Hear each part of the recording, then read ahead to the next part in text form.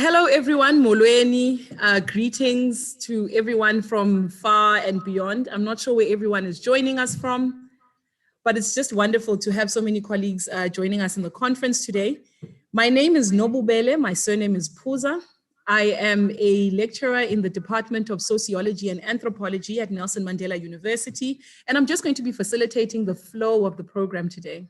So we'll start off and I'll call up Professor David Bohopa, who will do the introduction and welcome from Nelson Mandela University side.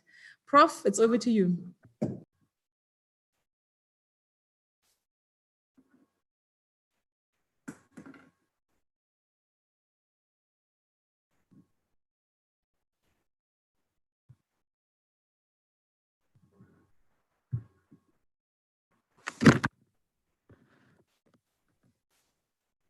Yeah, thanks, Nobele. Can you hear me, Nobele? And yes, Prof, we can. Go ahead. oh, okay, thanks. Okay, good afternoon, everyone. Good morning. Those who are in other countries like the US, it's in the morning now. Yeah, it has been a long journey. I remember we agreed with the Sport Africa Association executive that Nelson Mandela University Department of Sociology and Anthropology will host this conference. We agreed in 2018. We were in Lusaka, Zambia, where we agreed on this conference within Nelson Mandela University. Yeah, so it has not been easy. The following year, I think the conference was in Dakar, Senegal. And last year in April, it was supposed to be in South Africa. And due to the outbreak of coronavirus, we had to postpone. Up until in November, we decided that instead of waiting forever, then we'll go the virtual way. So yeah, here we are now, thanks to the Sports Africa Association Executive Committee for having trust in us to host a conference of this magnitude. I would also like to thank the Vice Chancellor of Nelson Mandela University, Professor Mutwa, who will be welcoming us later on, since we have the first session before we can start the conference. I'd also like to acknowledge the Deputy Vice Chancellor Transformation, Professor Kiet, who has been supportive to us as a group, including acknowledging Executive Dean of Humanities here at Nelson Mandela University, Professor Masego. And I would also like to acknowledge our school director. Sociology and Anthropology is housed within the School of Governmental and Social Sciences. So we are headed by Professor Mkize. And also like to acknowledge the head of department, Sociology and Anthropology, Dr. Dlamini. Furthermore, I would like to acknowledge the local organizing committee, including the technical committee, which has been working throughout to ensure that today it's a success. And thanks to all of them, I think it will be proper and politically correct to mention their names. We've got Kanyiso, we've got Nobubele, we've got Asipe, we've got Emi, we've got Anele, we've got Thomas, we've got Olwetu and Nangamso, including myself, although I was fumbling a lot when it comes to technical stuff. I'm not so clued up.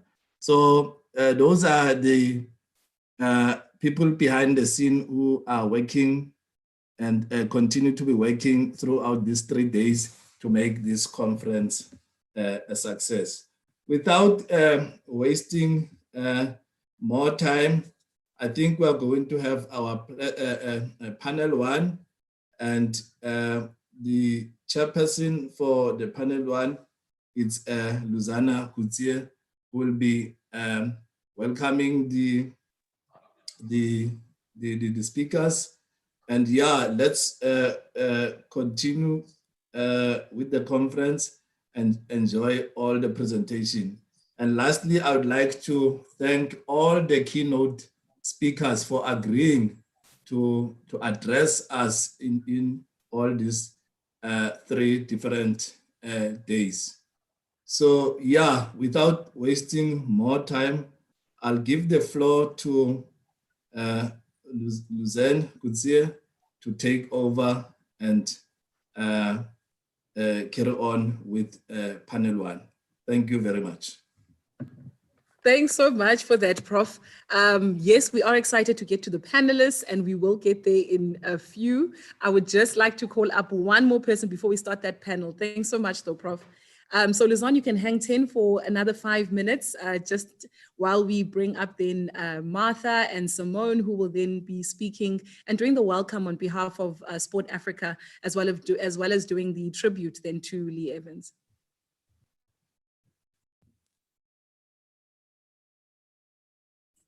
Hello, welcome everyone. Greetings, and I know that there may be many out on Zoom and on the streaming platforms. I am with the Sports Africa team, and I want to tell you a little bit about that. But first, I want to say how thrilled we are to be able to convene this global group today for our 14th Sports Africa conference.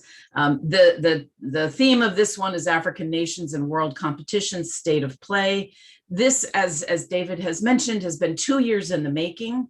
I really want to thank our hosts in the local organizing committees at Nelson Mandela University, in Gqeberha, did I say that right?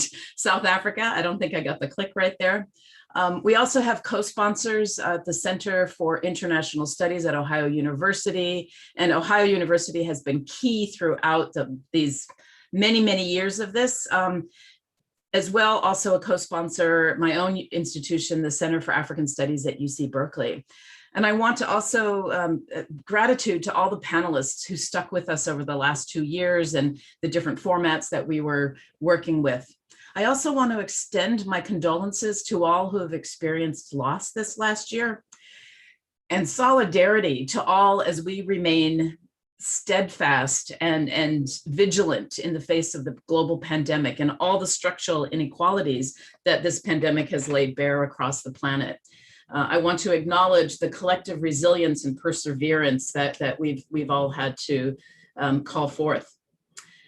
Now, in terms of Sports Africa, this is a organization that we began because we want to highlight that we want to create an intellectually vibrant, creative, passionate community of practitioners and academics who work to advance the study of sport. We are interdisciplinary, inclusive, accessible, and integral part of the global conversation on the scholarship on sports. It started back in 2003 in Boston at the African Studies Association meeting with a couple conversations around it. I don't know whether it was coffee, tea, wine, something like that. We began to organize these conferences at Ohio University in Athens in 2004. As I mentioned, this is our 14th international conference. You'll online, you can find links to much of the previous conferences, and some of the videos and things. Gerard Akindes and others have been really wonderful in going through all kinds of iterations over the years on our websites and the various digital platforms that we have. In the last couple years, we have been really keen on making sure that this conference happens in the African continent. And so while we are digital right now, again, we are being hosted by Nelson Mandela University, and we want to, again, to make sure that the research returns home, that it is part and parcel of the African intellectual communities. So if you've come to this conference, you've probably been to our website, sportsafrica.org. And we also encourage you to join our organization, which you can do by going through the links that take you to the African Studies Association at africanstudies.org. So at this point, I want to hand it over to Simone Akindes for a remembrance of our compatriot, Lee Evans. Simone?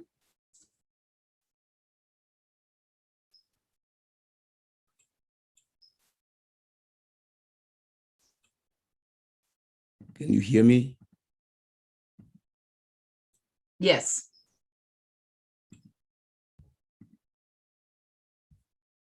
And can you see me also? Yes. Okay, good. Good morning, everybody, or good evening for those who are in another time zone.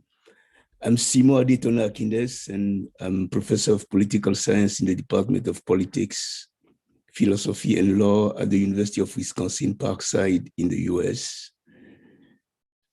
I was still a very little boy, cycling through the dirt streets of Porto Novo, Benin, when I read about Tommy Smith, John Carlos, and Lee Evans in the 1968 Mexico Olympics. The story was impressive for the little boy I was, caged in the Francophone section of the world. On October 16th, 1968, John Carlos and Tommy Smith dared to defy the international and the US Olympic committees by bringing politics to the podium. On receiving the medals, they raised their black gloved fist above their heads and looked down when the US national anthem was playing. It was an insanely courageous act, but believe me, far less insane than the police brutality, housing, school, and employment discrimination Blacks had been experiencing for so many decades in the United States. As they were expelled straight away, 2 days later, they had to leave the game and they were sent back home to the United States. On October the 18th, Lee Evans, the guy we are paying tribute to today, he was just a 21-year-old man from Mandela, California. He shattered the 400-meter world record in 43.86 seconds. He was the first person officially to break the 44-second barrier. The record would stand for 20 years. On the podium, he wore a black beret, a symbol of the Black Power movement. The next day, in the 4x400 relay team of the United States, four African Americans, Lee Evans included, smashed another world record that we hold for 24 years. So that was how the athletic legend of Lee Evans was born. There was already a long history of Black athletes protesting. For example, Jackie Robinson, the first Black player to play in the major league, famously wrote, "I cannot stand and sing the anthem. I cannot salute the flag. I know that I'm a Black man in a white world." This tradition is going to continue all the way to Kaepernick. And then we're going to have, in the wake of all of that, we're going to have Black Lives Matter. And today, teams like the British national team taking the knee at the Euros. Anyway, to come back to Lee Evans, he was a community organizer. And with Tommy Smith, they had created the Olympic Project for Human Rights to organize a Black boycott of the 1968 Olympics to protest racism and injustice, both inside and outside the games. It did not work as they planned, but they took the protest to the games. The Olympics took place just a few months after Martin Luther King was assassinated. 1968 was the year Steve Biko in South Africa created SASO, South African Student Organization, which led to the Black Consciousness movement. The 60s were a foundational decade for Blacks in sport and in life in the United States and in many places around the world. Those ebullient moments did not resonate only in the red hills of Georgia, the Rockies, or mountains of Tennessee or New York. They sounded very loud in South Africa, where apartheid was the order of the day and where the fight to ban South Africa from international sport was also happening. Zimbabweans lived under white minority rule in Mozambique, Angola, Cape Verde, Sao Tome and Principe. The rule was a combination of colonialism, racism, and dictatorship straight from Portugal in Western Europe.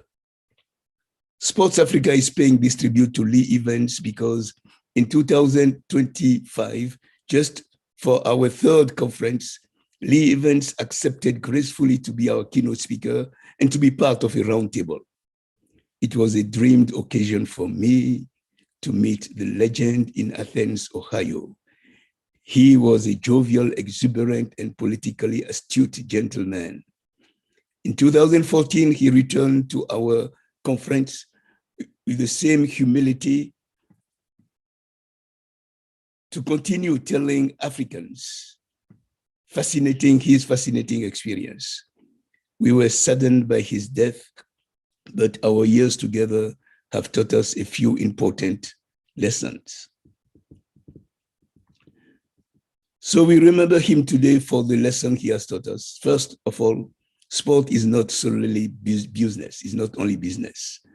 Beyond country, beyond talent, and beyond the glory, the medals that only a few actually obtain, athletes can not just run their lanes. They must engage in the struggles of their times and peoples.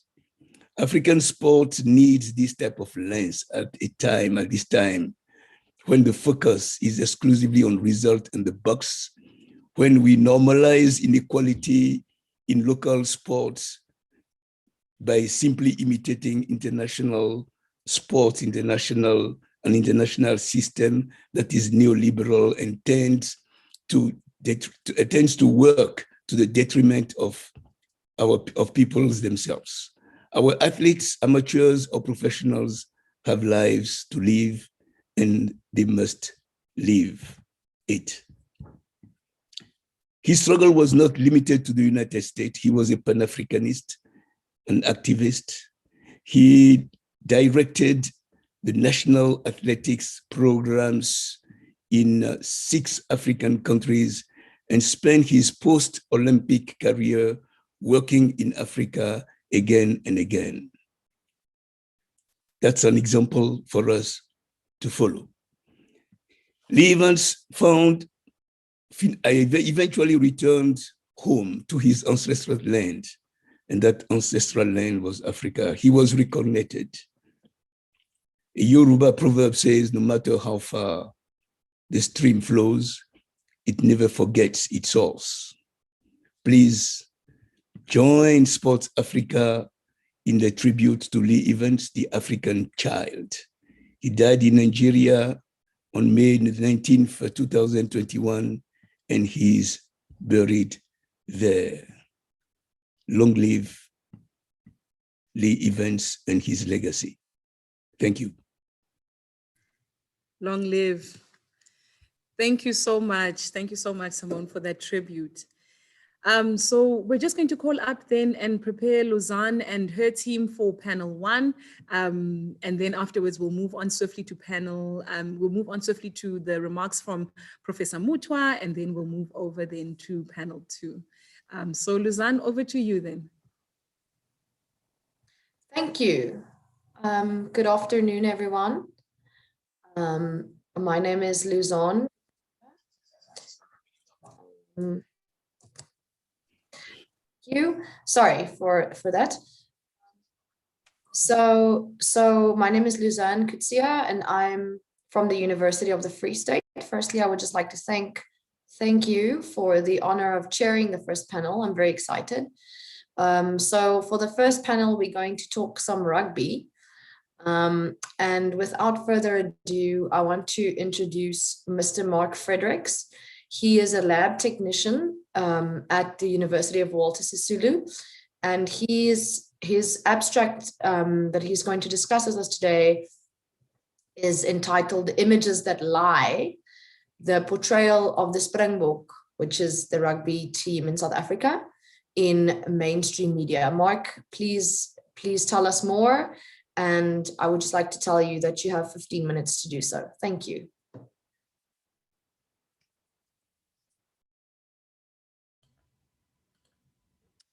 Start video. Good afternoon, everyone. Thank you very much, Lizanne. Thank you, everyone, for this opportunity. Yeah, well, just in the opening remarks here by the welcome and Professor Simon Akindis, already there some of my argument points have been made. Somebody mentioned there that the pandemic highlighted the inequalities in South Africa or in the world. But I would argue that the absence of top flight sport during the pandemic shifted the focus to the inequalities that exist in the world. It was not the pandemic that highlighted it. It's just the pandemic forced us to focus on that because there was no top flight sport. There was no distraction. And then also, Professor Akindis, in his tribute to Lee Evans, said that the athlete cannot just stay in their lane.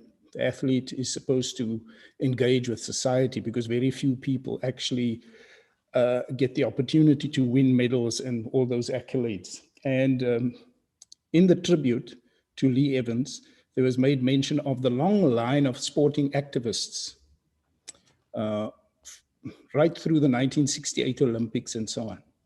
Now that is precisely what I look at when I look at the lie that is being spread through the mainstream media about the Springboks.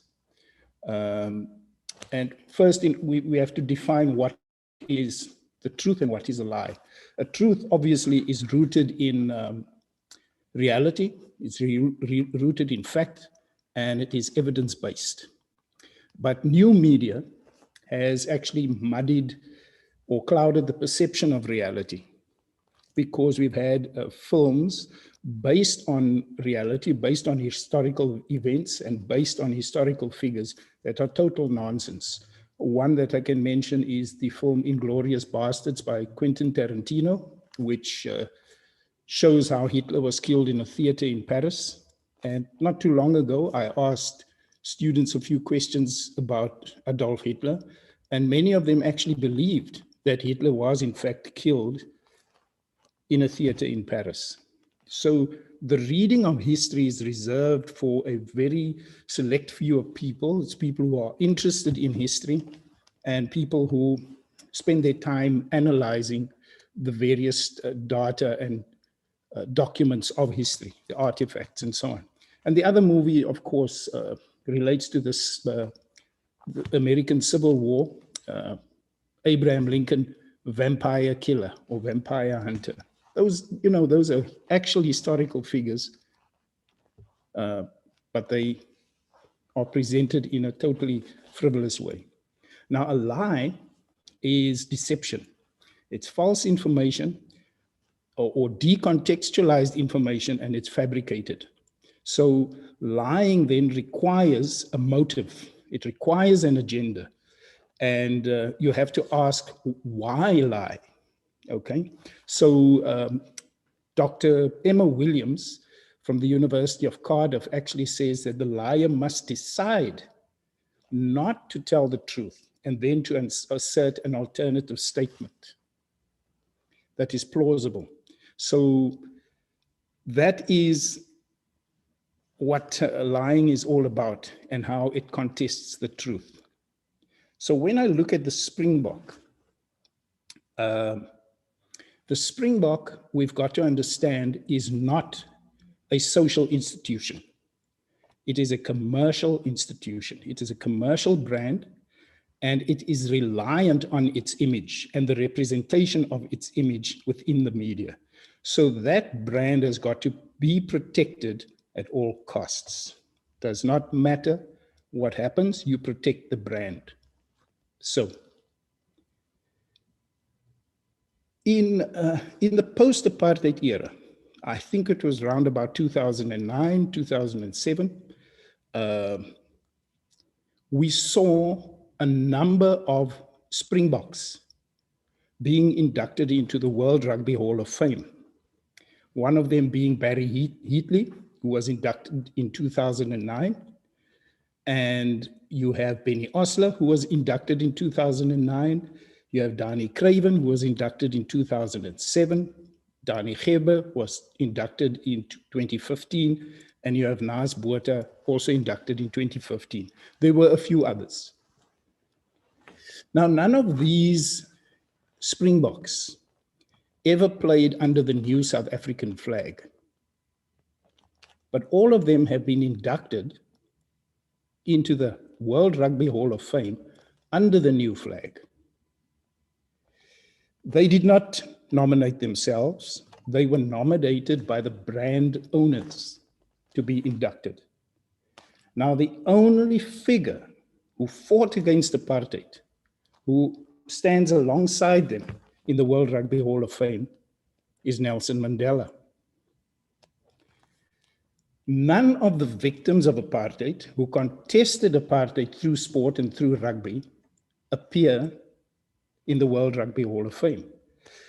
So, which brings up the question, what happened? Why were these men nominated who were beneficiaries of the system of racial exclusion, while those who fought that system were not nominated? So there already we have a few images that are telling a mistruth. So what you're having is you have power being spoken, mistruth is being spoken to the powerless through these images. And because of the power of this image, the power of the Springbok brand, the Springbok came into being. They became the Springboks. They became the new South African symbol of unity and what South Africans can achieve when they are united is because of careful management of their image in the post-unity era. So their exploits on the field of play reminds us of what can be achieved if we put our minds to it. But that very statement is also false because it does not fully inform the public that every resource imaginable is given to these highly paid athletes. Their salaries are secret. They get placed into various tiers of payment and salary payments and sponsorship deals and so on. And all of this is very secretive. So every single resource you can think of, nutritional, psychological, financial, you name it, these guys get, which is why, that is partly why they can achieve what they achieve, which the very resources that are denied ordinary South Africans. Service delivery is a mess. Education is a mess. Our health systems are in a mess. So, you know, you've got to, in echoing what Professor Kinder said, you know, we cannot just look at what these guys achieve on the fields of play. So the apartheid legacies are downplayed. And it has to be downplayed because the brand could become damaged. And the anti-apartheid brand in rugby cannot stand alongside it because the two are not compatible. One fought apartheid and racism, and the other one is a beneficiary of those very policies. So the distasteful side of Springbok history has become decontextualized over time. And the images of Nelson Mandela and the victories and the achievements on the field allows for the brand owners to perform a sort of visual ventriloquism through their brand. The brand now speaks on their behalf about their values, and the image is therefore able to misinform the people about what is actually happening in terms of its historical context.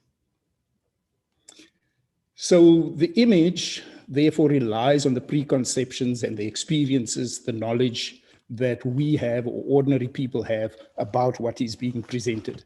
And if you are not somebody who is interested in what happens in Sports Africa and read these sports journals and reads the sports history books, if you're not one of those people and you are only interested in what happens on the scoreboard, then you will easily follow these trends within the media, because it becomes very, very easy then for this visual shorthand to a happier time, a euphoric time when the Springboks lifted the World Cup for the first time. It then becomes very easy for that to take place and to happen.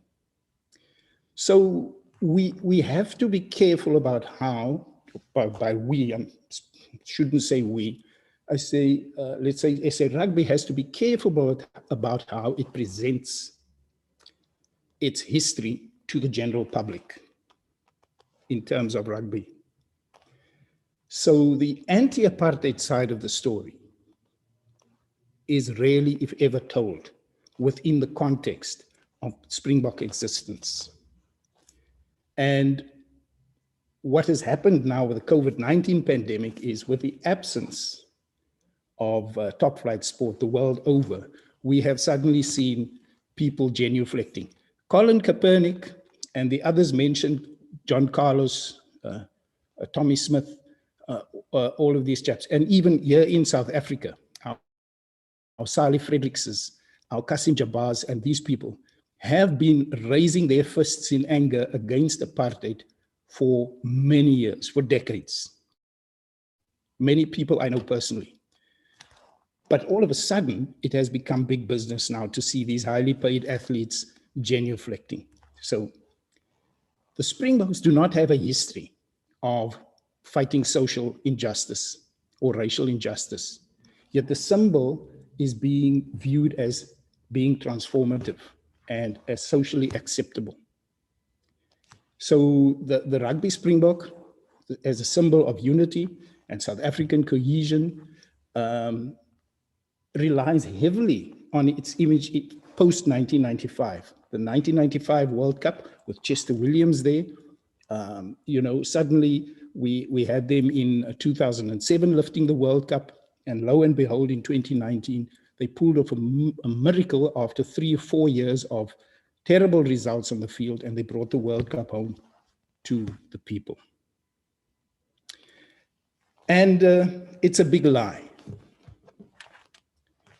There are many little lies that support this, and in order to save time, I'm just going to give you how, I just made a note here of what Professor Kindi said, how normalizing inequality has taken place in the shadow of the Springbok. Let's look at the opening scene of Invictus. And unfortunately, I can't share my screen here now. I've got a few issues here. But if you look at the opening scene of Invictus, it opens up with a dark screen, Spyglass Entertainment, but in the distance you hear Shosholoza being played. In England, last year or the year before last, there was a big issue about Swing Low, Sweet Chariot being sung by England fans because of its roots within the slave movement in the USA. But Swing Low, Sweet Chariot came into the spotlight. But in South Africa, we celebrate Shosholoza because Shosholoza is the song of the Springboks. So as Invictus opens, you hear Shosholoza being sung. And instead of them saying dig, dig, digging in the sun, you hear them singing push, push, pushing in the scrum. Then you see a group of young white boys playing rugby, passing the ball, and the camera pans across the road to what looks like an informal settlement where a bedraggled group of black boys are playing soccer with a threadbare soccer ball. And then, of course, there's a cavalcade of cars that move past, and it's Nelson Mandela. That's the opening scene of Invictus. And then the coach says to the rugby coach says to his charges there, remember this day, this is the day the country went to the dogs. Now that scene was shot in Belleville. The school where it was shot was DF Milan. And DF Milan has never ever had a piece of land opposite it where an informal settlement existed. The land opposite it actually belongs to an arm of Rotary in Cape Town, and they have artistic artscape and all sorts of things happening there. So that was constructed. Now, when I saw that, and I tried to find out now, I understand the filmmaker. The filmmaker wanted to show the chasm that exists between black and white in South Africa at the time of Nelson Mandela's release. But I wanted to know more. So I looked and I found out who wrote the script. And the script was written by a South African expat by the name of Anthony Peckham, who has won numerous awards in the USA. He left South Africa many years ago for his script writing. And his script actually describes that scene, virtually word for word, in the way it happened visually in the film. Now, my thinking is, where did Anthony Peckham see why did he construct such an elaborate ruse to show that here's an elite school, white boys playing rugby, black boys playing soccer, further entrenching the idea that soccer is the black man's game, rugby is the white man's game. It is as plain as day when you see it. But then you look at the television adverts, and I'm going to stop after this example. I don't know how much time is left. I forgot to set my timer. You look at You have about 2 minutes. Okay, thank you. You have the Love Rugby commercial. And it opens up with a shack scene. And you see a young black player. It shows the shack scene. And the next scene is Siya Kolisi. And he says, could you repeat the question? And this ad goes on. And then you see the black player leaving the shack with a rugby ball under his arm. And it sort of goes through the day in the life of the Springboks on the one hand and a young black rugby player. It shows both male and female players, one young girl even sneaking out of a township house to get to rugby practice. She's got her boots around her neck and she wants to go play rugby. Now that type of visual presentation has no shame in showing where black people belong in South Africa within the context of the Springbok. So the Springbok is not a unifying or vehicle, or a vehicle that encourages social cohesion. It is a vehicle that presents itself as a civilizer of the uncivilized. Because from the shack, if you do your due diligence, you can become a Springbok. That is what the visual message is. And those are the lies that I've been following. I've done a lot more work on it, but unfortunately 15 minutes is not enough. And I think I'll stop there, Luzanne, and I hope I've made sense. Thank you. Thank you so much, Mark. We can hear your passion through your work, and that's really fantastic to hear. I'm sure you will be able to discuss more throughout the Q&A. But without further ado, we're going to talk about that exact World Cup in 2019 that you referred to, where Parwin Patel is going to tell us more. She's a PhD student and an assistant lecturer at the University of Reunion Island. And she is going to question the impact of the 2019 World Cup victory of South Africa on the South African society, and how fractured fandom plays a role and has an impact in the country. Thank you, Parwin. You can go ahead. Thank you very much, Lizanne, and thank you, Max, for this very nice presentation. And first of all, my sincere gratitude to Sports Africa for allowing me to make this presentation today. So without waiting more, we're just going to switch rapidly to the introduction, because I thought it was 20 minutes, but it's just 15. So I'm just going to rush through the introduction, which is quite long, I'm afraid. So rugby in South Africa has always been a burning issue. Ever since it was first played as a game in the 19th century. The oval ball was equally adopted by the white and the non-white population during the colonial period. It was played and contested along racial lines, as Mark just told us. He's just told us that. White and non-white groups had their respective clubs and union, though non-white rugby organizations were virtually open to any player, regardless of their skin color. In reality, players of European origins, English and Boers, of course, on one hand, and players from other origins, on the other hand, hardly ever mingled. By the beginning of the 20th century, and perhaps more precisely after the 1903 British and Lion tours of South Africa and the 1906 visit of the white and lace Springbok team to the British Isles, rugby became the preeminent South African national winter game. Yet, until rugby officially became a professional sport in 1995, it seems to have only been known as a white man's preserve, as most historical accounts still point out today. It almost took a century for South African historians to acknowledge that Black rugby history wasn't told.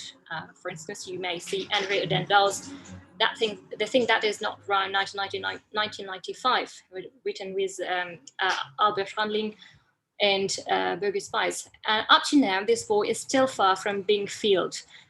In fact, apart from Manny Boule's Forgotten Heroes, published in 1998, which deals with the history of Black rugby from 1882 to 1992, the book's title indicates very little has been published about non-white rugby. And perhaps there was a feeling back in the 1990s, after the main rugby bodies, mainly the South African Rugby Board and the South African Rugby Union, when they reunited in 1992 as one national rugby union, that from then on, one common history of rugby could be written. However, the fact that there was 3 years later only one Black player in the 1995 Springbok squad shatters this idea into pieces. For former non-racial groups, this was quite hard to understand, but for the mainstream media, it was easy to explain. Each racial group seemingly hold on distinctive sports, rugby for the whites and soccer for the Black people. This myth was widely spread both on national and international level. On May 20, 1995, an Associated Press television report even mentioned that the irony is that while South Africa is a majority Black country, all but Chester William is white. Instead, soccer is a favorite sport among Black South Africans. The legacy of racial segregation has also meant that there are very few adequate sports facilities for Black youth. Well, a little more than a month later, on June 24, 1995, the South African rugby team, led by Francois Pienaar, won their first World Cup on home soil, with the strong support of then President Nelson Mandela, who had expressly asked his fellow countrymen to stand behind them because they are our pride.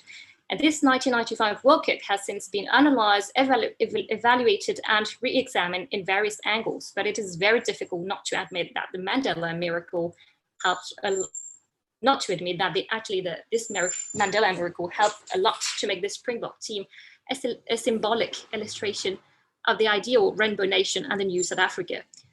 25 years later, and the Springboks got hold of the Webb Ellis for the first time. 25 years after, the Springboks got hold of the Webb Ellis for the first time. Eyewitnesses, such as Scottish journalist Neil Drysdale, still evokes the 1995 World Cup as a symbol of how sport can transform attitudes and even influence history. Notwithstanding, 2 years after rugby has supposedly become a nation building tool, the sport minister of Mandela's cabinet, Steve Tshwete, declared that was disenchantment and anger in his country, insisting on the fact that the moment of unity in South Africa was lost because Black rugby players were not breaking through the racial glass ceiling and they were nowhere to be found in the national rugby team. Threats and sanctions were then imposed on the South African Rugby Union so that it would transform itself and allow more black players to represent their country at elite level. But as it was not enough for rugby selectors to field non-white players, the government of Jacob Zuma eventually resorted to sport quotas after passing a transformation charter for South African sports in 2011. 3 years later, the South African Rugby Union presented its controversial strategic transformation plan, known as STP, which aim was to have a minimum of 50% of black players in the Springboks squad by 2019. Needless to say, this sparked once again a nationwide and international debate on the nature of the South African rugby team when it went to compete and eventually secured its third rugby title in 2019. Well, in this context, we seek to examine how this 2019 Springbok squad is an embodiment of this enduring dynamic between unity and conflict as exposed by Donald and Colony in 2016 between mainstream opinion and marginalized voices.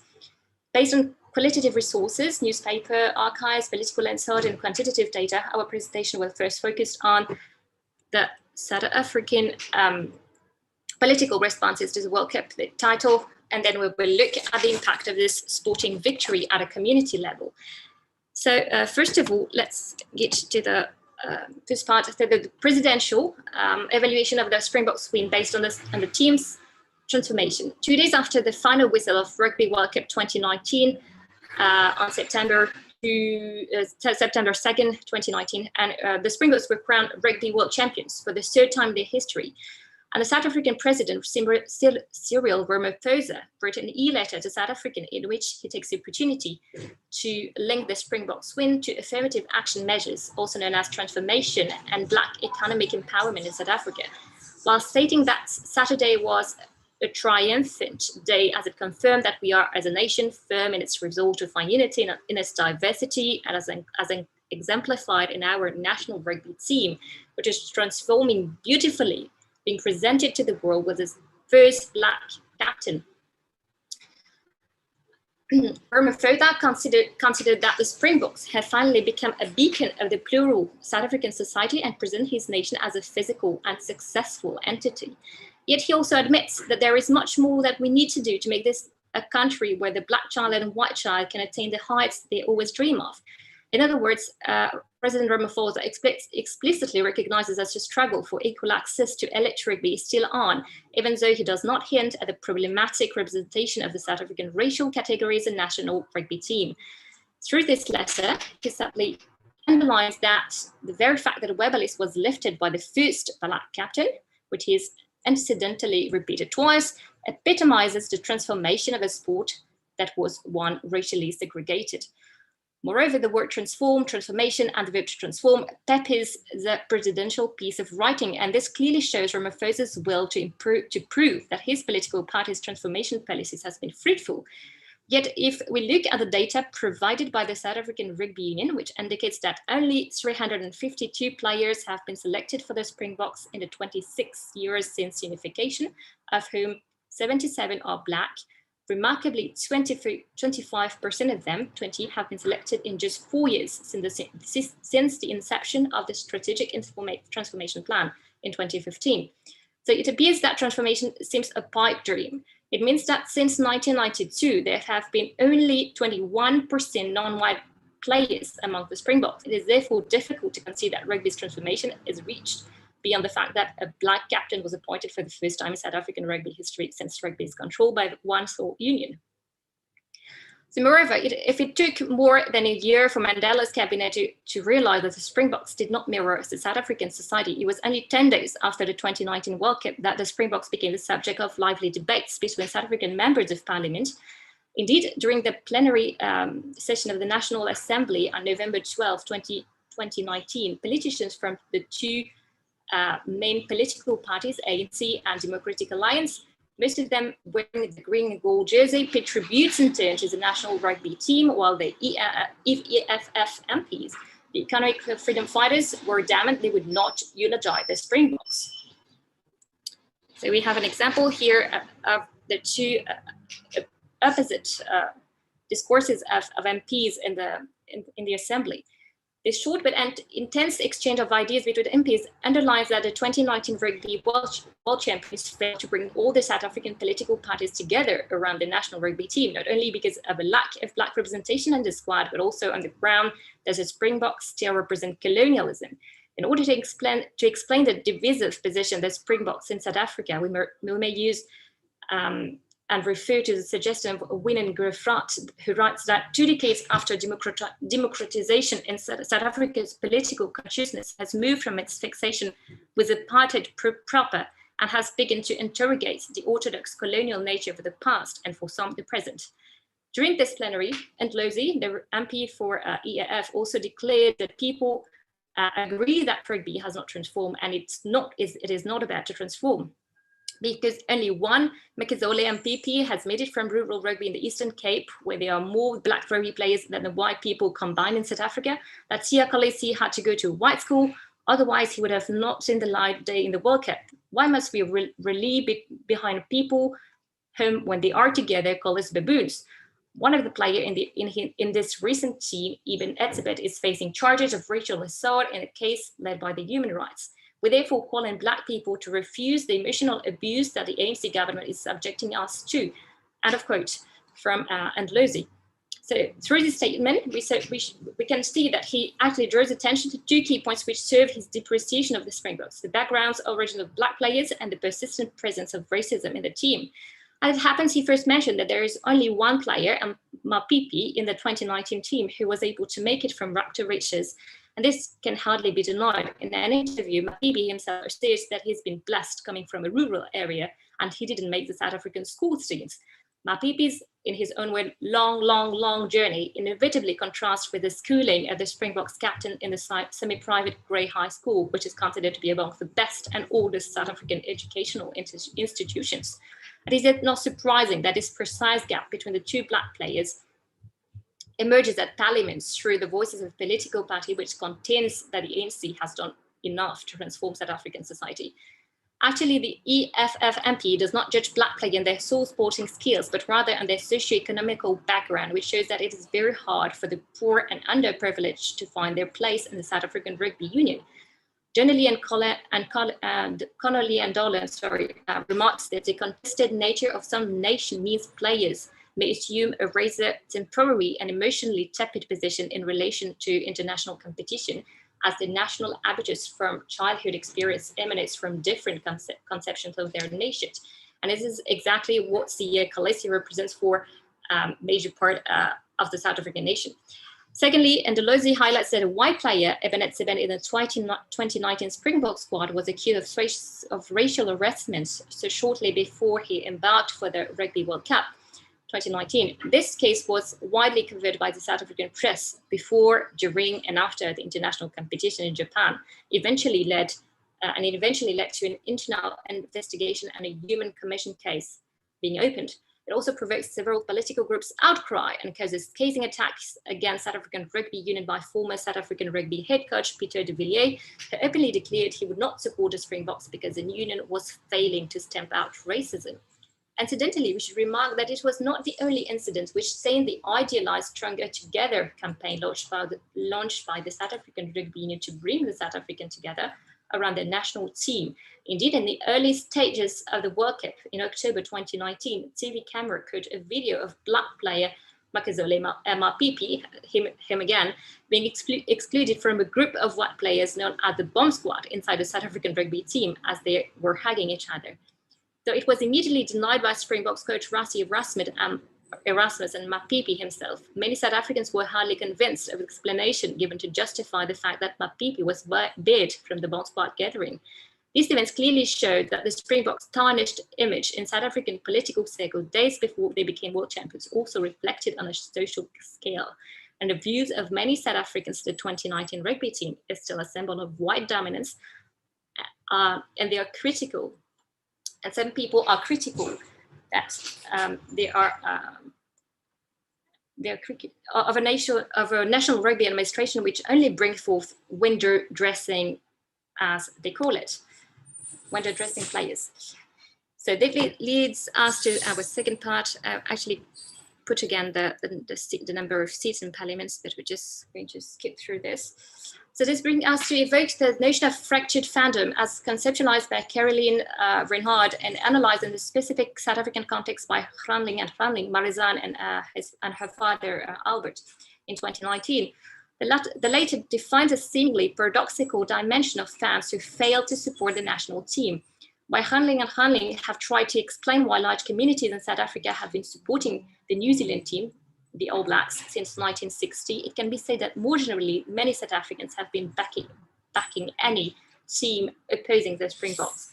As former non-white rugby player Connor Broadhurst mentioned in a recent interview regarding the way he and his rugby players looked at the Springboks, he said, "We wanted anyone but them to win because for him it was the same story every time. He was denied an opportunity to reach the national rugby team." Furthermore, for Mr. Broadhurst, he actually hints in his interview at a persistent bitterness that he feels up until today when he says that, "I'm not saying I'm a superstar, but when I watch the rugby now, I can see I'm better than some of the guys who are being selected in my position." In fact, this resentment is commonly shared by other former players and their families who not only regret that there never was a full acceptance of their sacrifices and as sportsmen deprived of elite rugby, but also think that community rugby has been completely destroyed. For Granling and Granling, this thoughts and support for other teams than the Springboks have been transmitted from one generation to another. Back in 1997, while Sport Minister Steve Tshwete first attempted to transform South African rugby from an apartheid symbol to an emblem of the Rainbow Nation, that was still to be built. He was conscious of this fractured fandom, as he declared, "If we in South Africa are allowed to go back to the standards of apartheid days, when the Black would support the visiting sides against the Springboks, it would be very, very sad." But that the lengthy process of transformation has been inefficient, and creating a team that is truly representative of South Africa for more than 2 decades now. It has been inevitable that South Africans who finally lost faith in affirmative action policies, or those people who did not simply approve of empowerment measures, continue to turn their back on the national rugby team of their home country. It is notable that the very quota system implemented in 2015 has added to the division of South African population regarding its rugby team. A recent Institute of Race Relation poll suggests that more than 80% of South Africans, regardless of skin color, are against the selection of sport quotas, as you can see now on the PowerPoint.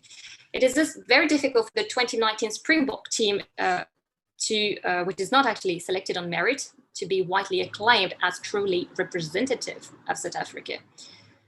However, it cannot be denied that if for some South African it has been a burden of showing Springbok support, and I'm referring here to Francois Cleophant's statement, because of the very Springbok badge, which they still see as a colonial, segregationist, apartheid symbol for other South Africans moving from one single Black player in the 1995 team to 6 Black players in a Springbok World Cup final has been a real achievement. The state of play indicates that the 2019 Springbok team is still a divisive issue among South Africans, although the mainstream media have chosen to focus on the capacity of the team to bring South Africans together. It would be almost impossible to compare the supporter for the Springboks in 2019 with the one in 1995 because the context is so different. Yet it can be said that while there was hope among South Africans that rugby could become a tool of reconciliation back in 1995, such expectations have seemingly vanished. The 2019 Springbok squad being embedded in racial issues, as we have seen, and a nationally criticized quota system. Another major issue for this 2019 South African rugby team is in fact related to this selection method. Of course, besides the sanitary situation that Mark evoked briefly through his presentation. Though most South Africans are against the quota system, the South African Rugby Union has decided to continue its transformation with a 10-year plan now, which is called the Strategic Transformation Development Plan, and which is running until 2030. It seems to be a vivid illustration of how far the South African Rugby Union is disconnected to the demands of South African people regarding the national team. It also shows that the South African Rugby Union has become dependent of affirmative action to continue its transformation. Though the former non-white Springbok player Brian Abana hopes that Siya Kolisi's achievement may allow a new generation to aspire to achieve greatness, he encapsulates the forthcoming challenges for the next black players, given the trajectory that South African Rugby Union has chosen to follow. He says, as a player of color, you know, there is a massive responsibility on your shoulders when you have that opportunity to wear the Springbok jersey. No player of color wants to be seen as a quota player. That term quota player is so difficult to speak about because we all just want fair and equal opportunities. Given apartheid, it is extremely challenging. It is a unique situation that no other rugby playing country has to consider or worry about. If you live in a township and don't have access to facilities or to public transport, if you don't have funds available to train at rugby, it can be difficult. And it's hard to conceptualize that to people who have not been embroiled in that environment. It is a challenge that is unfortunately always going to be part of South Africa, given our history. And this is really, if we actually compare this in parallel with Siya Kolisi's statements, the actual Springbok captain, he says, I wouldn't want to be picked because of my skin color. If you want to talk transformation, you've got to start here at the lower level. Imagine if I didn't go to the English school, I wouldn't have eaten properly. I wouldn't have grown properly. So Abana's and Siya Kolisi's statements implicitly highlight that the South African Rugby Union has not come to terms with the reality of everyday life as a majority of South African, and it has clearly chosen to turn a blind eye on the difficulties non-white players have to face to reach elite rugby. Kolisi also points at the same problem which hosts rugby union in South Africa. And when the South African Rugby Union mentioned in its 2019 report that a campaign brilliantly engineered by Director of Rugby Rassie Erasmus had at its head the Springbok first black captain Siya Kolisi, who led a team representing all corners of our diverse nation, in absolute harmony today, that we live long in the history of South Africa, not just in the history of rugby. Well, it demonstrates that the union has not yet acknowledged that it cannot cling forever on a selection method and thimbles, which bring anything but harmony in all corners of South Africa. Well, to conclude, this presentation shows that the 2019 Springbok team is not only a sporting team. Not only results and scores matter for South Africans today, and as of this 2019 team has been a subject of division among political parties and people in South Africa. While the South African Rugby Union has opted under governmental pressure for transformation policy, it has not yet proved it can foster community rugby at grassroots level and assemble a representative South African rugby team, which is relieved of its still problematic symbols that prevent the Springboks to be a true emblem of unity in the diversity of South Africa. Thank you very much for your attention.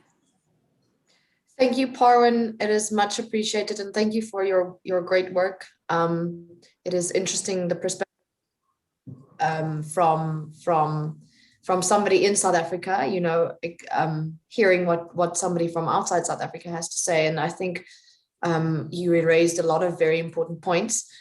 We're now going to move over to our third and final speaker, Professor Derek Katzum, who is a professor in history at the University of Texas. And he's also an associate professor at Rhodes University. And he is going to reflect with us on 25 years of South African rugby from 1995 onwards. Thank you, Professor. Hey, I don't know if I'm on the video or not. Can you hear me? We can hear you. Okay, there we go. You can see Errol Tobias peeking from behind my head when he played the Midwestern team in the 1981 tour to the United States, which is sort of, this is drawn from a lot of my work, but it's also drawn from the conclusion of that book that'll be out in September. And the good thing is that Mark and Parween have covered a lot of what I'm going to cover. So maybe I'll just say ditto and open it up for questions.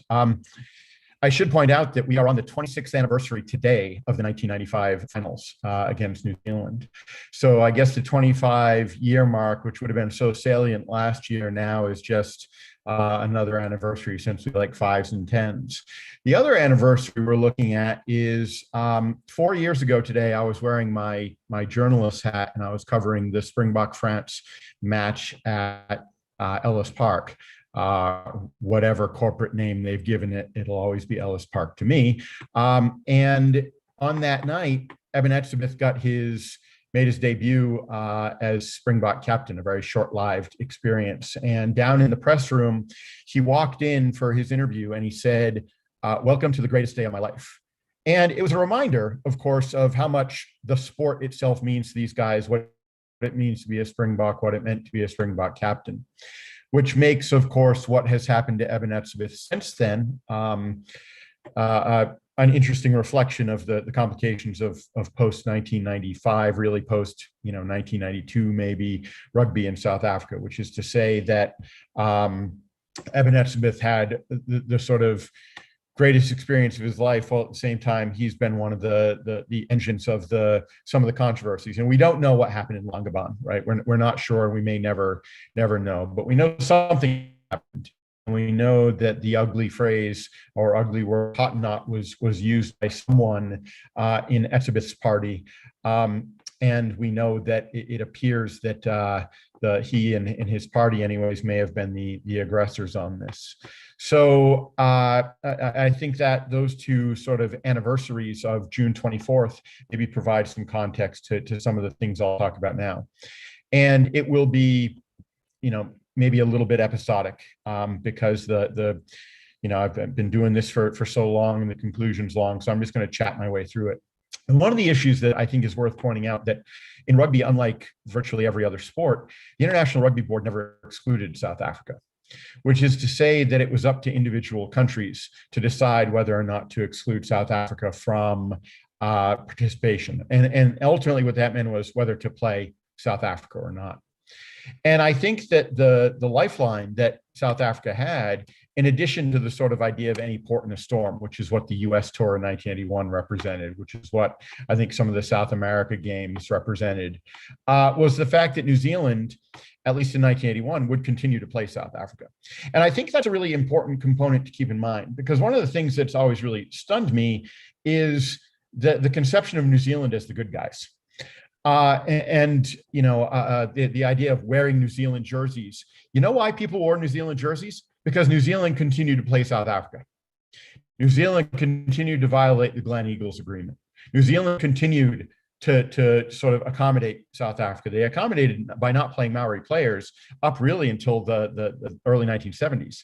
And so I find it interesting that there are so many New Zealand fans sort of festooned across South Africa in light of the fact that New Zealand at minimum accommodated the apartheid regime for an awfully long time. And really 1985, they refused to tour, at which point the Cavaliers, which were pretty much the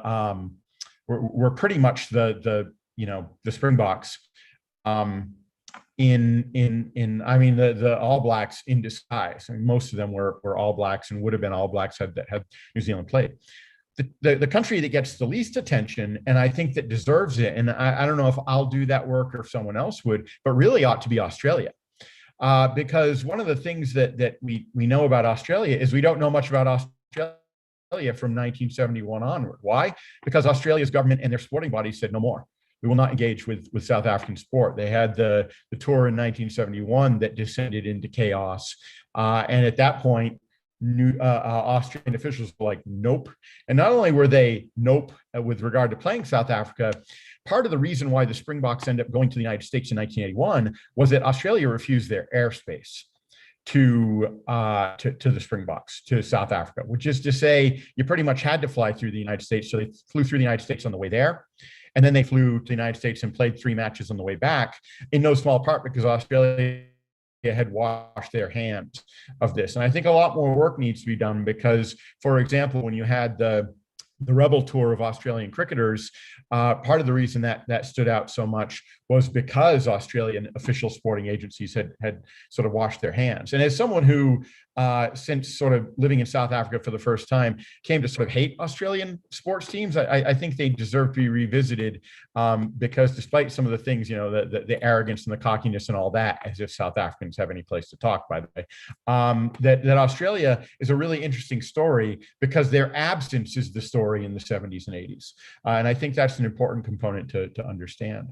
From 1995, and I think that sort of we can leave 1995, what I've labeled the Invictus myth, and what both Mark and Praveen have covered reasonably well, and it's been covered ad nauseum, as simply 1995 and all that. Because we know what that has sort of meant symbolically, and we know how that's been overstated in terms of its historical significance.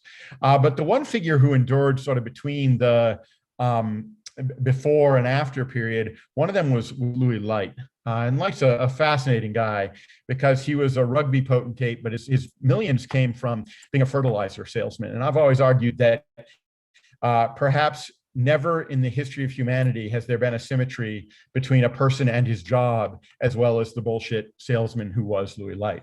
And Louis Light was a central figure in 1992 when the Springboks reemerged. And you know, the ANC had put a number of conditions on playing Australia and on hosting Australia and sort of reviving South African rugby, even though they'd played New Zealand earlier. And those were, look, we're not going to play the national flag. We're not going to wave the national flag. We're not going to do the national anthem. We'll have a moment of silence. And they wanted people to visit Boipatong, where there'd been the infamous massacre, of course.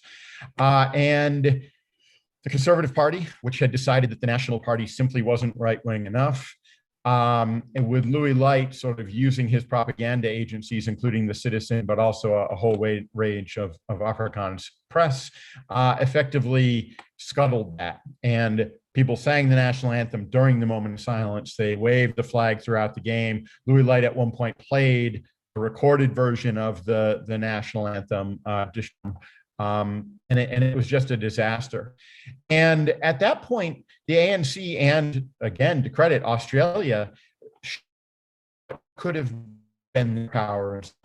Effectively, Australia had a veto, and they said, they basically said, knock it off. Not play next week if these conditions aren't met and respected, because it was a two-match series. And the ANC kind of flexed their muscles a little bit. And while Louis Light said he would not be bullied, he in fact completely caved in the next game. And the announcers at the game said, you know, look, the eyes of the rugby world are upon us, and so behave appropriately. And they did. Naturally, after 1995, there was no panacea. And one of the things I point out is that, and others obviously, not just me, have pointed out, is that, you know, the idea that John Carlin's idea that the 1995 World Cup made a nation is just nonsense. From a pure sporting vantage point, the Bafana advancing to the African Cup of Nations and winning the African Cup of Nations was far more significant in sporting terms, in terms of what it meant to the country. Qualifying for the World Cup probably meant more than the 1995 World Cup did, but it allowed a certain level of self-congratulations in the rugby community. And it wasn't meaningless because of Nelson Mandela's embrace, because the symbols do matter. It wasn't meaningless, but I think it's been given way more meaning than it deserves as a historical sort of moment. And in all honesty, a probably more significant rugby moment was later that year, the game turning professional. And that's another area that still, I think, especially within the South African context, needs to be explicated because it's sort of one of those things recognized in the breach. That, in other words, professionalism was important. Now let's move on. In the period from 1995 until well beyond Eben Etzebeth, right, there were a number of incidents, whether it's Andre Markgraf, his dropping of the K-bomb in a recorded conversation, whether it's Gilles Grenier and his refusing to room or shower anywhere near Quentin David's, and a whole host of other events. You can sort of go on and on and on. And so that by 2007, when the Springboks win the World Championship again, with Brian Habana probably the most visible figure and the IRB Player of the Year that year, it almost had become sort of normalcy to expect success with something resembling a more, and I know Mark hates this term, and I don't love it, but transformed team, even though the problems continued, right? And Praveen Patel talked about this idea of quotas, which I think is easy to sort of demonize. It's amazing how the entire Dupria family can seem to play for Sharks, and no one worries about quotas there. And yet every time Black players make it, they're accused of being quota players. And it's, these are oftentimes floating targets, and that whatever merit means. I mean, there are a whole host of conversations we had about this, and I and others have certainly written about this and the alibis and all the nonsense that goes into the politics surrounding South African rugby. And so these debates are playing along even as South Africa is sort of struggling to compete internationally, which they generally speaking obviously do, and also to do this thing, transform or whatever you want to, political change or representativeness or whatever. The case of Peter de Villiers is a fascinating one. I've gotten to know Peter a little bit, and I do believe he's been blackballed from the game. Yeah, look, he's quirky. Yeah, look, he's full of malaprops. Malaprops operating in a environment where he's expected to speak in both English and Afrikaans, and I think that's also been part of the issue. The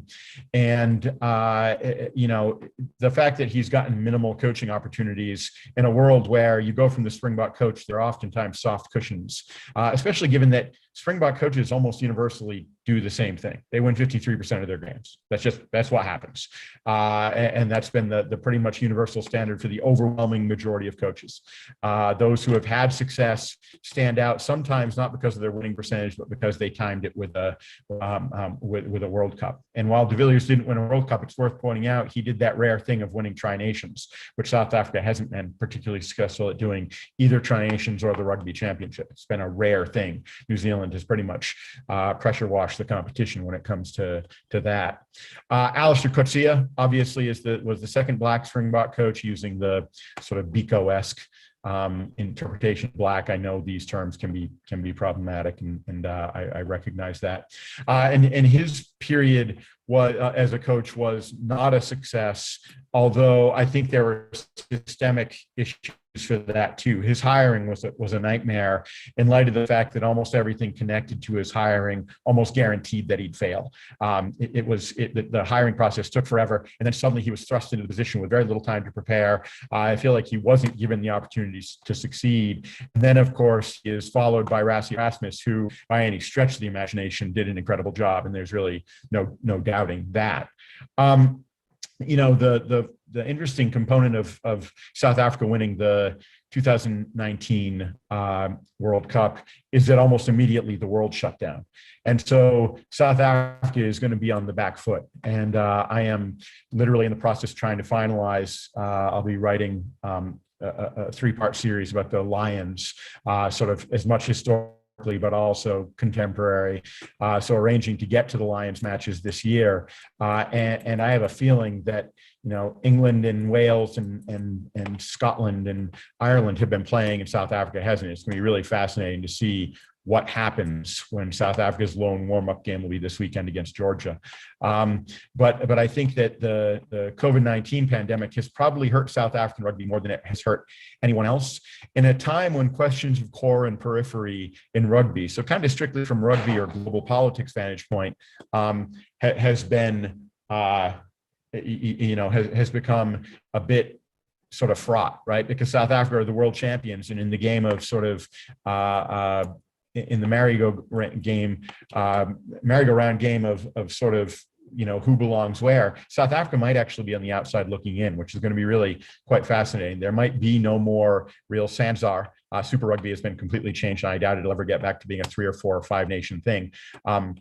South Africa seems to be somewhat unwanted guests in the European competitions. So it's going to be really interesting to see one of the 2 or 3 most powerful rugby nations on earth in terms of player performance, et cetera, sort of taking a back seat. And I find the Lions fascinating in that sense, that, you basically need 4 countries to pile up every 4 years to be competitive against New Zealand, Australia, and South Africa. One can imagine what would happen to any given Northern Hemisphere nation if Australia, New Zealand, and South Africa combined to create one team. And I think these core periphery questions, moving away somewhat from race, but continuing with the question of colonialism, are really fascinating, because there really isn't the equivalent of India in cricket with regard to having so much power that they can't still be kind of bossed around by the old metropole. So I think that's a fascinating question that still needs to be revealed. And I'll be looking at that a little bit with the Lions stuff coming up. But I think that's a component of South African rugby going forward that is an absolute political question that at the same time will tie in some of South Africa's internal problems, but also showing the sort of external control of world rugby has a really interesting power dynamic, because quality and power don't fall in the same place. Southern Hemisphere really ought to be just simply the epicenter of world rugby, and it's not. The epicenter of world rugby still is kind of the six names. I think I'm going to leave it at that because I could go in a million different directions, but I feel like my colleagues covered a lot of the 1995 and 2019 stuff really well. And so I want there to be time for Q&A, and I think that this is a good stopping point. So thank you very much. And it's always great to be back part of the Sports Africa world, although I am very much looking forward to seeing all of you next time around. Thank you. Thank you, Professor. It was absolutely fantastic listening to you. Yeah, I'm excited for those questions to be answered. So, colleagues, we're going to move into the Q&A portion of the panel now. I will kick off with the first question, and I'll direct it to Mark. If one of the other panelists want to jump in after that, please feel free to do so. But I think Mark will be a good person to answer this. It's a question from Jorarai, and he or she asks, how diverse are the current South African rugby teams, 7s, 15s, women, men? So how do you see the diversity in general, Mark, at this point in South African rugby?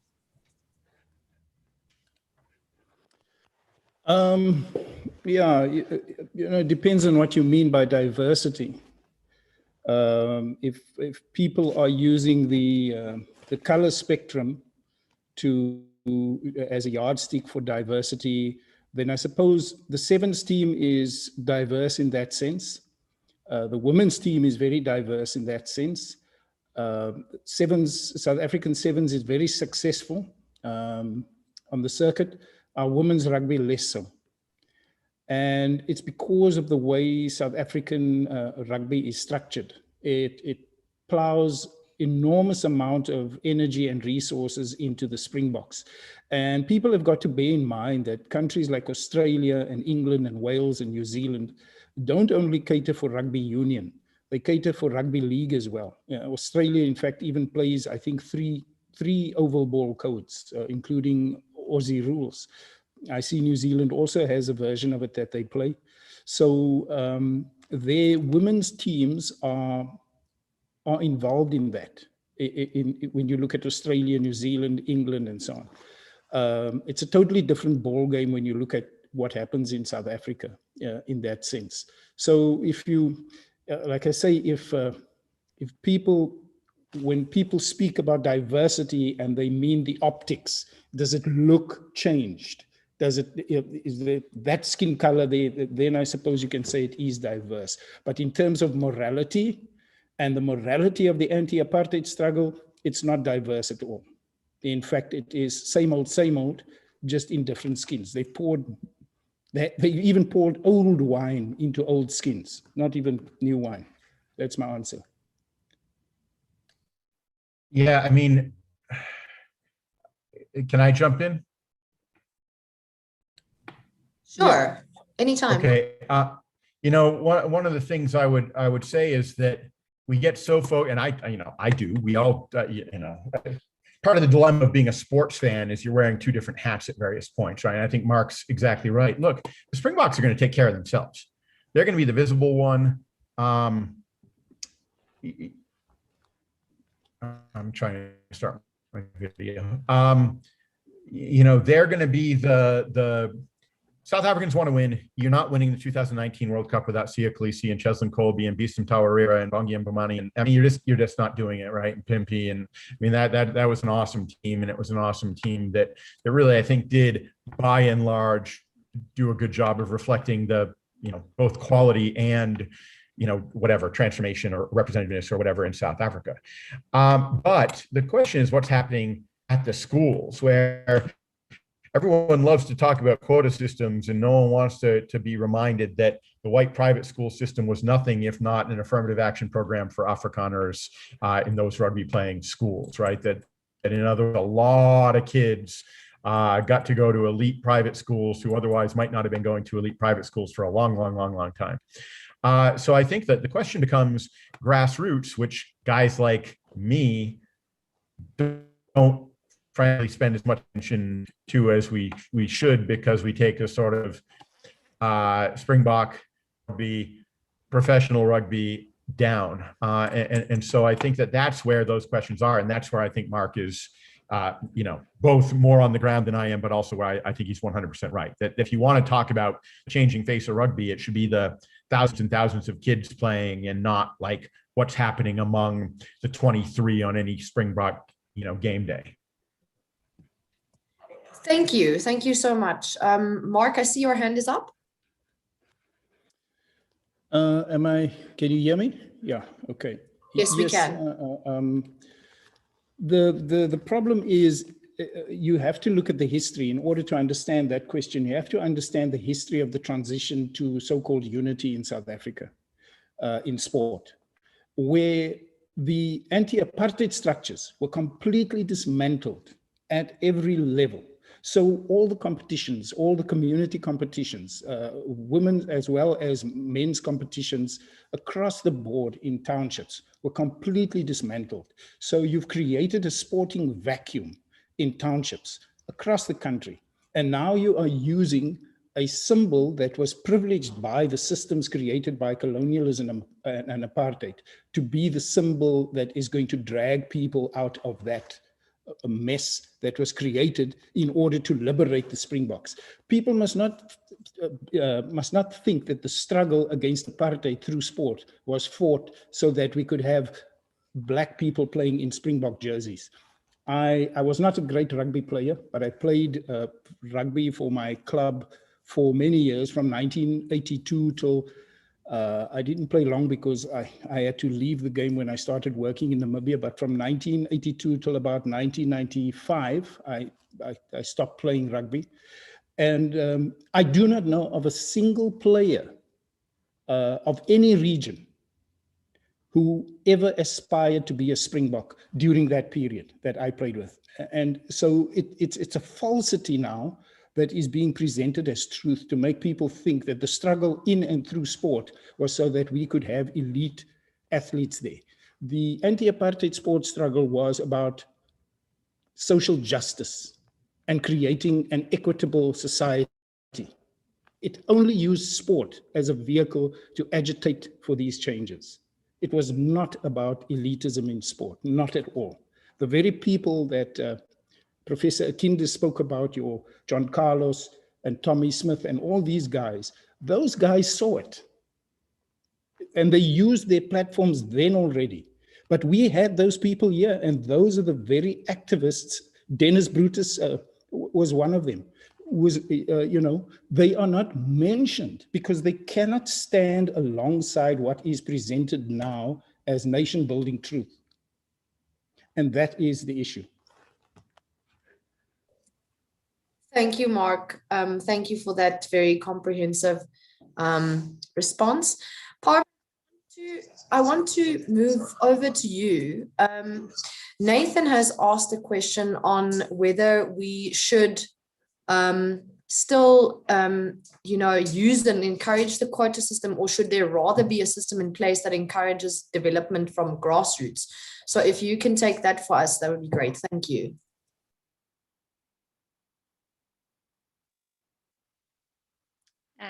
Okay, can you hear me? Because I think that I cannot put the video on. Yes, we can hear you. Okay. The answer is of course that the best way is to uplift the grassroots structure, because the thing is that transformation is something, quota system is something that actually, okay, you can, as Mark said, you can actually see more black players coming in, but they are quite forced rather than being implemented naturally, and so it means that those black players have, as Mark said, been civilized and put into white schools such as Grey High School, Forsia Kolisi, and others, and other big structures, and that is how South African Rugby Union channels and finds its players. They go and look for these players in high school institution, white institutions. So they're quite really in their comfort zone, and what they actually should do is actually get out of this comfort zone and go and encourage grassroots structures that have been destroyed, as Mark said, in the 1990s, just before South Africa reunited, and South African Rugby Union boards and union reunited as one union. So really the question is about recreating this grassroots community rugby so that those black players can emerge naturally and not not via a quota system. Thank you, Parvin. Professor Katzam, a question from another gentleman is whether it seems to him, it sounds like that there was more social political activism between the 1950s and the 1990s rather than there is today. So do you think this is the case? Do you think there's more? Do you think there's less? What is your take? What is your take on this? Yeah, I mean, look, there obviously was more because you have apartheid, and you have therefore an anti-apartheid struggle. I mean, that one of the things about protests is if you have something concrete like apartheid, as opposed to now where I think there's a great deal to stand up against, but you don't have necessarily the target. Yeah, there's more. The other thing we need to keep in mind in terms of change over time is that South African rugby in 1981 and South African rugby in 2021 are dramatically different things. And I think that we can lament the things that haven't happened and still celebrate the things that have, right? And so in that sense, there is less to protest compared to 1981 or 1971 or 1961, although that's a pretty low bar to leap over. So I mean, yeah, because you had apartheid. Now, in other places, however, there might be things to protest. In other words, despite what South Africans might think, South Africa isn't necessarily the planet around which the rest of the universe revolves around. And so in that sense, there might be real cause to protest elsewhere. And I think you're seeing that in various places, in Euro, and with the question of Germany lighting up the stadium in the face of decisions in Hungary and things like that. I think that a lot of the protests will be more targeted as opposed to something systemic like apartheid in South Africa, which is such an obvious and sort of big target. So yeah, there was more, but in the South African context anyways, I mean, of course there was. Thank you, Prof. I appreciate that. Thank you for your answer. Mark, I have a question for you. So I think it's clear that there's a lot of disparity, with regards to race and racism, and even, there's a lot of instances where even kind of like racial segregation and racism has been detected in the Springbok team itself. So I'm curious, on a hypothetical note, how do you think this affects team dynamic, in the I want to say the dressing room, and I know it's a hypothetical question because we won't ever know, but from your experience, having studied rugby in South Africa, and also your experience as a former, even though it was a school rugby player, how do you think it affects the dynamic within the team?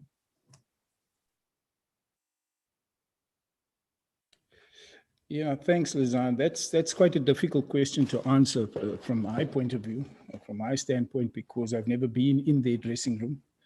But I would imagine that these chaps, like I say, they have absolutely every resource available to them that you could imagine. They have psychologists and physiotherapists and financial managers and nutritionalists and strength trainers and everybody. So you have people that are sort of streamlining them in terms of single thought.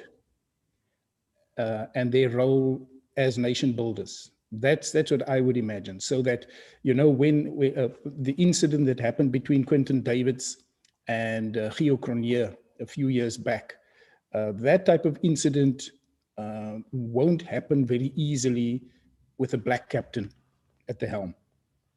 Siya Kolisi is the face of the Springboks now. He has replaced Nelson Mandela as the face of the Springboks, because Nelson Mandela was, before Siya Kolisi, the most famous black Springbok ever.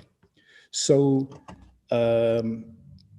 that I would imagine would be taken care of. And, you know, everything is, how shall I say, is there for them. I've been privileged enough, a day before a match in 2014, I took students up to Ellis Park to see a rugby match between the All Blacks and the Springboks. And the team manager arranged for us to go into the Springbok dressing room. And I tell you, it's a sight to behold. There are, you know, the towels and everything. The room is plastered with Springbok posters all over the show, and slogans and all sorts of things, and energy bars and you name it. So I would imagine that I don't think that they would be troubled too much by issues of so-called race. I am so jealous right now, you having been in a Springbok dressing room. That is very exciting. Well, the interesting thing is, we asked the manager if we could go see what was in the All Blacks dressing room, and he said there's nothing to see. He said those guys come in, get dressed, go and play, come back. Richie McCaw and Dan Carter clean out the dressing room, and they get on the bus and they go. He said there's nothing there. There are no towels. They bring everything themselves. So, you know, they're there to play rugby. Like Mike Tyson would walk out of the dressing room in his socks and his boxing shorts, no gown. Yeah, Can no, I, for sure. Can I answer? Sure. Can I answer Vanessa's question Please in do. in the chat? Yeah, sure. Not only do I not think Sia's appointment was a token, I never understood why Alistair Coetzee didn't appoint Siya a year earlier. Coetzee had a great record on the so-called question of transformation. Siya had been the captain for the Stormers with Eben Etzebeth as his vice captain, and instead Coetzee named Etzebeth captain in that France match and not Siya, and that was perplexing. So not only was it not token, it was long overdue. And you know, the question going forward as to whether Kolisi will continue to be captain, I don't know. Because it depends on, frankly, what the new coaching staff is looking for. Because Kolisi is a fantastic player at a number of parts of the games, but sort of South African rugby folks tend to be obsessed with fetchers in the sort of flank position. And if there's a weak point to see his game, I suppose it's fetching on a relative scale. I also think that's a sort of overstated part of a flank's role. So, I mean, it depends on what they want going forward, but not only was it not token, it was overdue. And I'll tell you, the guys seem to absolutely love him. And I know these guys are well trained in the media and all that, but I don't think there's any question. I know I asked a number of the guys when they played in Washington and got to talk to them, where, yeah, they're going to say the right stuff. But I asked 3 or 4 of the Springboks, and they said, hey, no, we love him. We love him. We're so glad. We're so proud of him. So I don't see any element of tokenism at all. And in fact, I think it's the opposite. I think, if anything, it was a year late in coming, though it worked out well because he definitely was the captain when they won the World Cup. And I think it might have been hard to sustain someone from, you know, some of those teams from earlier on. So in that sense, Siya being captain in 2017 might well have been problematic for him being captain in 2019. But no, I do not see tokenism at all. If I can also jump in. Yes, Vanessa, I wasn't asked that question. I was asked a similar question a few years back. I think it was 2015 or 2016. I was in England at the time. And somebody asked me, when do I think we will see a black Springbok captain? And I said that it will, and I say this with all due respect, I said it will happen when a sufficient crisis has built up within the Springbok structure, and once the civilizing process has been completed. I said one of the things that people hardly take any notice of is the political transition in this country, where, let's use sport as an example. Black people have been playing sport in this country since the 1870s. The ANC was established in 1912, and they came into power in 1994 with no experience whatsoever of having governed anything. And we had a Black president, much loved all over the world and in South Africa. No questions were asked.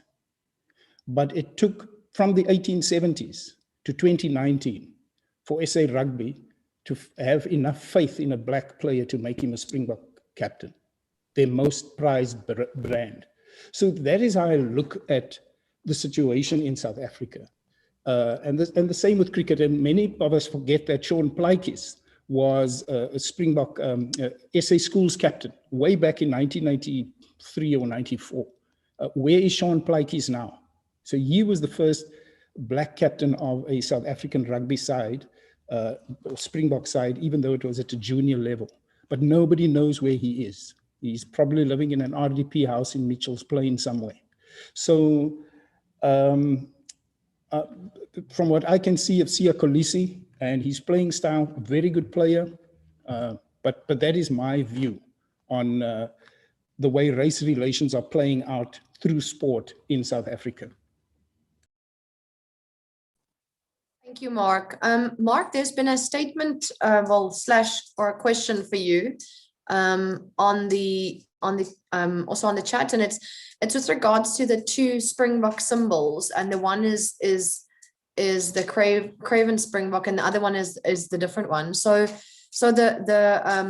the question for you is: would you agree that if we are using the Craven Springbok today, our nation building Springbok is the one meant for the whites? Look, regarding the symbol, I don't think it matters which symbol we use. We could use a bunny painted in pink polka dots. It does not matter. The nature of the structure has not changed. You cannot build a nation or any structure from the roof down.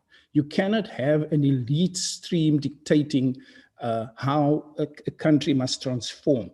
And when we use transformation and we use these fancy terms for transformation and diversity, do we sit and think about the nature of South African society, where 239 of our municipalities, of those 239, or is it 249, only 18 are solvent? How many of those municipal management teams are diverse enough for us? Are they too diverse? Are they not diverse enough? What is happening?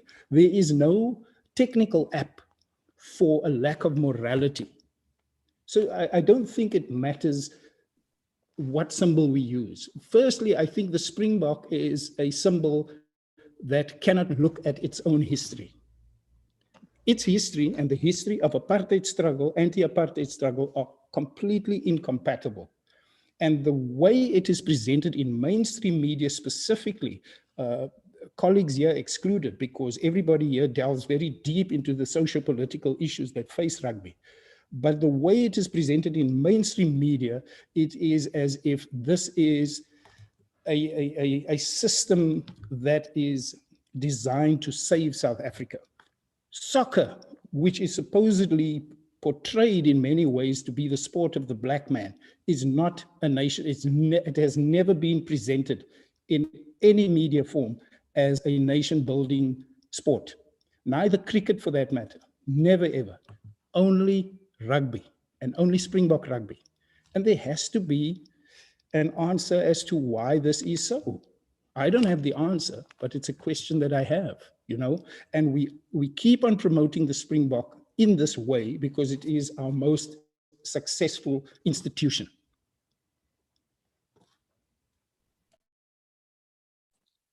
Marvin, just you know, as a question for you, do you think there's a particular reason why rugby in South Africa is used as a nation builder and not really soccer or anything else?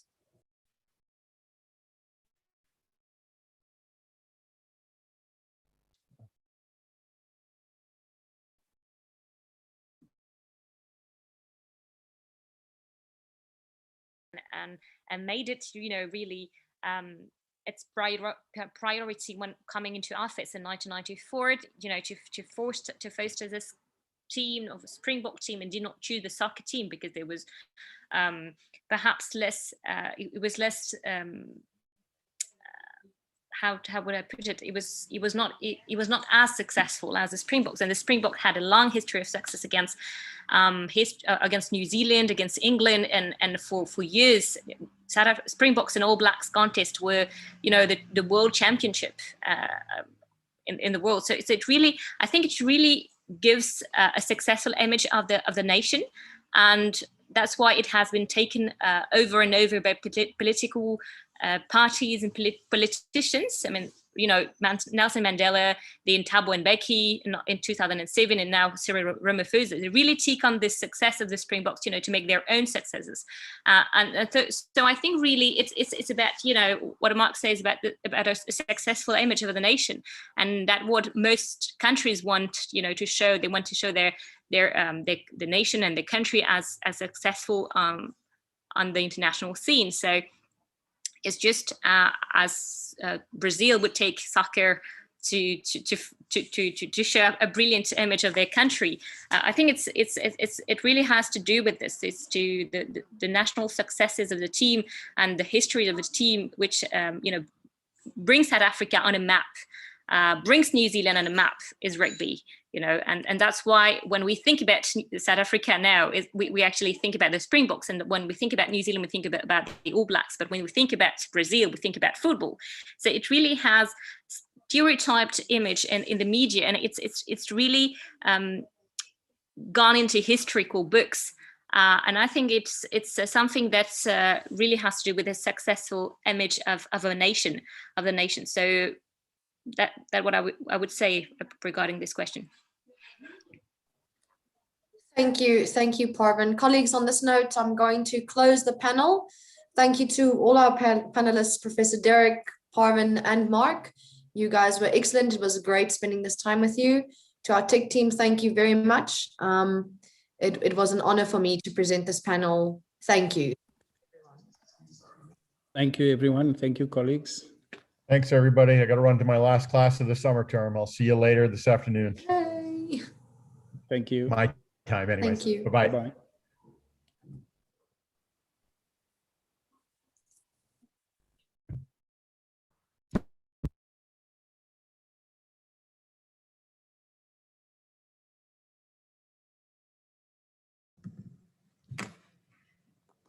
Thank you so much, Luzanne and colleagues.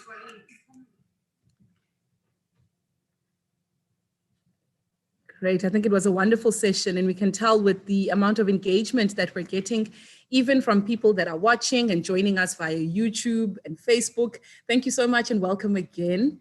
I just want to introduce then our Vice Chancellor from Nelson Mandela University, Professor Sibongile Mutwa. She has a distinguished career both in South Africa and internationally, working in development and public sector institutions and in academia. She is the former director of the University of Fort Hare Institute of Government, a former Director General of the Eastern Cape Government, and the former Deputy Vice Chancellor, Institutional Support of Mandela University.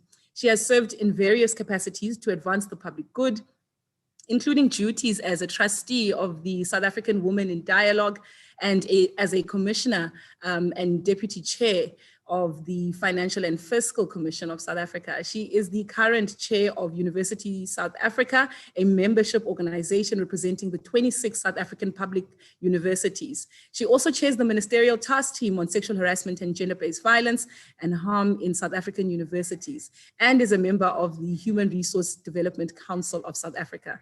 Professor Mutwa, please, over to you, and then I'll give over to my colleague, Professor Bohopa, who will then introduce our Dean of Humanities. Thank you very much, Nobu, for that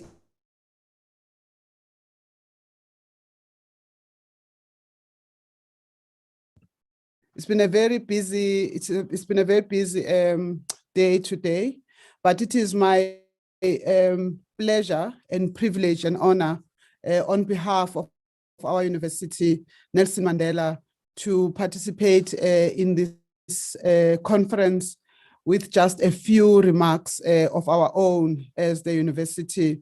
I wish to offer warm greetings to all conference delegates at this 14th annual conference of Sport Africa. In particular, I wish to recognize the conference coordinators, Professor Simon Akindes from University of Wisconsin, Parkside, Dr. Martha Saavedra, University of California, Berkeley, Dr. Taminda Kaur from the University of Johannesburg, Bose Maposa from Ohio University, Dr. Gerard Akindes, Sports Africa Network, Doha, Qatar, and our own Professor David Bukhopa from Nelson Mandela University. I want to say, Professor Bukhopa, I am sure that it is no mean measure, thanks to you, that we are able and we are very proud to host this conference this year here at Nelson Mandela University.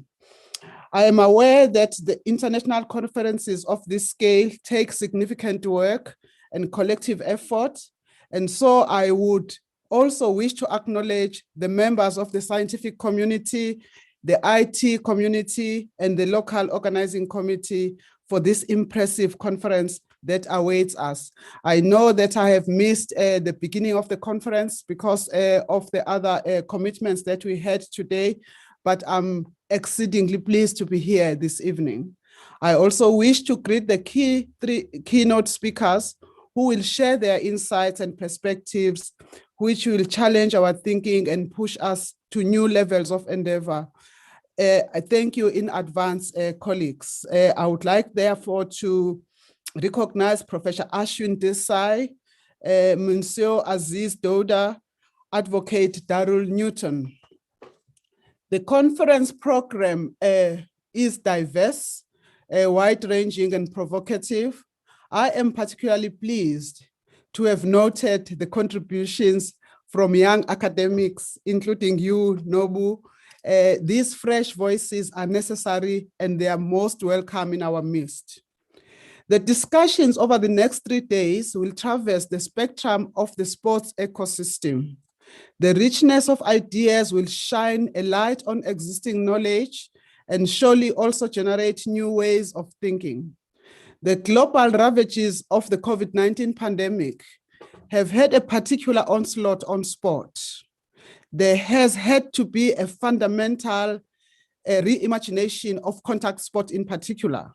It is encouraging to see the innovations and determination with which the restart of sport has begun to happen. But beyond the physical aspects of the inability to compete and play sports during the pandemic, the longer term implications of the psychological impact of the absence of sport in the initial phases of the pandemic, as well as the social aspect of sport more generally, are yet to be fully manifest going forward. Given the inherent nature of sport as social and interactive, I have witnessed how the inability to maintain an active recreational and competitive lifestyle has affected the mental and emotional well-being of our students here at Nelson Mandela University. This would no doubt, colleague, be true at the different institutions at which you teach, where you research and you do your work. I hope, therefore, that this conference will reflect on more ways to respond and overcome these manifestations, primarily through the research that this conference will surely generate, as well as the intellectual work that is to come from sports scholars such as yourselves. As you would be aware, the African Agenda 2063 recognizes sport as an element of culture and a major contributor in human development and the strengthening of national cohesion and rapprochement of people. Countries are called upon to campaign against all forms of racial, religious, and political discrimination in sports, because the African Union regards sport as a fundamental human right. How, though, do young people on the continent actualize this right when material conditions are so prohibitive? How does a hungry child have the stamina and energy to complete at peak level? How does a girl child have the time to participate in sport activity when the responsibility for household chores and fetching water are still gendered and rest only on female shoulders? What if there are cultural and religious beliefs that are prohibitive? How do schools implement sporting activities when there is no funding for basic equipment? How are talented young people able to hone their performance when there is no supportive infrastructure and no sponsorship? The barriers to realizing sport as a human right are numerous and place a cap on achieving the full potential of the sports divided on the African continent. But with determined collective effort, boundaries can be rolled back. I have noted that during the course of this conference, a number of enabling aspects will be discussed, such as policy, such as sports facilities and participation dimensions, such as health and doping. Indeed, the impressive span of papers encompasses the multidimensional and inherently political nature of sport, traversing historical, political, socio-cultural, political, and econo-political debates, as I had when I just joined the conversation just before now. The centrality of inclusion from both gender and differently abled perspective is critical if sport is to fulfill its developmental and social role. And whilst I note that this important work will be discussed during the conference, I believe that more needs to and must be done on the scholarship of inclusion in sport. At Nelson Mandela University, we have a vision of changing the world through deliberately improving the one that we have inherited. We do this through bold scholarship, innovative research, and transformative engagement. This requires confronting the challenges of our shared past, of inequality, exclusion, and discrimination in different sectors of our society, including sports. This uneven playing field, excuse the pun, is not unique to South Africa and Africa. The world is still an unequal place, sadly. It is our collective responsibility to change this and create a more socially just, humanizing, socio-political dispensation across the globe. To do so, as scholars, we must ask the right, difficult, courageous, and sometimes counterintuitive questions that not only help us better understand what we are confronting, but also enable us to imagine the freer society and world we want to create and the one we want to live in. As sports scholars, you will be very familiar with the words of our namesake, Nelson Rolihlahla Mandela, when he said, and I quote, "Sports can create hope where there was once despair. It is more powerful than governments in breaking down racial barriers.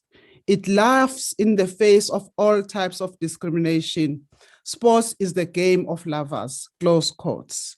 With those few words, colleagues, I want to thank you very much for trusting and entrusting us, Nelson Mandela University, as the host of this 14th annual conference. I wish you the best only in your deliberations in the next few days. Thank you very much, colleagues. Thank you.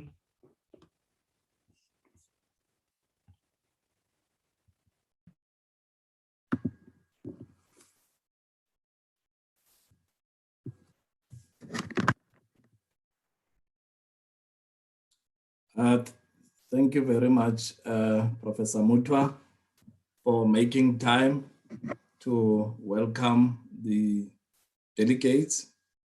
I know that you are running a very busy office. However, thank you very much for making time to address and welcome us. We really appreciate it. Before I could call our executive dean, I would like to acknowledge our DVC transformation, Professor Kiet, who is amongst the delegates. Welcome, Professor Kiet. Without wasting time, colleagues and delegates, let me present to you our Executive Dean of Humanities at Nelson Mandela University, Professor Pamela Masego, who's also going to welcome the delegates. Over to you, Professor Masego. Thank you, Prof. Bahoba. The Vice Chancellor, Prof. Mutwa, and the rest of the university management. And I also wish to acknowledge Professor Andre Kiet, who is the DVC Engagement and Transformation. I also wish to acknowledge the Sports Africa officials in the various structures of the organization. The conference coordinators from the various universities across the world, our local organizing committee led by Prof. Bahoba, members of the scientific committee of the organization, the director of the School of Governmental and Social Sciences, which is hosting this conference on behalf of the faculty, and the head of department, Dr. Gebi Dlamini. Also wish to acknowledge the keynote speakers throughout the conference, Professor Ashwin Desai, Advocate Darrell Newton, and Aziz Dauda. Ladies and gentlemen, good evening. It gives me great pleasure to say a few words on behalf of the faculty on an occasion such as this. Firstly, I also want to thank the Sports Africa for trusting our faculty and university with the responsibility of hosting this annual conference. I must admit that I was not aware of the organization until our engagement with Prof. Bahoba, who is leading the local organizing committee. Since then, I've taken time to look through your website and familiarize myself with the amazing work you do, as illustrated in the various conferences you have had over the years. I would like you to allow me to say a few words about our faculty, really few words, and the relevance of the work of Sports Africa in our strategic priorities, which are derived from one of the university's strategy on the revitalization of the humanities. Our faculty has taken this strategy on as our academic project, and we have identified research focus areas to bring meaning to it. If you allow me, I would like to speak to just two of these strategic priorities, and these are the African Literary Archive Project and the Women and Gender Studies Project. I would like to talk about these in relation to, in terms of how they relate to sports in Africa, in South Africa specifically. The role the sports played in the liberation struggle in South Africa is well known, it's well documented.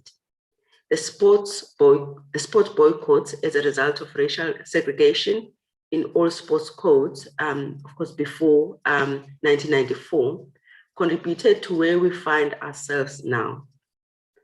I'm hoping that sport structures and organizations such as this start to document and archive for easy access such historical facts which are gradually moving to the margins. With respect to the gender and women's studies, Prof. Bahoba, I know I've looked through the program and I've seen that there's quite a few topics or presentations on issues of women in sport. And I'm just wondering, Prof. Bohoba, the extent with which we may begin to look at issues of LGBTQI. This is in relation to our focus area on gender and women's studies. We have our own Caster Semenya, who has been victimized in the athletic sports codes. And my question for us and for this organization is, how do these narratives, such as that of Caster Semenya, make their way in academic debates such as this? And how do we include them in our curricula? How do they make way into our classrooms? So colleagues, with those few words, welcome to the Faculty of Humanities at Nelson Mandela University. I wish you well in your deliberations. Thank you very much.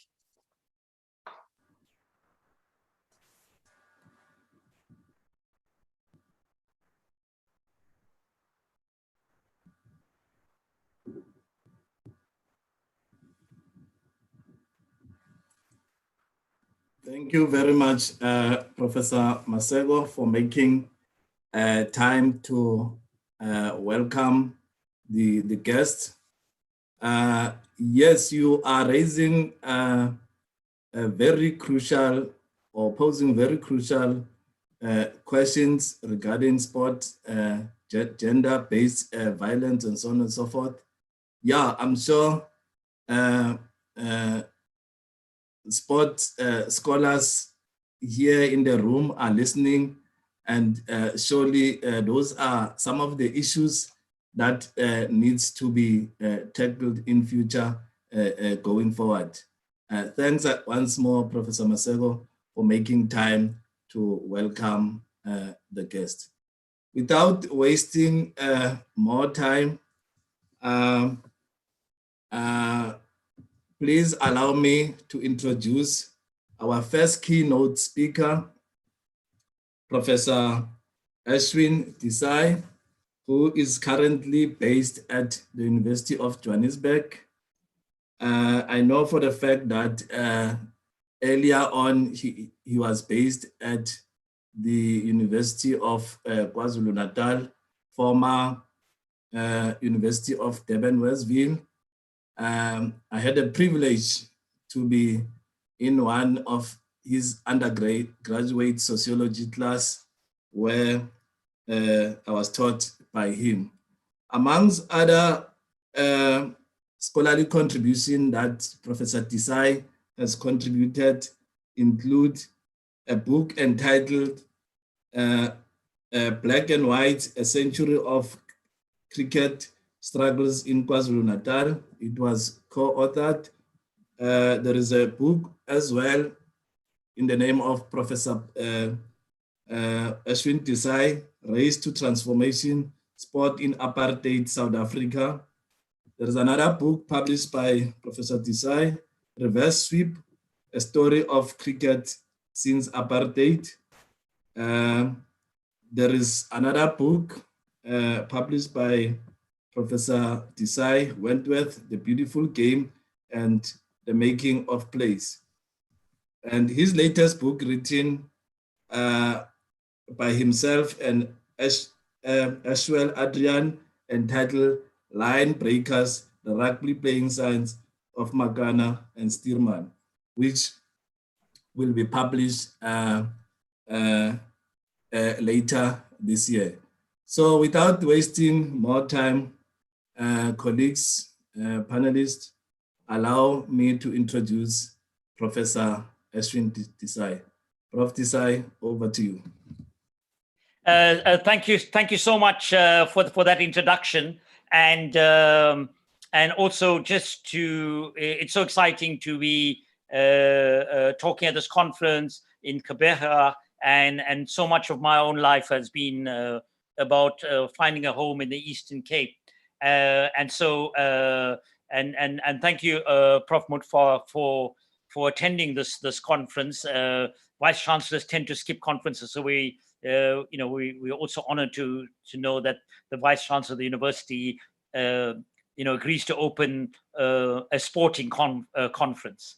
And I think many of us come to this because of our love of the game, a love of sport. And sometimes, though, when I read books on sport, it's almost like people hate this game. What attracts us to it? What makes us want to write about it? What makes us stay the course and return to it time and again? And it's really about love and desire and trying to understand the intricacies of the game on the field of play.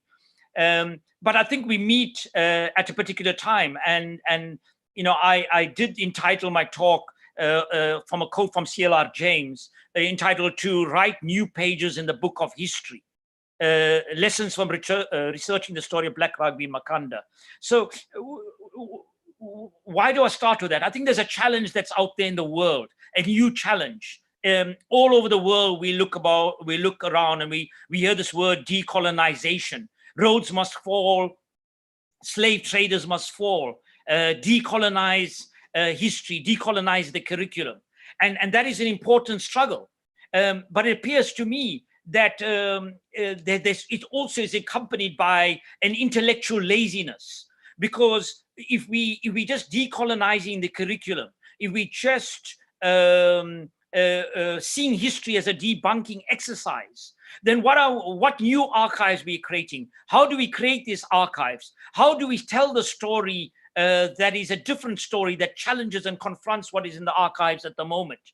And to do that often takes the hard slog. It's in cricketing terms, is to lay the basis for a good innings, to see through the uncertain corridors, to play through a bad wicket. Otherwise, we will end up as a Paul Potterism that will just be destroying the colonial archives and having nothing else in its place. So that is my key. But there's something more to that I would argue. It's not about, I would argue that about challenging the archive, putting new things in the archive, but how do we go about doing that? And one of the first things I would argue and want to locate what I'm saying in a broader way about style, about writing, about concepts, about borrowed frameworks as an intellectual pursuit. And we know that in rugby, style is important. That in researching this book with Ashwell Adrian on and entitled "The Rugby Playing Sons of Makana and Stearman," a deliberate title before the airport in Quebec was named, because even if you look at John Laban's new book on the Eastern Cape, Stearman barely rates a mention. And one of the reasons that one entitles this, it's because it is more than names. It is something symbolic, and I want to return to that. But in asking people in Makanda about the game itself, Mango in Quinty, one of the stalwarts of Cedro Rugby, said to us, we recognize that we are not tough in the traditional sense. We were very slight, and we always referred to as Amaplanka because we look fragile. It made us avoid tackles, run with the ball, pass quickly, look for a gap. We used our brains when we played rugby. Otherwise, like planks, we would be broken in half. And like in rugby, where style is important, how we write, what we write about, it tells us about what we value, who we value, and who we can think can change the course of history. So why is that important? I would venture is that the book that we're writing is, firstly, the genesis of the book comes from the 1980s in what was called Grahamstown then, when the streets were afire and the relationship between class and race rushed out of the academy in a swirl of possibility. But if you read the history often of the history of the 70s and 80s, you'll see that all this energy, this emotion, this inventiveness is pigeonholed into neo-Marxist categories. So as Christopher Saunders put it, there was a preoccupation with theoretical concepts, often discussed in abstract, full of jargon. The prose was often so turgid as to be virtually unreadable. one could hardly get a sense of the network of emotionality which made the times tremble collectively. So, for example, there's a dismissive tone of the left, like John Saul, who held that Black consciousness and a co-team was largely the creation of petty bourgeois intellectuals with separatist overtones, limited strategic sense, and minimal grasp of popular classes in effecting social change. Its immediate importance was psychological, then political. It boggles the mind that to want to be mentally liberated like we were at the height of apartheid madness, to claim a militant identity is not seen as a political act of possible powerful consequences by John Saul. And in what sense were the young men and women petty bourgeois, class origins, class aspirations, ideological orientations? And how did Saul make the charge of separatists? In that time, African was meeting colored, was meeting Indian, becoming Black. Biko was debating Rick Turner and what would constitute a grasp of political popular classes. Why provide rationale, Saul would protest, when you can simply stuff movements and upsurges into class straitjackets? Has not Saul considered E.P. Thompson, the finest mesh sociological net cannot give us a pure specimen of class any more than it give us one of deference or love? The relationship must always be embedded in real people and in real context, E.P. Thompson tells us. This kind of writing reaches its Orwellian acme when Patrick Bond tells us in Elite Transition that he's going to approach those heady days between 1990 and 1994 via Marx's remarks in Capital. Individuals are dealt with here only insofar as they're personifications of economic categories, the bearers of particular class relations and interests. My God, here we get a way of seeing history as a march of abstractions and ideologies, rather than as a human event of complicated and often tragic outcomes. In many senses, this was part of a corpus of thinking and acting that Dan O'Meara was to call gutter Marxism, a mechanistic Marxism that Keniston says provided an easy answer to the new circumstances of the country after 1973. What I want to argue tonight is that we need to recognize in our work that in the beginning was not an articulation of modes of production, but real human beings engaged in immediate struggles. As Marx would have it, capital is not a thing, but a social relations between persons. And if it is a social relation, then surely part of the intellectual challenge is to make us feel that period of history on our pulses, as much as it's about getting the concepts into its proper place. The task is to negotiate, in Linfield's words, the fertile dialectic between ideas and emotions, to think and feel at the same time. And in our work on sport, part of our intellectual task, I would argue, is to be able to read against the grain rather than building on something that exists. Since the Lions are on their way, let me take Luke Alfred's book entitled When the Lions Came to Town, the 1974 rugby tour to South Africa, published in 2014. He has a few pages dedicated to the leopards, the African side, and the Proteas coloreds. He does make the usual liberal bleating about the bleak world of the Black rugby player. But in the process, he writes out arguably the most significant development in rugby that was taking place at exactly that time. The formation of the South African Rugby Union that was involved in the breaking of new ideological grounds, wanting to find new ways of playing that confronted apartheid's logic. In our book, one of Makanda's legends, Phumzile Adam, recounts, during those years, we played our political roles at school to influence others. On the radio, we heard about leopards, the all-African side, and the Proteas, the all-colored side. These teams were racially selected. Eventually, people were convinced of the wrongs of apartheid and racially segregated teams. We used to say to people, here in South Africa, we need to have one team represent the country because we are one country. There is no white country, colored country, and Black country. Even more, how prescient than Luke Alfred is All Blacks halfback Chris Laidlaw, writing in 1974, the year the Lions tour, in his magnificent book, Mud in Your Eye. Apartheid, this is a quote from him, apartheid, brimming with its multi-institutionalism, dictates that there must be separate rugby unions for each racial group. Besides the European South African Rugby Board, which naturally enough is the ruling body, there exists a South African Rugby Federation for Colored, a South African Rugby Union for Bantu players, and most interesting of all, the South African Rugby Union. The Saru is so determinedly non-racial that in 1971, after 21 years, it dropped its annual test against a national African team. My God, the stunning assertion of a principled non-racialism embodied in this action takes a while to hit home. Barred by apartheid laws from playing against white teams, the only federation to persist with a non-racial vision of the game also refused to play an all-African team. This is the kind of politics that verges on the prophetic. A voice in the wilderness. One cannot but think of CLR James's assertion to establish his own identity, Calaban, after 3 centuries, must himself pioneer into regions Caesar never knew. But it's not enough to read against the grain. Our challenge is to stitch a story that spans 3 centuries. How do we record the story? It is then that I recognize in writing this book, the power of photographs. There is a photograph that we came across, and that is one of 1900 of Winter Rose in Grahamstown. Now remember, the first club was formed in 1887. There was Winter Rose, and then followed by Lily White. And this photograph is a moment in history, and photographs can freeze a moment. And the task, the intellectual task, is of course to release the social forces, to liberate the photograph into the swirl of social relations that exist at the time.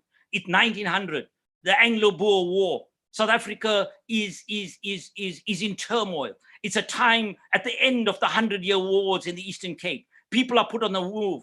The men of the Eastern Cape, the warriors of the Eastern Cape, are forced to go and work in Kimberley in Johannesburg. Yet, in the midst of this war, there's a team called Winter Rose. And if you look at that photograph, how do you stitch the story together? I kept thinking when Ashwell said, let's write this history.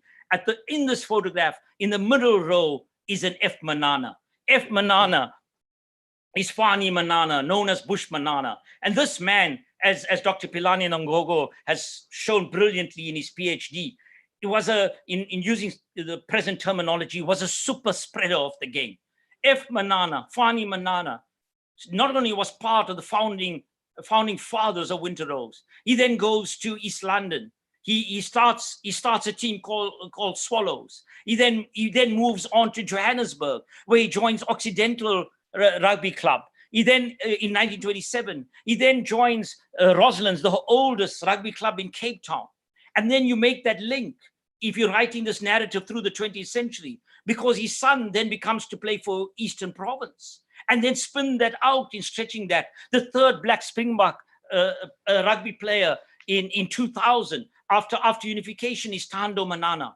And Thando Manana, and so not only white people are involved in writing out history. Thando Manana, in his biography, doesn't even recognize there were Mananas before him. But there's a link in Manana's story. He goes to Galvin Park Primary School. And who's his cricket coach but Alistair Coetzee, and a quote Thando Manana from his biography. But we never took note of the fact that in our midst was the Saru captain and the great of the game. Having Coetzee, an icon of black sport, as one of my teachers at primary school, was a blessing in disguise, one that I would not fully appreciate until the year 2000, when I was chosen to play for the South African under-23 national team under his mentorship. And through the Alistair Coetzee connection, we go back to Makhanda. We return almost 100 years later to where Fani Manana first started out. And Alistair Coetzee, in the book, one of our greatest scrum-halves we've ever produced, of course, crosses over from the so-called colored area to play for Old Collegians. And Old Collegians is the team of the Inquinties and Lex Imparties. And in this period, the sons of Makana and Stearman meet, because one of the great players, of course, at that time was a Dennis Stearman, who can trace the lineage all the way back to David Stearman. So through this one photograph, we are stitching together a story through the 20th century to tell the history of rugby through a series of almost 200 photographs. And these teams that have formed, that saw of colonialism, saw of segregation, saw of apartheid, are still existing into 2021. And the same story then could be told about the Kholisis. That if you look, there's nothing to romanticize about these histories. Of course, there were class divisions when you look at the micro level. And so, for example, the Winter Rose second team, you had to pass standard 6 to make the first team. You had to have a certain level of literacy. And because some people couldn't play, Easterns was formed, a club called Easterns. And who was one of the founding members of Easterns but Inkabesa Kolisi? Not only that, if you read the history, in 1937, in the match between Eastern Province and then Transvaal in the final of the Partons Cup, who kicks the penalty for Eastern Province but a Kolisi? And one of the greatest players that Grahamstown ever produced is Vuani Kolisi, captain of Cedru, number 6 jersey with a white kneecap. Kolisi wasn't the first. Sia Kolisi wasn't the first. He's not an immaculate conception. He's not a construction out of the blue, out of a white school, as he himself thinks, if his biography is anything to be taken. But there's a stretch, there's a link, there's a narrative that we can occupy the archives with if the work and the hard graft is to be done. But there's something else, is that only when you talk to people, aren't we tired, even these radicals, when they write about Black history, it's always in the meta-narratives. It's always in the big protest demonstrations. It's always in the manning of the barricades. In a way, in itself, it starts to erase our history. And so one of the humbling things in talking to player after administrator after player who played in the 70s and 80s was this deeply felt township intellectuals about this thing in their heads, grasping it about non-racialism. Let me quote you Pila Inkai, who served as Cedru secretary, and many of you listening will know who he is, who was in prison on Robben Island, articulates how non-racialism was just not a boardroom sentiment. So at the time we took over administration of Cedru, this was in the 70s, the association was going down, rugby was going down, even the mere service to the club was going down, concentrating on pertinent issues of sport while exposing the fallacy that we cannot do anything on our own. These factors contributed a lot to giving back people confidence. Here we are doing things on our own. There's competition in rugby, which we like. The standards are high, so everything improves. As things improve, the hopes of people go up, and so confidence grows. The will to resist anything that says you're inferior also grows. These little things count. It's not that they see any person as a god. They see a person who says, I am like you, because we want a better life as people. We can do that together. That gives people hope. That is the real meaning of non-racialism. It is humanity at its best, because you're dealing with a person, the level of a person. Your primary resources are your strength, your brain, your mind, and everything you have. You appeal to the feeling of a person, prick their conscience, which is the basic level of which you can touch a person.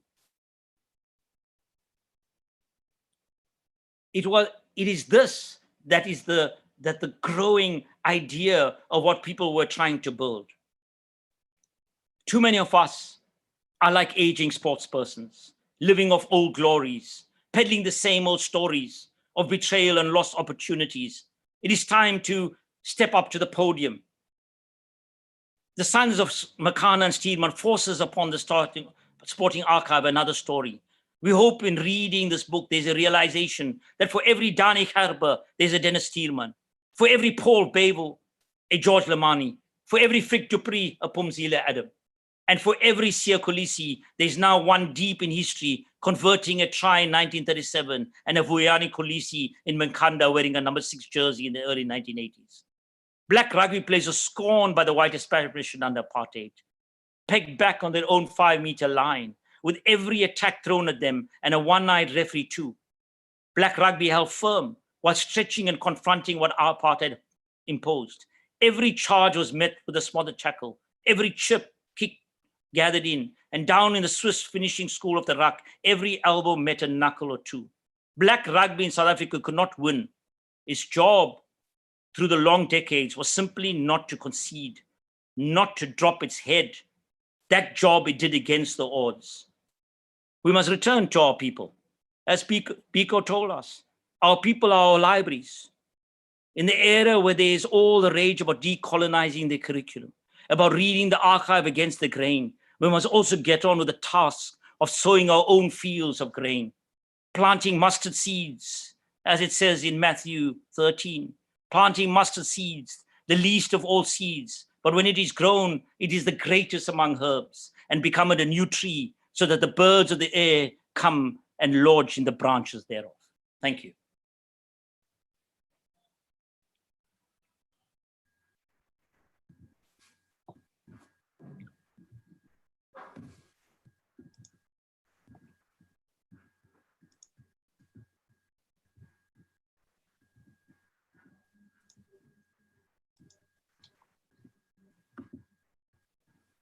Thank you very much, Prof. Tisai. Yeah, you remind me of the 1990s when I was attending your lectures at University of Devon, Westville. The same energy is still there.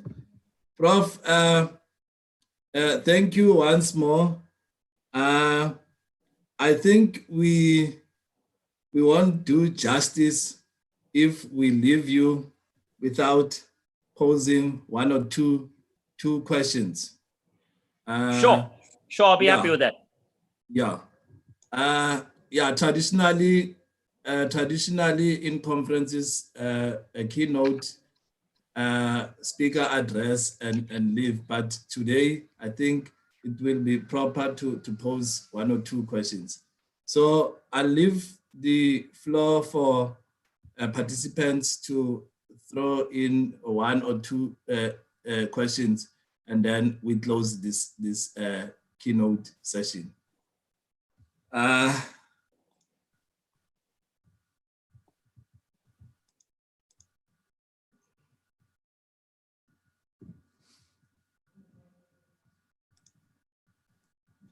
there any questions from the floor?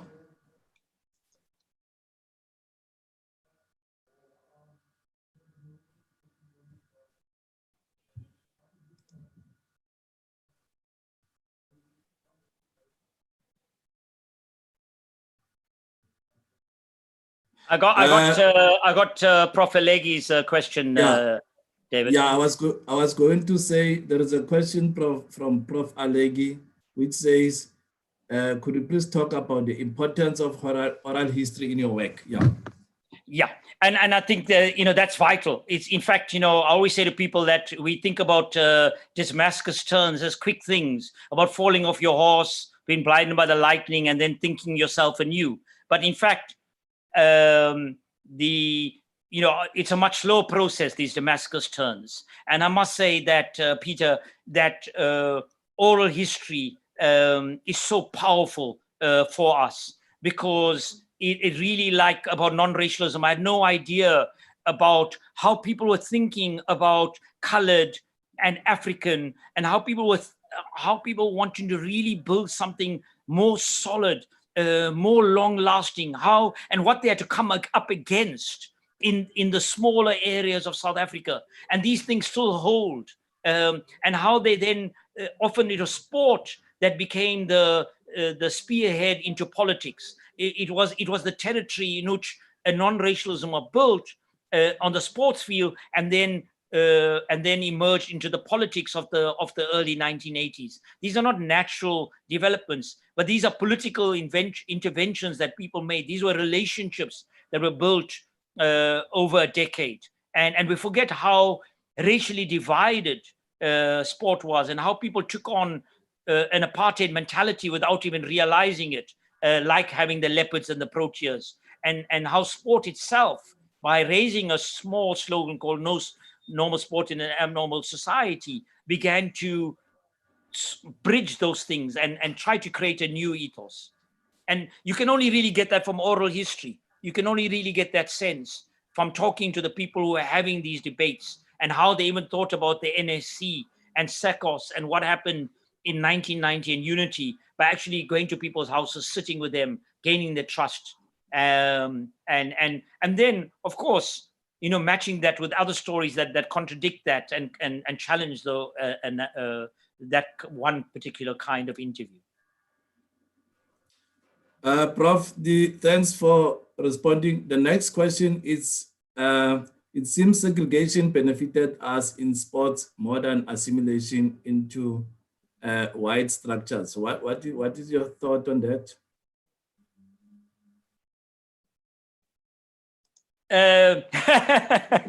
And I think the key word, Prof. Mkhize, firstly to say that in the book, there's a big quote from you about Stearman and Makana, and then thank you for that.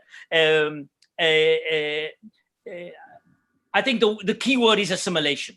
And we see that. We see the struggles that people are fought and are fighting. That if you take the question of size in rugby, in 1974, when the Lions were beating up on the Springboks, the Springbok selectors needed to, they wanted to change the team, but what they did, the Lions' innovation was this running scrum half Gareth Edwards and a running flyer Phil Bennett. But what they did, they went back to having a scrum half built like a tank.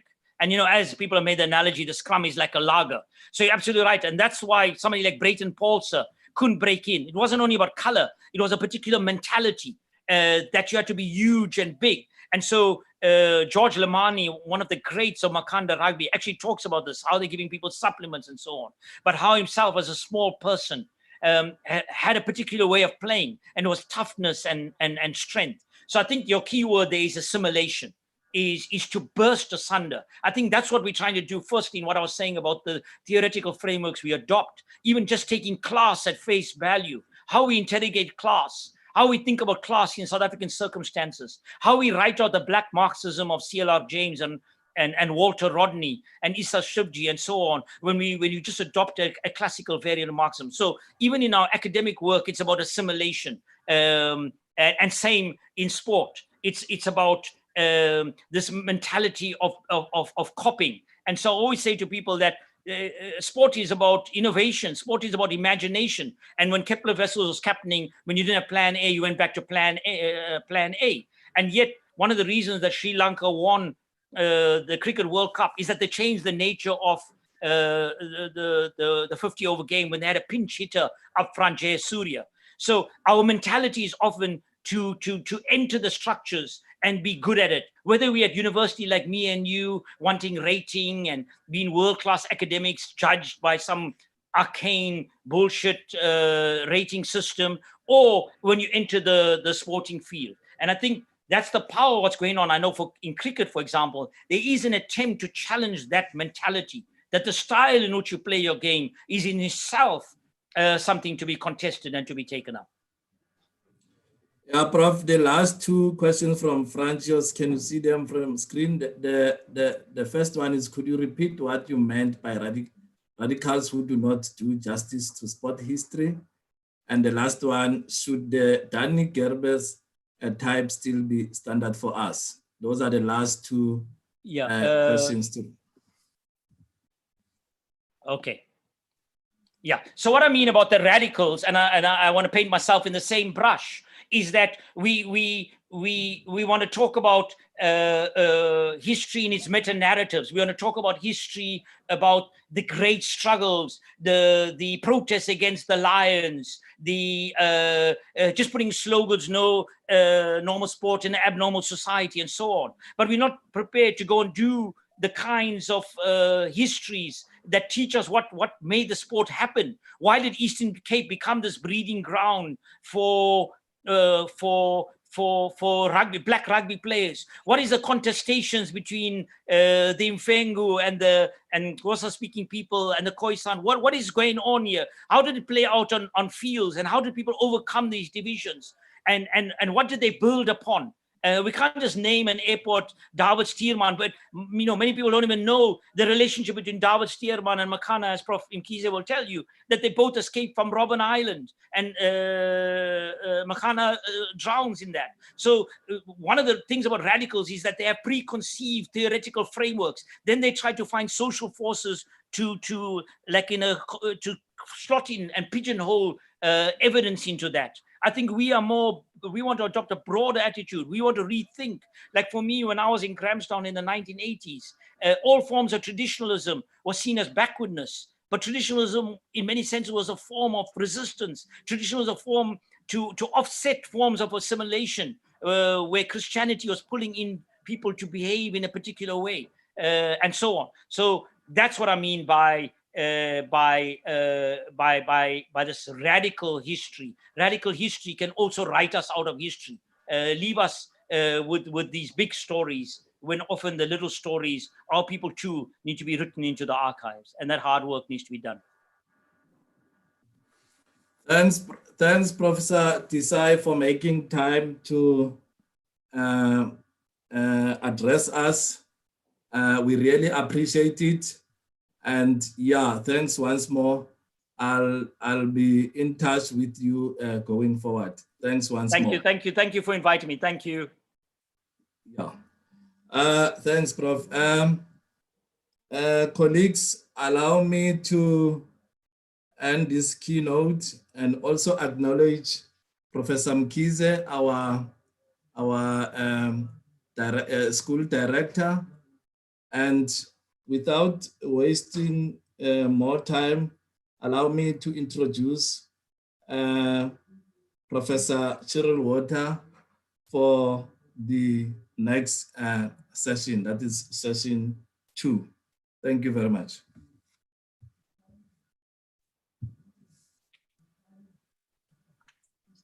Yes, good evening, and many thanks, Prof. Bahopa. And good evening to our delegates and ladies and gentlemen. We are a little bit early for this session, but welcome to session 2 and panel 2, which we're about to begin. I'm Cheryl Walter from the Department of Human Movement Science at Nelson Mandela University and the panel chair for this session, which focuses on women, sports, and environment. This promises to be a really interesting and thought-provoking session, with papers ranging from the history of women's sport to understanding present-day women's engagement in sport and physical activity in various contexts and from various perspectives. We have 4 presentations this evening in this slot, and I will introduce you shortly to the presenters, each of whom have 15 minutes each for their presentations.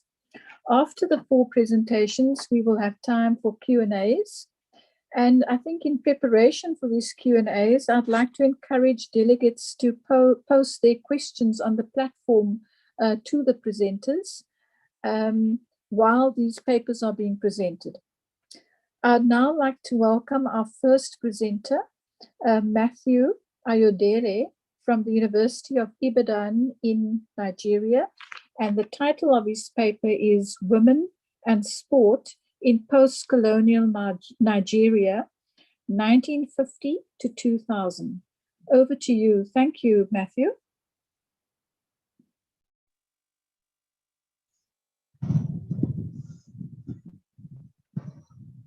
Thank you very much for the introduction. Hello, everyone. I'm happy to be here, and I'm happy to be part of this conference. And I'll be presenting the paper on women and sports in post-colonial Nigeria. Please kindly allow me to share my screen.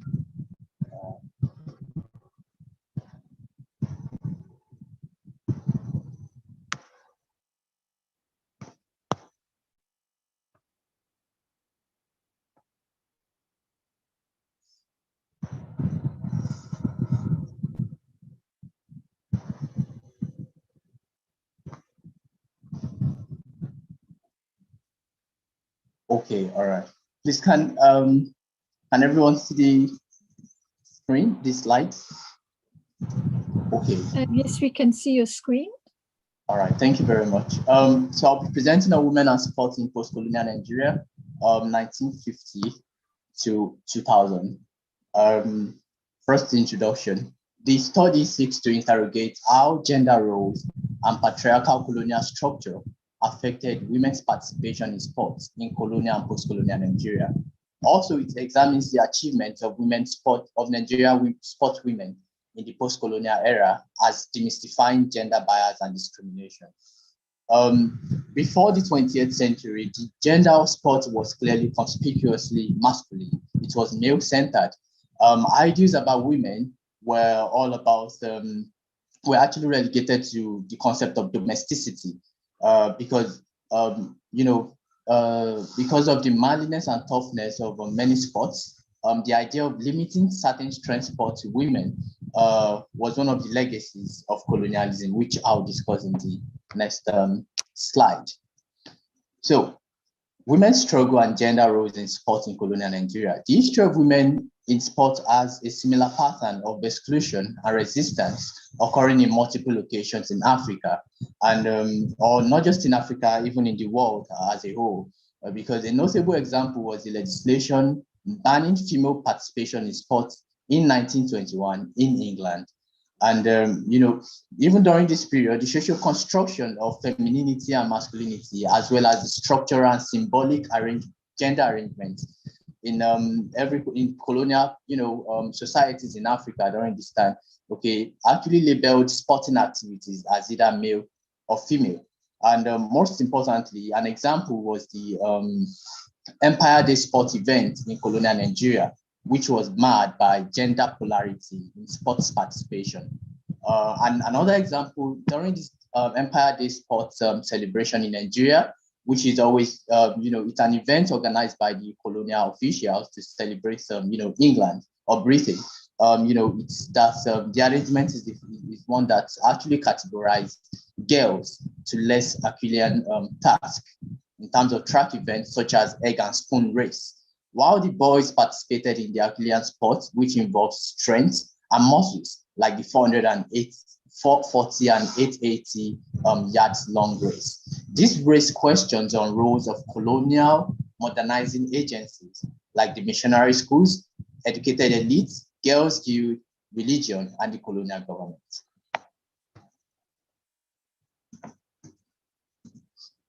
In colonial Nigeria, certain strength sporting activities like football, netball, among others, were exclusively preserved of men.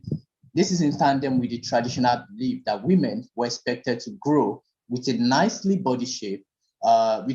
shaped body and elegance, and this was only possible with good maintenance of the body to attract men for marriage. Although this perspective, it's more or less a traditional perspective, because there are some cultural societies in Nigeria that actually viewed women from the motherhood perspective, from the motherhood ideology, because women were viewed as, just growing and getting ready for marriage. And to some extent, even the colonial institution was basically male-centered, and this also affected, or let's say this reinforced that perspective of relegating women to be seen as a figure of just motherhood and not participation in male or strength-related activities. And in this slide, I also pointed out that the passiveness in women's participation in strength sports in colonial Nigeria unraveled how class inequalities accentuate gender inequalities in sports. And it wasn't until the 1950s that women began to actively participate in organized sports in Nigeria. Not the sport of egg and spoon race, but the sports that actually involved more physical activities. And to round up this subtopic, I posted here that the post-colonial era saw the advancement of women's sports beyond Africa. For instance, the 1958 Commonwealth Games, the Munich History Games in 1972, the Federation of African University Games in Nairobi, Kenya, all included women in their organization. Next slide. Emergence of Nigerian women's participation in sports in the post-colonial era. In addition to the missionaries' objective to converting Africans to Christianity, they introduced Western education, they built schools, and solidified the ideologies of androcentrism, as women were viewed from the perspective of motherhood and domesticity. I would like to give a quick explanation about this, that during the colonial period, especially between 1880 and 1830, during this period in Europe, it was a period of the Victorian era, and the Victorian era actually viewed women as second-class citizens in terms of relegating women to certain household roles. So this same cultural identity or social identity was applied to the colonial institutions in Africa, and especially in Nigeria, that women, they were limited to be gentle, shy, fragile, and subordinate to the male sex. They were limited to the role of, being good housewives to the husband. the colonial institution was mainly interested in, human labor. It was mainly interested in labor, which is consequential on their economic exploitation. So women were only seen as a figure of caring for the husband to be more productive in terms of labor. So critically, it was believed that women's participation in sport would reduce women's chances of motherhood. So then in 1950, J.R. Bounty and Irene Fatai Williams organized track and field sport for women, particularly the game of netball.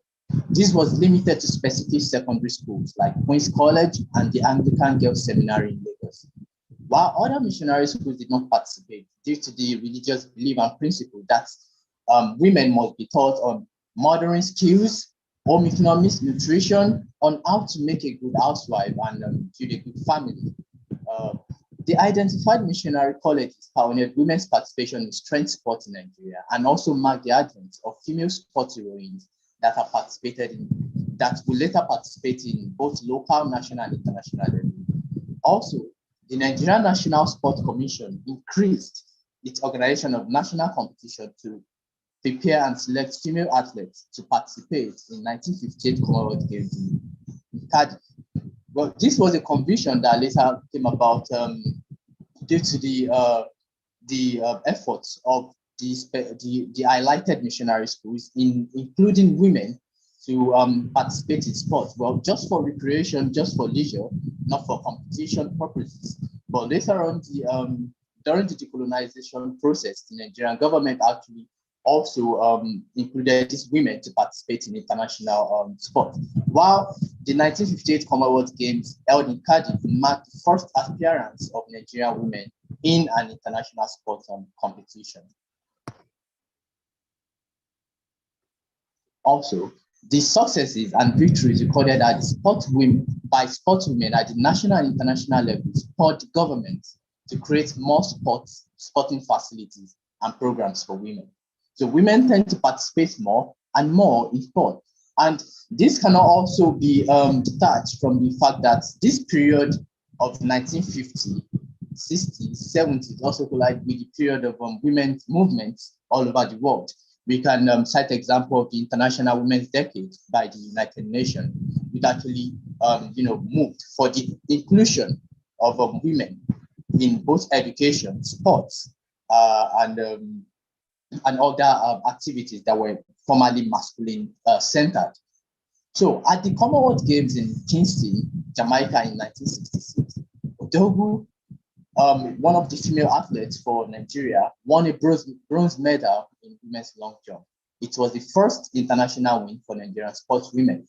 And this further spurred the interest of the government in seeking for international spotlight, because during this period, African states, or the newly independent African states, started moving for development, not just at the local level, not just at the regional level, but at the international level too. So investments were made on any activities that would really put the countries at international spotlight.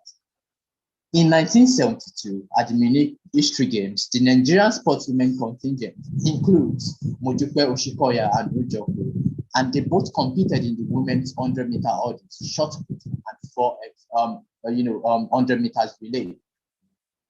Further, the Commonwealth Games in Christchurch, New Zealand in 1974 left an indelible mark on the history of Nigerian sportswomen, as Mojupe Oshikoya, that formerly participated in the Munich History Game, also participated and won and left an indelible mark by jumping 6.46 meters in the women's long jump to become the first Nigerian sportswoman to win a gold medal at the Commonwealth Games. Nigerian women's participation in sports became a shift from passiveness to active participation. The international recognition, the international wins are actually garnered by these ladies or by these women. It further spurred the government and the people also to look at women's participation in sport from another perspective, another traditional perspective of motherhood. And this also was included in the agenda of deconstructing and decolonizing the colonial legacies of of androcentrism or male-centered institution, which formerly relegated women to the background and did not give them the chance, which did not also give them the chance of participating in such sports that they eventually participated in the post-colonial era. The next slide talks about the subtopic is of glory and fame, Nigerian sports women and the Atlanta 1996 Olympics Games.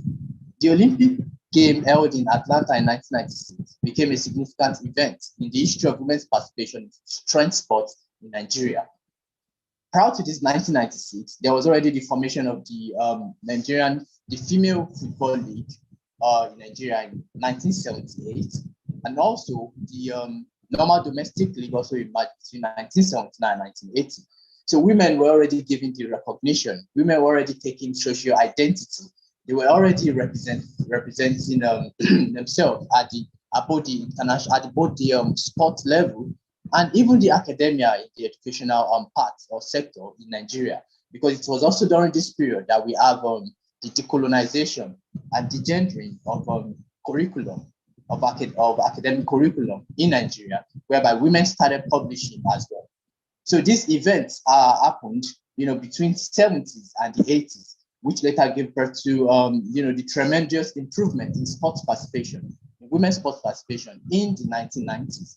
And the Olympic Games will be used as a very good example of women's, success in sports participation that bridged the gap of, gender discrimination and inequality in sports participation in Nigeria.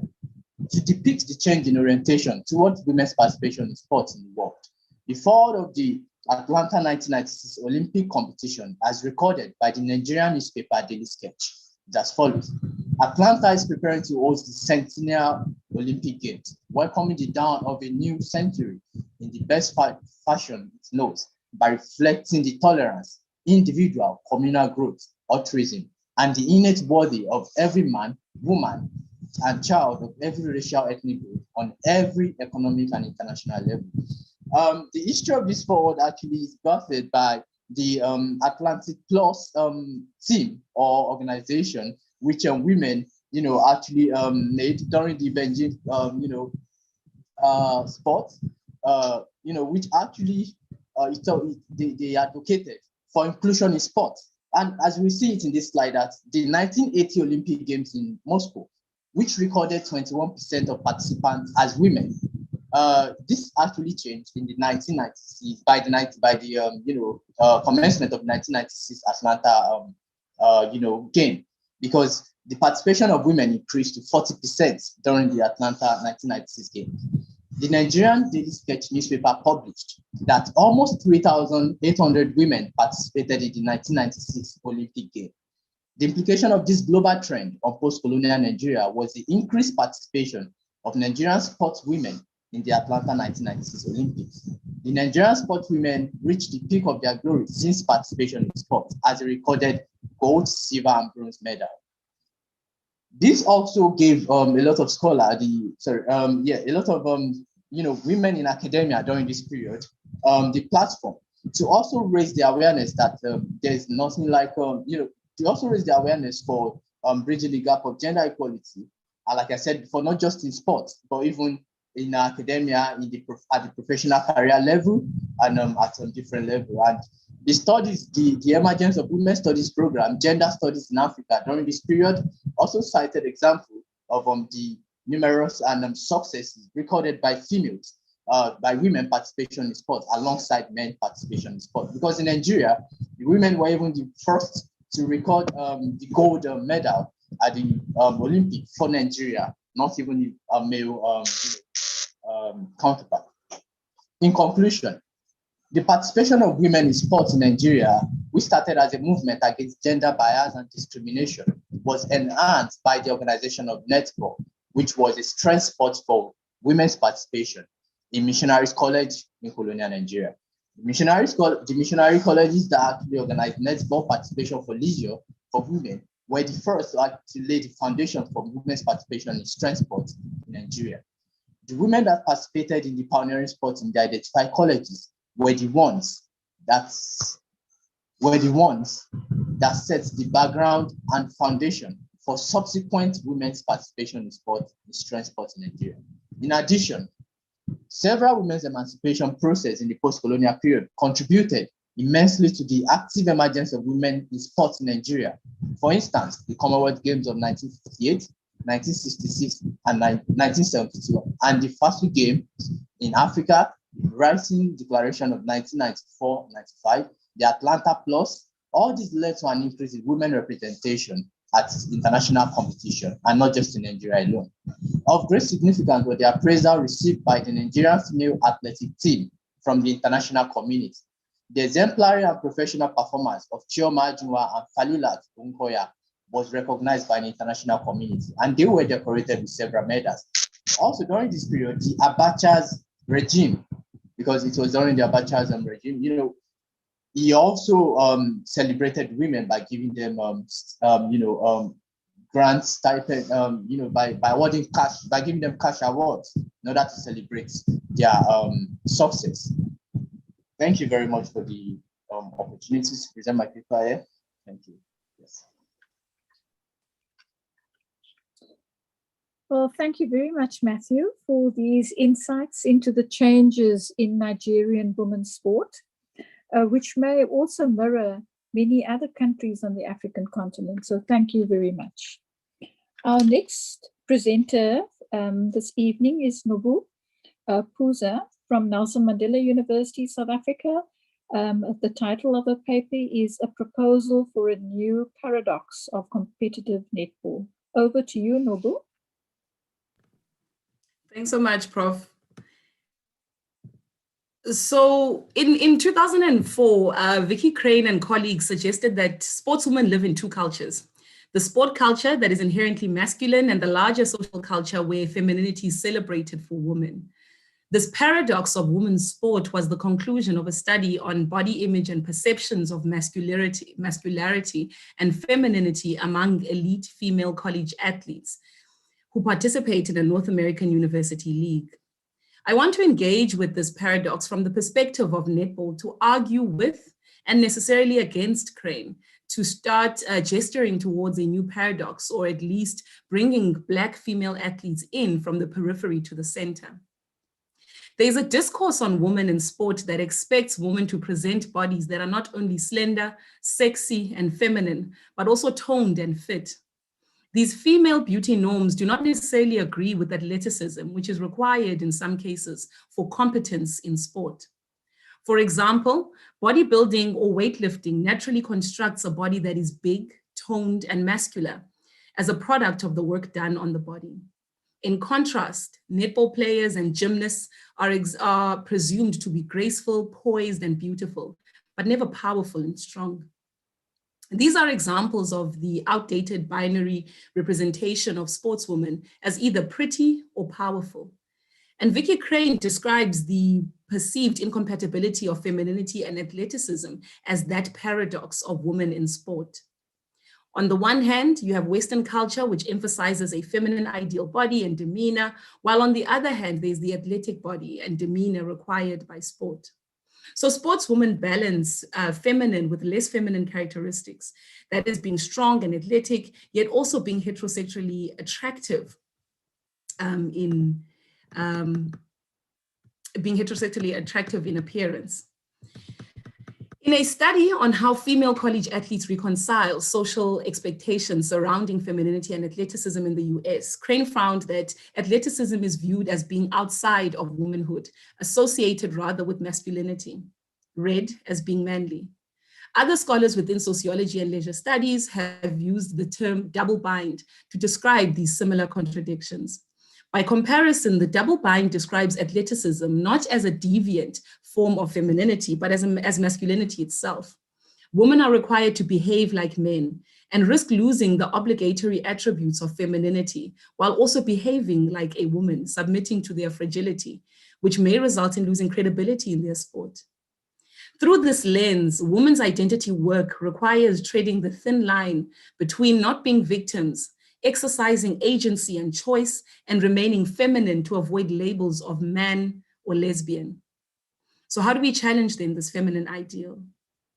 The position I take in thinking through this topic is that sport is a dynamic social space where dominant ideologies are perpetuated, challenged, and also contested. Mesner claims that women's increased participation in sport represents a challenge to the male preserve and to the ideals of femininity prevalent in sport. Like Crane, Mesner acknowledges that women's entry into sport is a genuine stride towards gender equality, but is not without its ambiguities and contradictions. According to Mesner, organized sport is still positioned as a masculine validating experience. This view is amplified by the media that still trivializes and sexualizes female athletes. But new feminine ideals are emerging based on notions of girl power. They encompass the heterosexy fit, which combines assertiveness, a hard body, athleticism, and conventional feminine qualities. Regardless, many women still feel constrained by socially accepted notions of femininity and heterosexuality through conscious and unconscious regulation. This is very prevalent in netball. Crane suggests that female athletes are conscious of the social expectations and repercussions of appearing or not appearing feminine, and they perform according to the highest rewards. In Bodosian terms, however, these rewards make up the different forms of power or capital that structure the field of sport. Femininity, as an embodied and learned competency, thus operates as a cultural and social capital that is available for individuals to bear. The heterosexy fit is also an unintended consequence of the internalization of a female habitus, the set of predispositions to feminine traits. The female habitus is deposited through the codes of acceptable femininity and socially sanctioned mannerisms that are entrenched in the taken for granted rules, attire, and space in which a sport is played. They become commonsensical experiences as they are embedded in everyday practices. Furthermore, the subversive change by women of essentialist ideals is limited by a pervasive apologetic, a compensation by women for their success in a masculine domain.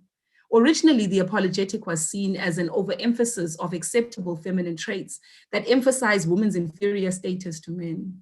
Several studies on female rugby and football players suggest that apologetics have become institutionalized in sports through the requirement of wearing skirts with national blazers, as we saw with the Banyana Banyana team, wearing makeup or fitted playing kit. In some instances, female athletes do not engage in the female apologetic behavior themselves and reconstruct positive images of active female body in various ways.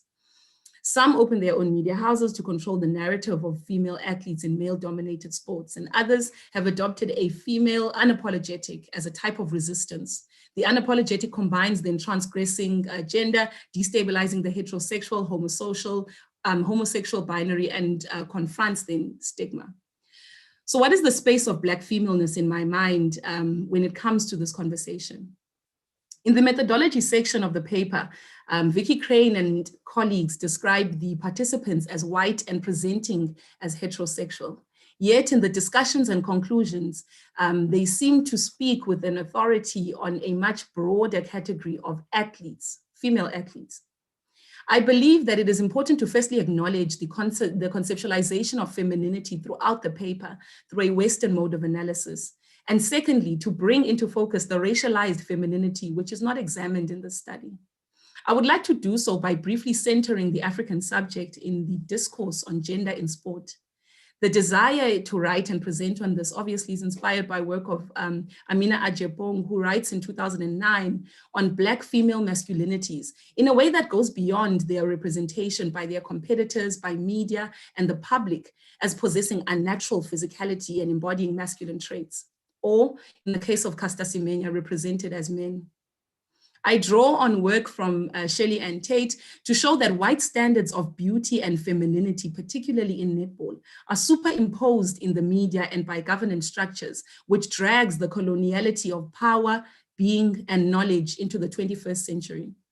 It is therefore fitting to present Black femaleness in sport by locating it in politics as deeply entangled in the history of power systems, particularly in the economies of beauty and femininity. The Black female body has always been a target and a marker of pathology and deviance.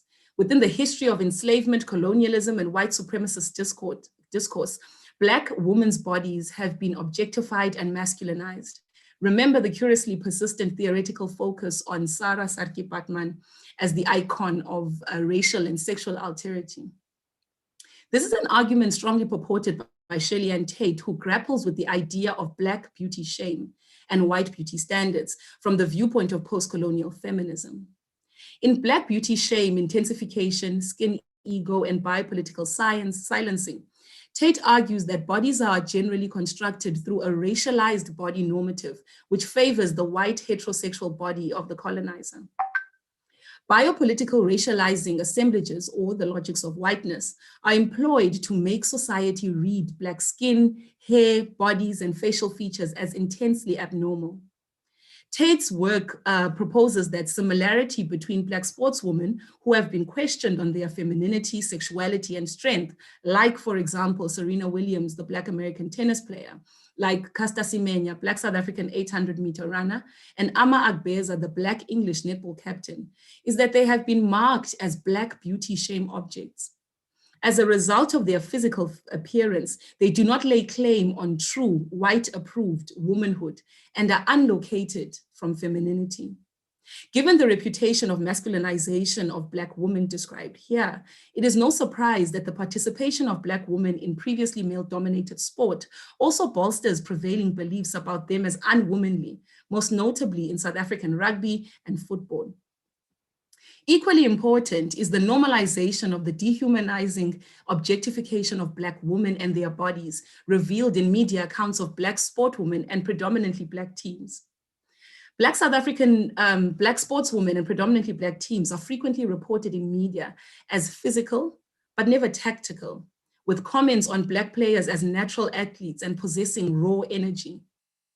These racist narratives intensify when media accounts of Black female athletes equate their physicality or athletic performance to animals.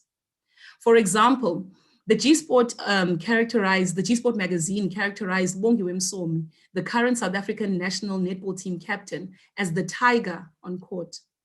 This was a description first used by then Protea head coach in 2013, Elise Kotsia, a white Afrikaans woman. Douglas asserts that the association of Black female sport performance with animals repeats the colonial view that they are not real women, while protecting the normative status and importance of white female self.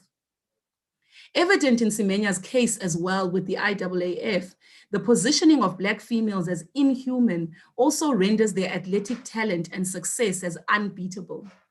The underlying message here is that Black women do not run like white women, they run like animals or men.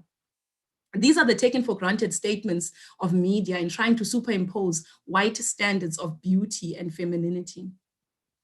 Halberstam uses the term female masculinities to recognize the intrinsic relationship between masculinity and Blackness without reducing it to an imitation of maleness.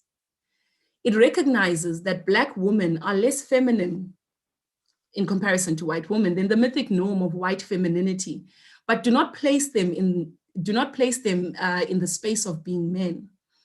For example, the Black revolutionary woman as well was only feminine in relation to the excessive masculinity of Black men.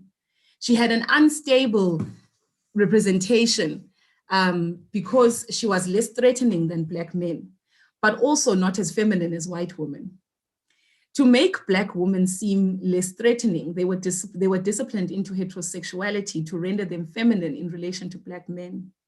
Black men's masculinity is thus legitimized, Black women's masculinity, is thus legitimized because at least it is less masculine than Black men's, and always in the context of heterosexuality.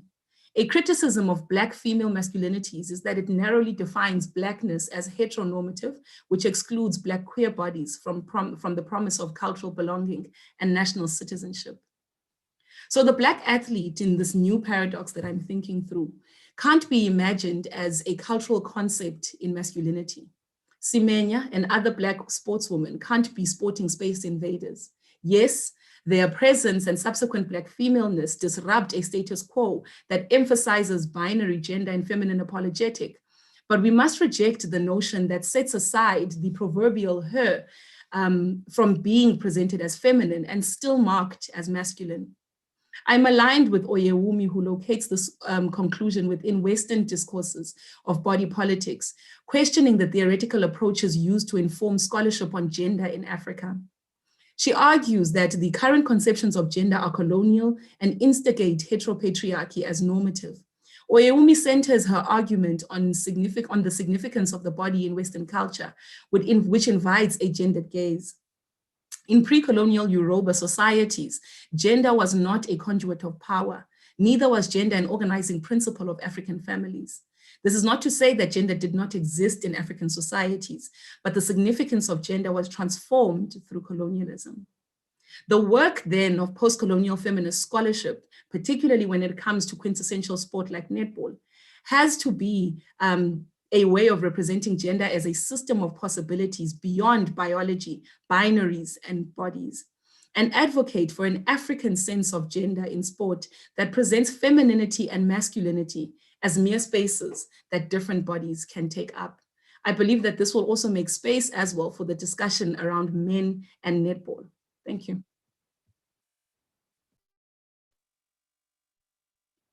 Thank you very much, Noble, for that in-depth discussion and interrogation of the challenges faced by women and Black women specifically in the world of sport. Thanks very much. Our next presenters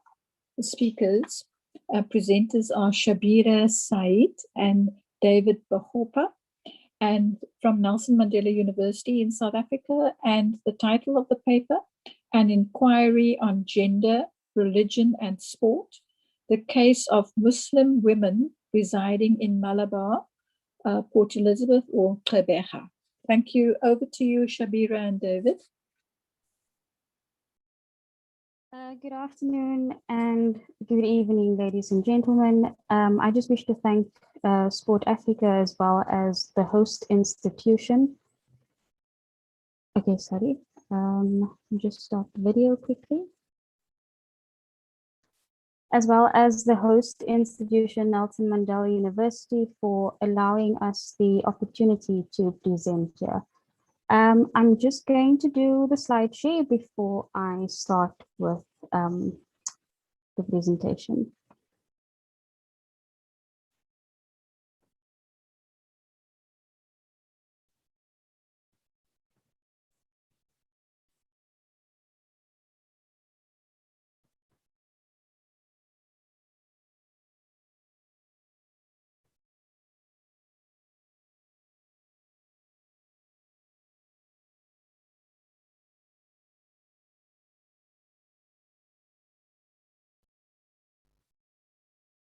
I'm just waiting for it. Okay, there we go.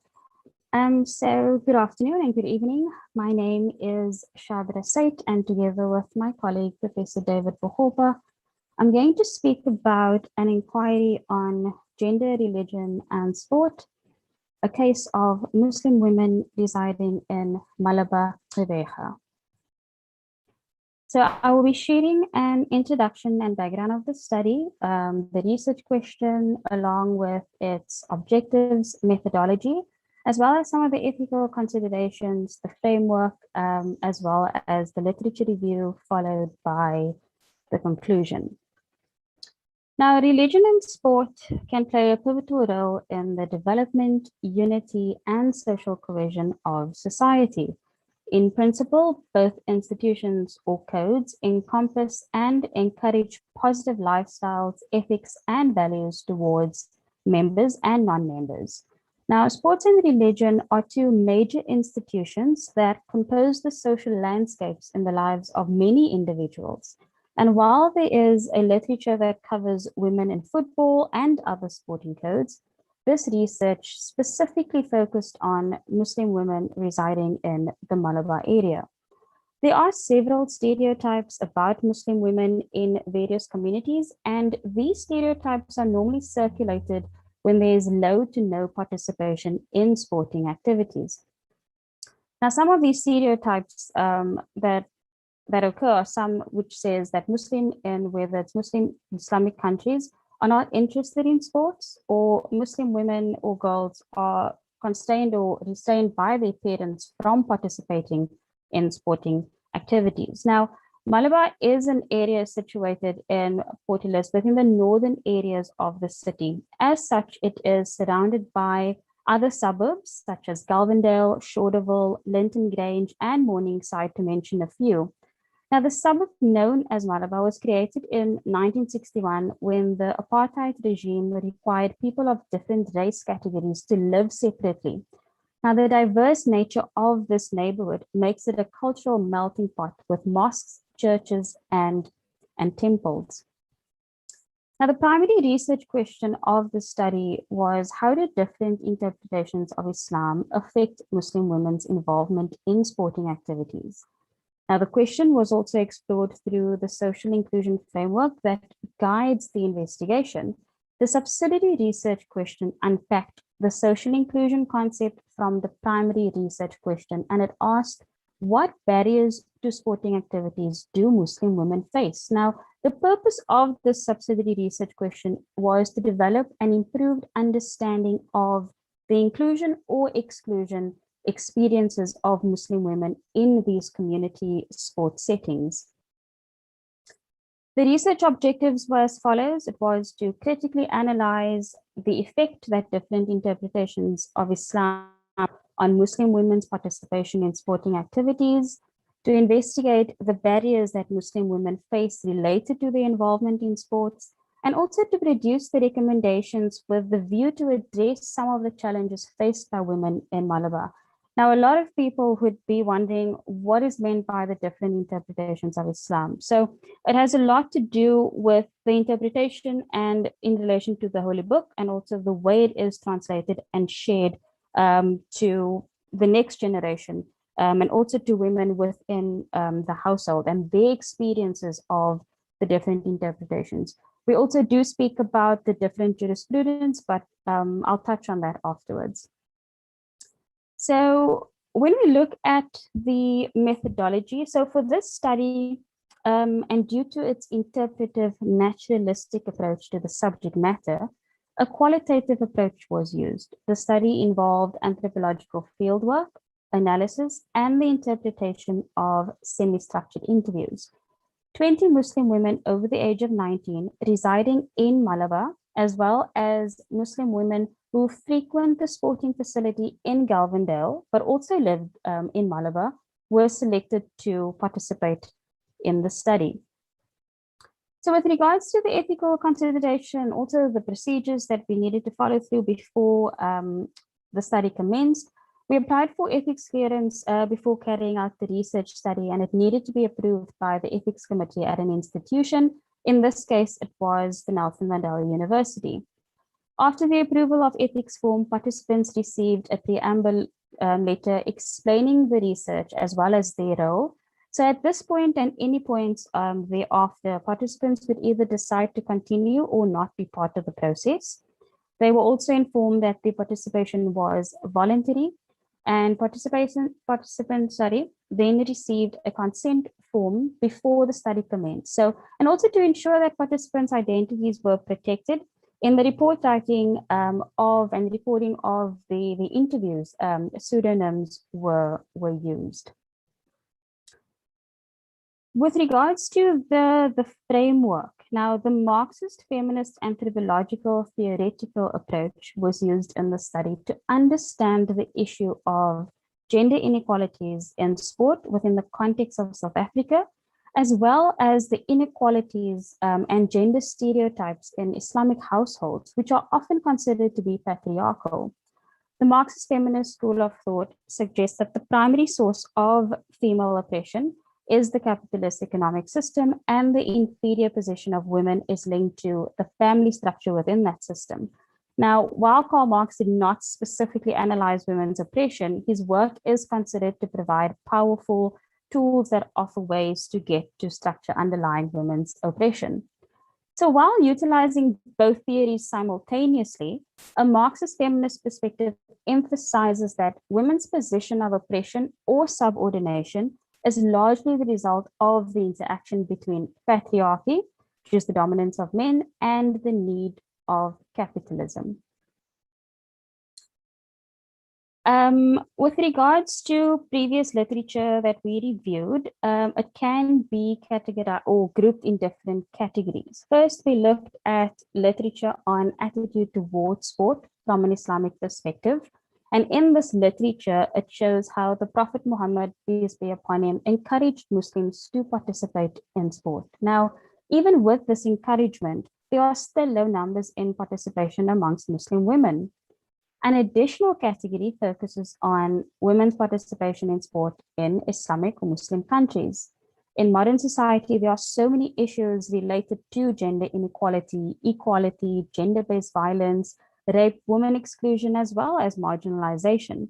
And a further category focuses on Islam, Muslim women and sport, sports development, and social inclusion, as well as physical activity as participation, while other scholars focuses on issues faced by Muslim women and review what the religion of Islam says about participation.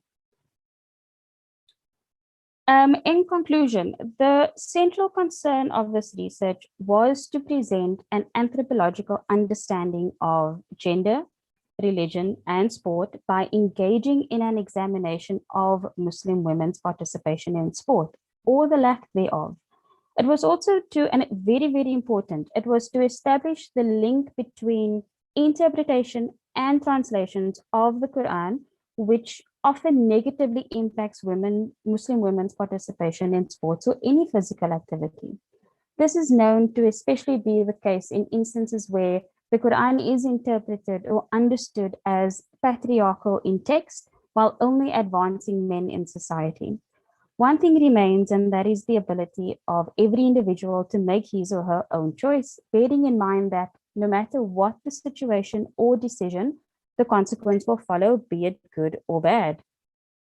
Regardless of the rules and regulations of any religion, in this case Islam, as an individual, one can decide whether he or she will participate in sport or not, and whether that participation will be based on the requirements set out by the religion of Islam or not. So no religious practice, rules, and regulations can force an individual into doing anything. We are faced with people who are individuals who adapt a modern Muslim approach where they choose what works for them regarding Islamic teachings on a daily basis. And in this case, one cannot say that Islam or any religion creates the barrier. Although while functioning within the parameters, of religious laws, we still have a choice. Thank you very much. I forgot to skip the slide when I got to the conclusion.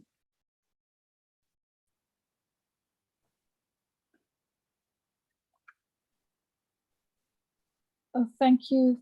Thank you very much, Sabira Sayed, for this background to the study on Muslim women in sport. And I think we look forward to reading some of your publications of your results of your study. Thank you so much. It's a pleasure. Thank you. We now move on to the last speaker for today's session, Bose Maposa. From Ohio University, but I gather your home country is our neighboring Botswana. And the title of the paper is Understanding Botswana Women's Engagement in Physical Activity and Exercise, Preliminary Results of a Pilot Study. Thank you. Over to you. Thank you very much. I'm going to go ahead and try to share my screen.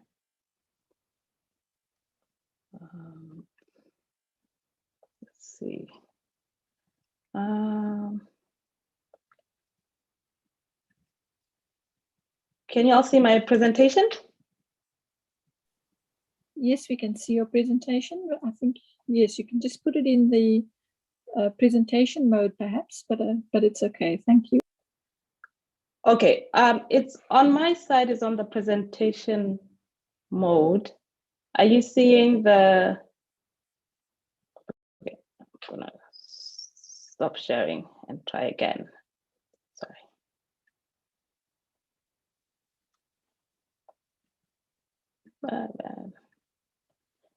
Okay.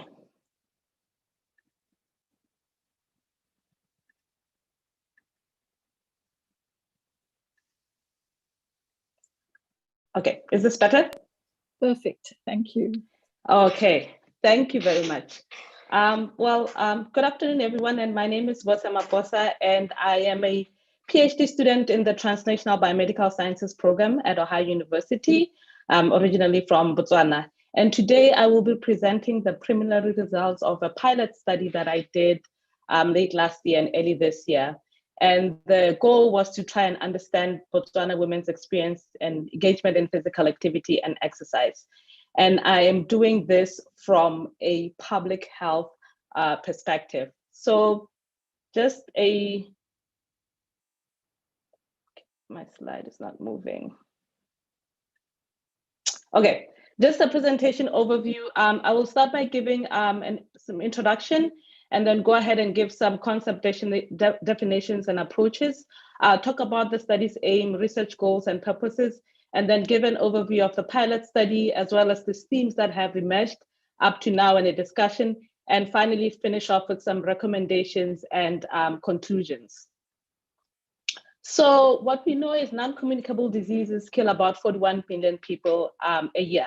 And non-communicable diseases, we are talking about heart diseases, cancer, chronic respiratory diseases, and diabetes. We know that about 15 million of those who are killed each year are between the ages of 30 and 69 years old, and are in low and middle income countries. This is really important for African countries because we know that we have a young population and most of our countries fall within that region. Also, we have 85% of the deaths from non-communicable diseases are mainly due to heart disease, diabetes, and stroke. And these have preventable risk factors. And as I mentioned, the burden of disease is heavily concentrated in developing countries. Now, out of this, obesity and overweight are the main risk factors, and they affect several health outcomes. So what I mentioned about cardiovascular diseases, your cancers, your respiratory disease, and diabetes. But what is important, and so for my interest, is that globally it has been shown that when we account for race and gender, Black women globally are disproportionately affected by obesity. Now, we're going to be talking about the standards for that moving on and why that is the case. But also interesting enough from a public health perspective is that we talk about how upper mobility, so sort of education, income, usually tends to lead to better health outcomes, but we see that this is not the case in sub-Saharan Africa. So the more people move up, the more we see that they're associated with increased risk of overweight and obesity. With that in mind, so Botswana specifically, and why public health is important, is that we have NCDs, non-communicable diseases, accounting for about 46% of all deaths, and communicable diseases as well. But we also have a robust public health system that has helped to curb HIV and AIDS. So there are there are some lessons that can be learned from that. And the slide that you see basically talks about the proportional mortality of deaths for NCDs. Specifically, when we look at this double burden of communicable and non-communicable diseases, it is important that we think about how can we fight both at the same time. And research that was done, published in 2020 by Letamo, shows that over the years, the trends of underweight and overweight obesity in Botswana are increasing for obese and overweight and decreasing for underweight. So more and more people are getting into that overweight and obese portion. And we also have the highest levels of obesity on the continent, with females basically accounting for about 15.4%. At the same time, this same study showed that about 52% of the entire population, not just women, engage in no or low level of physical activity. So why is physical activity important, and what is physical activity?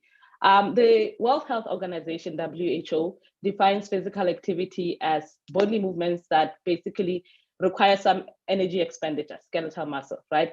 And we include, I like using this because we include all types of movement, whether those are during leisure time, for transportation or active transportation, as part of work, or basically sort of pre-programmed or predetermined activities. And the benefits of exercise are tremendous, right? It improves your cardiorespiratory and muscular fitness, and all of those that you see lowers the risk of type 2 diabetes, improves bone health. So it is important that we think about physical activity and exercise to help us improve overall health benefits and focus on that. In terms of public health, we also want to use public health because the focus is on the entire population. So this overview, it can be as small as your local neighborhood or as big as an entire country or region of the world. And more specifically, the ethical basis is public service. So we're trying to limit health disparities, talk about healthcare equity, quality, and accessibility. And I think with the year that we've had, we know just how much health disparities are out there and why it's important for us to actually be ethical in our approach to this. And the emphasis of public health is on prevention. This is important because non-communicable diseases basically are chronic diseases, right? So it's a lifelong disease. So the best form of combating them is by prevention and then promoting health for all our communities. So this can be done by researching disease and injury prevention, responding to them. And our interventions are a broad spectrum that target from the environment to human behavior, lifestyle, and medical care. And it's important to keep in mind this broad spectrum of interventions, that for us to protect and improve health of our communities, we need to not put ourselves into this targeting just human behavior, which is sort of the main critique of public health approaches that we have currently when it comes to obesity. That it is focused, yes, on changing behavioral determinants, we want that to do, but there's an extreme focus on sort of an individual's intrinsic capacity. So what can I do? What am I doing? And not enough on the external limitations that I don't have anywhere to go. There are no safe spaces for me to go, right? So we tend to think about obesity, especially here in the US and Western thing, and this is going on to other places because globalization, but that there's this individual bad choices that, you know, only if you change your attitude and willpower and, you know, with Herbalife, like you need to be able to do this, you need to choose better. And the second part is that with obesity, there's also this extreme focus on weight loss, right? On weight, and not enough on basically physical activity and the benefits that I just mentioned. So, and this fact has been linked to failure and blame and shame and self-control, and there are historical reasons why. And I think some of the presenters who came before me mentioned a little bit of that. But I always want us to remember that the foundation of public health is that health and illness have causes that go beyond biology and behavior. And really, we know this because we know about the social determinants of health and the different levels, that it comes from the individual all the way to the global. And so these social determinants, sort of, they are economic and social conditions, that influence the health of people and our communities. So from the family, the neighborhood, all the way up. But all these factors don't go just on one way, so they can be interlinked. And as you can see in the examples of barriers that I've mentioned, it does not fall into one. So an individual might have a barrier where they don't have access to, you know, exercise gear, but that could be because of the family's socioeconomic status, right? You could have access to that, but you don't have a safe space, well-lit roads to do that because the city does not provide active transportation. You know, I live in a town where I have to think about, I've stopped doing that now, but hair care, like if I have this, what am I going to do with my hair if I'm going to go out and exercise and I sweat, right? But what we're focusing on is, if we think about the different levels, is that countries should have a health in all policies approach where they think about how does us building this road influence or present a barrier to health and active transportation. And lastly, there's also this sort of general status of women and access and safety that is very global. So with this study, what I tried to do was, the aim was to understand physical activity engagement. And the idea is to help me inform better public health approaches, right? And the research goal was to describe support and motivation on why Botswana women engage in physical activity, identify the challenges and opportunities of their engagement, and then finally understand how they view the connection of physical activity to their overall health. And so with this pilot study, I started interviewing members of the Run With It Running Club, which is a social club in Gaborone, and I interviewed the female members of those clubs. And the interviews were between December 2020 and January 2021 of this year. I conducted it over Zoom. We're in a global pandemic. Initially, the idea was to go to Gaborone in April, and this was not it. But I did a pilot because I wanted to sort of think about the feasibility of the overall project. So, and I went with people who are already engaged in physical activity, who are running, because I wanted to sort of think about a positive deviance approach to say, how can I look at people who are already doing something, who are already facing this challenge, and see why they are continuing to do this? So it's a behavioral and social change approach. Also, it's an easy group. I knew people from there, so I did that. But I also want to explore Botswana women's experiences and compare with other Black women. So because I'm in the US, obviously African Americans, and then African immigrants in the US, and second generation African Americans, and just generally Black women globally. So the themes that are coming out of this results now are the three main ones that I'm going to discuss here are social hierarchy, body image, and then personal responsibility in terms of when we think about losing weight. And so for the first one, social hierarchy, is that we have this built environment paradox where, you know, for people to really engage in physical activity and have all of that, they have to go outside, and we want them to participate. And mostly of the time, where this is available is for people of higher economic status. So here in the US, most of the people who are in safer neighborhoods where they can do that, they have to have side service. But at the same time, we have that, you know, in Botswana, Latam talks about the social demographic factors actually also showing a paradox where being older, living in a city, and having higher levels of education actually leads to worse health outcomes, right? And this is because urbanization is increasing. You know, we see levels of educational achievement increase, and this is just a sign of prosperity in terms of how we think about what does it mean to move up the social hierarchy, and what is it that you are probably going to be doing. And we saw this also. So what it means is that instead of having a built environment that can support everyone to engage in physical activity, now we have these paid, you know, opportunities. So going to the gym, going to the pool, you know, buying bikes if you want to go somewhere to drive out, right? And this was also evident in the findings where the interviews talk about, you know, I go to HIIT classes, I do intense cardio and aerobics. You know, I run, yes, I do. I go to the gym, I do strength lifting and weightlifting and spinning and swimming.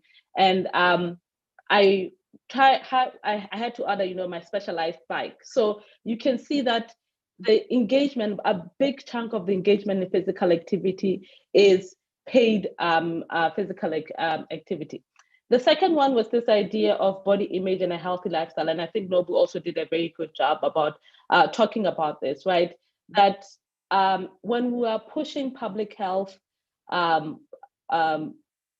interventions, sort of this idea that thinness has been equated to health. What we think about a healthy body has been going off to health. And, you know, and people exercise to get for body image, a certain body image, right?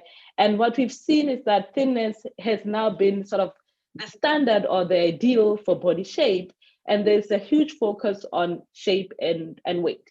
But we know that this has not always been the case. And Sabrina Strings, in her book, Fearing the Black Body, the racial origins of fat phobia, talks about how Black women's bodies and larger round bodies started off as normal ones. But as whiteness is spreading out through the world, race is becoming central. All of a sudden, we solely find women's bodies becoming this norm to achieve. And some of it is now moving on to, obviously, again, globalization, right? And we can see that while there was this very good satisfaction with the body positivity, there's a dissatisfaction with body images.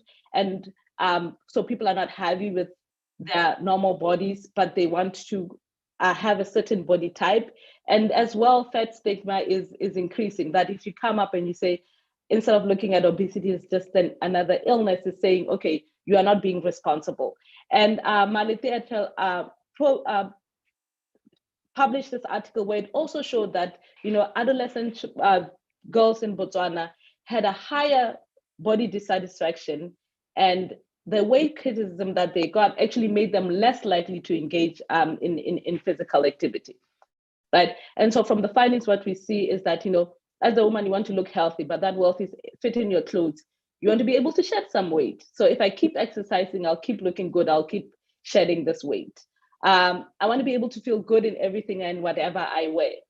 This is confidence, feeling beauty inside. And it makes me look good when I train. So these are some of the things that we're talking about. You end up looking good, feeling the mind. So this idea of body image linked to exercise.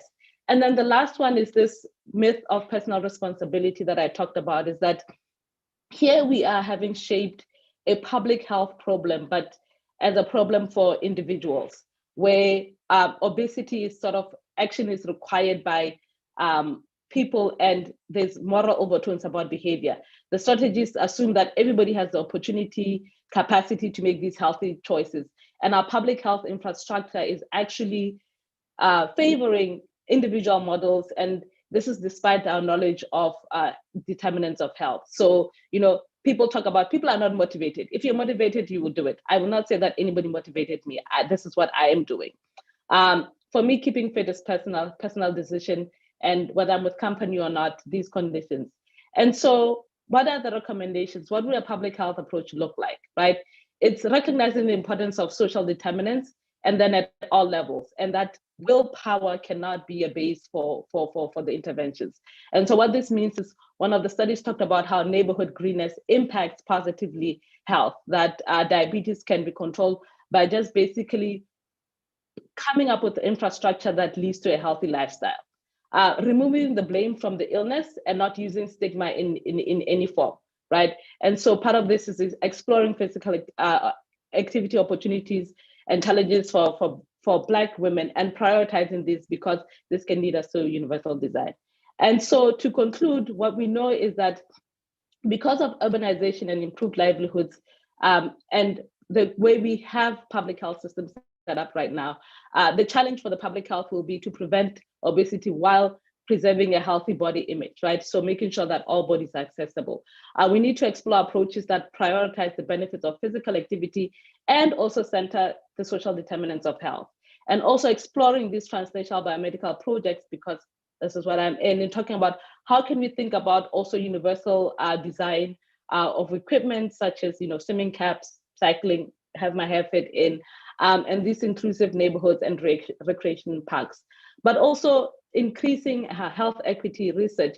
And part of the reason of this is sort of this reconceptualization of BMI, because we all know when it came up, it was white men who were used to do this. It does not fit all different types of bodies, and you can be fit, but if we're using BMI, you are basically being told that you are obese. So with that, I will end here and take some questions. Thank you very much.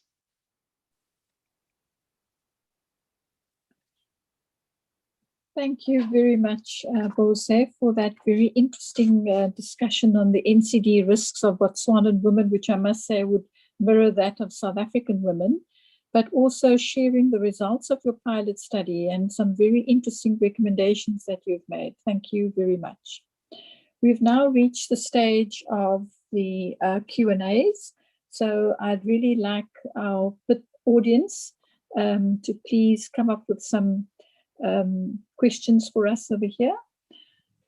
I see that we do already have a question for Nobe, and for Nobubele Puza. So Nobu, this one's for you.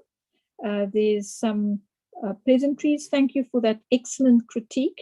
You made it really clear how the colonial construction of and continued insistence on the biological essentialist sex-gender binary is a problem, not only for sport itself, but also for feminist sports scholarship.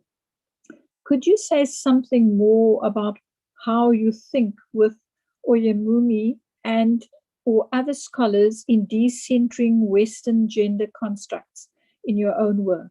I think the new paradox poses a significant and necessary challenge to much existing work on the racialized sex-gender discrimination or empowerment in sport, and would like to hear more about what it makes possible in scholarship, but perhaps also in the field. So that's a question from Maury. I wonder if you, Nobu, would like to respond? It's such a loaded question here, and I'm being asked by a scholar who's also writing in the space of women's football, if I'm not mistaken. Maury, you'll correct me if I'm wrong. But you know what? My thoughts, and obviously I'm still thinking through this, and also finding it as someone who's also played sport, perhaps at the highest level then for South African Proteas as well, and having been exposed then to these different spaces where you see four Black women appearing in a national team of 12, and all 7 in the netball team, women being white, and trying to navigate those spaces. First, in seeing that, I'm only going to speak particularly for netball, that the idea of femininity within netball and the idea of gender, particularly when you see then the space of Black females, it's going to be very difficult for us to try and undo as scholars how women appear in scholarship if we don't undo it as well, how we appear in media, how we appear to our coaches, how we appear as well to our fellow teammates. I think we underestimate the role that our race plays in sports like netball, for example, which is shrouded with elements of 19th century Victorian femininity, which disallows Black bodies to exist as they are, because you need to be disciplined in a way that allows a certain valued femininity in netball to come out, and then that is where competence is bounded. For example, if you think about how the competent netball player or the top netball player is perceived in media, that person then exposes a certain kind of femininity where you need to be heterosexy fit, you need to perform then certain qualities that allow people to see you performing a accepted societal, accepted kind of femininity within society, while also working within the boundaries of the accepted femininity in netball. And the two are quite related when it comes to netball. So the work for us in particular as Black scholars looking into netball particularly is to also use then the aspect of Black men and men in general playing netball to try and then excavate and uproot then and even make visible the ideas around gender. I think my use of Oyewumi is particularly about how we've distanced ourselves when we're thinking around scholarship on netball, scholarship on gender in sport. We've distanced ourselves from the colonial history of how sport found its way, sport particularly like netball in South Africa, coming through then missionaries, where it was brought in to discipline the Black body. And I think we've distanced ourselves from that reality. And in doing so, we disengage then from a broad history that would really help us to dig up some of the ideas that we're trying to bring out now in the present. So from my field, it's really just excavating in the space of Black men, gay men, transgender people in the space of netball, and trying to really understand that the space as well, and I'm being specific about the space, because part of gender as well is that we're constructing and we're picking up these gendered habitus through playing and participating in sport, and we take for granted the kind of competencies that are bound up in 19th century Victorian femininity for netball, but also for football in many, many histories of masculinity, Black masculinity for South Africans especially. And we miss that history. And I think it's about starting there. It's about finding that history, tapping into it and not being afraid of it. I think a lot of people, I know that in the previous panel, we were discussing it a lot about how South African history and how sport is lauded then as this nation building activity. And this is the same for most African countries, I suppose. And in doing that, in seeing sport like that, we fear speaking about the history in ways that will antagonize the unity that we're trying to create in teams and in the country now. And I think we shouldn't be afraid of it. We should be open to those kinds of antagonisms, to let sport look into itself through scholarship, even in communities and so on, and to excavate those rich histories. I think it's a loaded question as well, Mari, so I'm taking it, and hopefully we can have another chat offline about it. Well, thank you very much, Nobu. Yes, we have another question here for Matthew. Matthew, this one's for you. How did pre-colonial Africa construct femininity and masculinity? Do we need to decolonize pre-colonial Africa too? All right, thank you for that question. Basically, just as Oyerunke has argued, and Lara Denza, both scholars have argued about the concept of gender in pre-colonial African society. And it is obvious that some scholars have attributed gender role, all right, in pre-colonial African society to be based on biological differences, but Africanists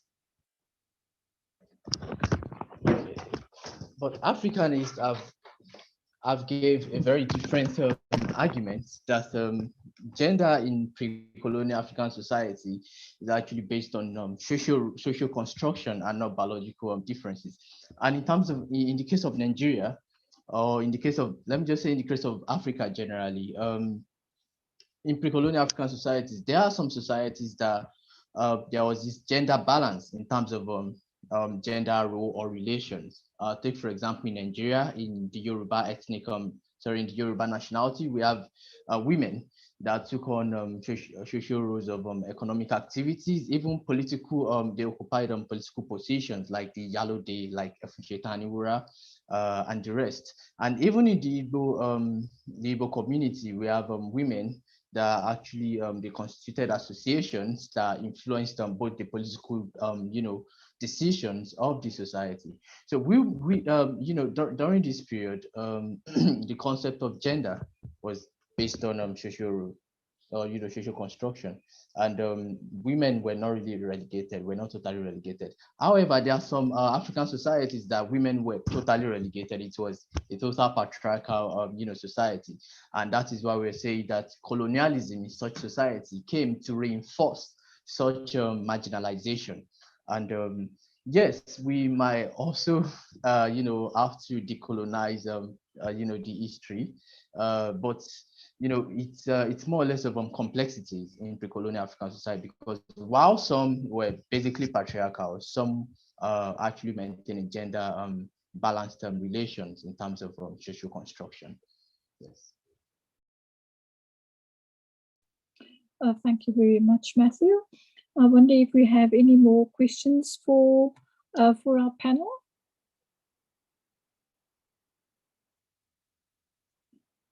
Well, I wonder if I could perhaps pose a question to Sabira. Sabira, I'm sure you must have collected a lot of very rich data in your study, and I was wondering if perhaps in your study you found with Muslim women challenging some of the stereotyping around participation in sport. Could you perhaps just share some of those findings, please? Hi, I'm not going to put the, should I put the video on? There's not a lot of light where I am, so I'm just trying, it's a bit dark. That's okay. Okay. So when entering into the space, it was challenging itself, having to ask these questions to Muslim women in their own private space. Some of them felt uncomfortable with some of the questions in the presence of their husbands, solely because they felt like they couldn't fully express themselves in their presence. And that also gave an indication of things that they have been taught, or a version of what has been shared, or an interpretation, or an understanding of the book that has been shared to them that they might have also not been happy about. With regards to the stereotypes, yes, I found, because I also interviewed Muslim women that participated in sports, and that they were under the impression that, well, we are Muslim women, so that it doesn't apply to them. So some of them, yes, but majority of them, it had a lot to do with their understanding and what they were told what to do and what not to do based on the understanding of the male counterparts. Thank you. Thank you very much for that. I wonder if we have any further questions for the panel.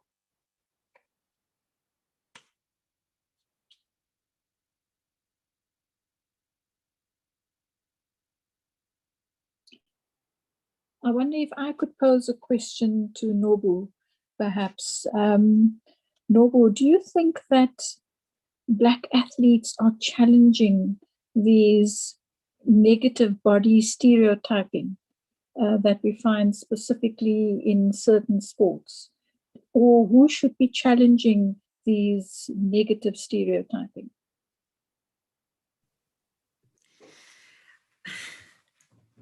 You know, I think Cynthia Pellick wrote in 2005 about the idea of athletes as activists and, you know, political actors in their spaces. I think it's even an idea, if you think about how Siya Kolisi, as a Black, as Mark says it, the most popular Black rugby player in the world, I suppose. The requirement for Black athletes to do more than just be athletes is a requirement that is not placed on white athletes. White athletes are allowed to focus on just being athletes, playing the game and so on. But the political requirements of Black athletes and Black bodies by extension to constantly advocate, to constantly protest, to constantly be speaking about agitating for change by their mere existence in spaces, I think is a burden for some of those athletes. But also I suppose it's an obligation as well, because if athletes are not agitating for space and protesting and constantly creating space for themselves and for other athletes in the sport that they are in, and making then very sharp remarks, even by their existence. You think about Caster Semenya as well. And just by her existence in that 800-meter race, already starts provoking conversation. And it's not to say that the athletes that came second or third were very different to how she looked and presented as overly masculine, I suppose. But obviously she was then the targeted one. But I think it's burdensome to ask athletes, Black females in particular, to be the ones that are advocating and changing the stereotype, because they also need to focus on playing. I think this is something that came out quite a lot in my research, in my master's, where the focus wasn't on how they're challenging femininity within netball. And the space of Black Africanness in netball. The focus was on the fact that they want to play. So I suppose this is the merger then between people that are practitioners of sport and also scholars to do the dirty work of merging and going between those two spaces. So I think both the scholars that find themselves in privileged positions that can play and write and think about sport should be the ones that are advocating and changing the status quo. But the mere existence of athletes is always, for me, enough to start the conversation in society. Thank you very much, Nobu. I think that argument probably goes and applies to Black people in many professions, I think. Yeah, thank you. I wonder if we could ask Bose if she has any, if you have any comments on the discussion that you'd like to add to at this point. And I think that may be the last of our discussion in the Q&A for the session. Bose, so would you like to add your voice to the discussion thus far? Sure. I'm not so sure what to add, but I think, you know, in the conversations that, especially this last question, to think about how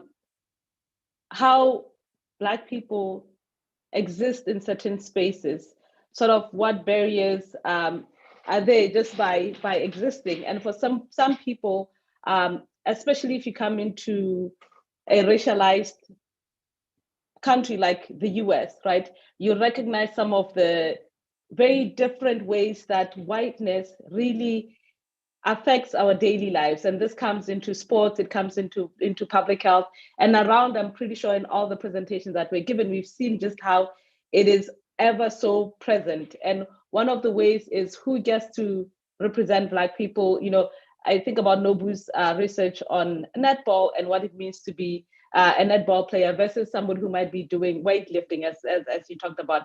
But also just the role of, as somebody from the translational sciences, is that what doctors and health professions sort of deem as, by using whiteness as the standard, how they decide whose body is healthy and whose body is not healthy, and how we consume those things. So I think we have to be aware of just how racialized the space is, and give each person, you know, if they want to participate or if they want to speak for Black people, to do that. But if they don't, we shouldn't expect them to do that.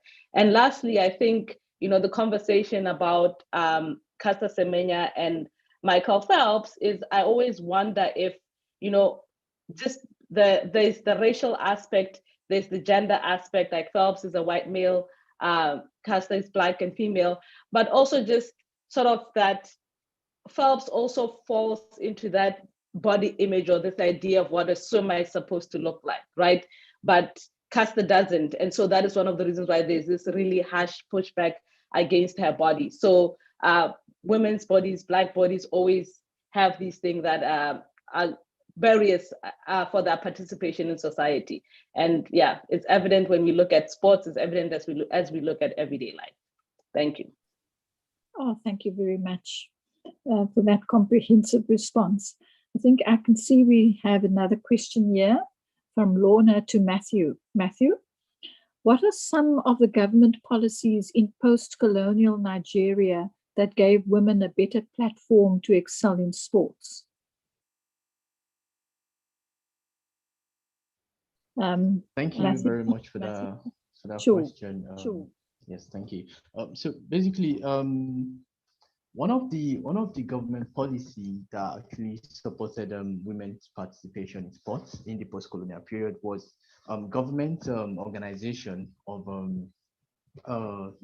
sports at the Nigerian in Nigerian universities. Take for example, the government in 1960, in the 1960s actually organized what we call in the 1970s organized the biannual intercollege sports competition, in which athletes from each of the 13 universities in Nigeria actually took part in various sports, basically for women now, like ball games, track and field, and swimming. And also the 1970s and 80s, which 80s and 90s though, which actually marked the era of first ladyism in Nigeria.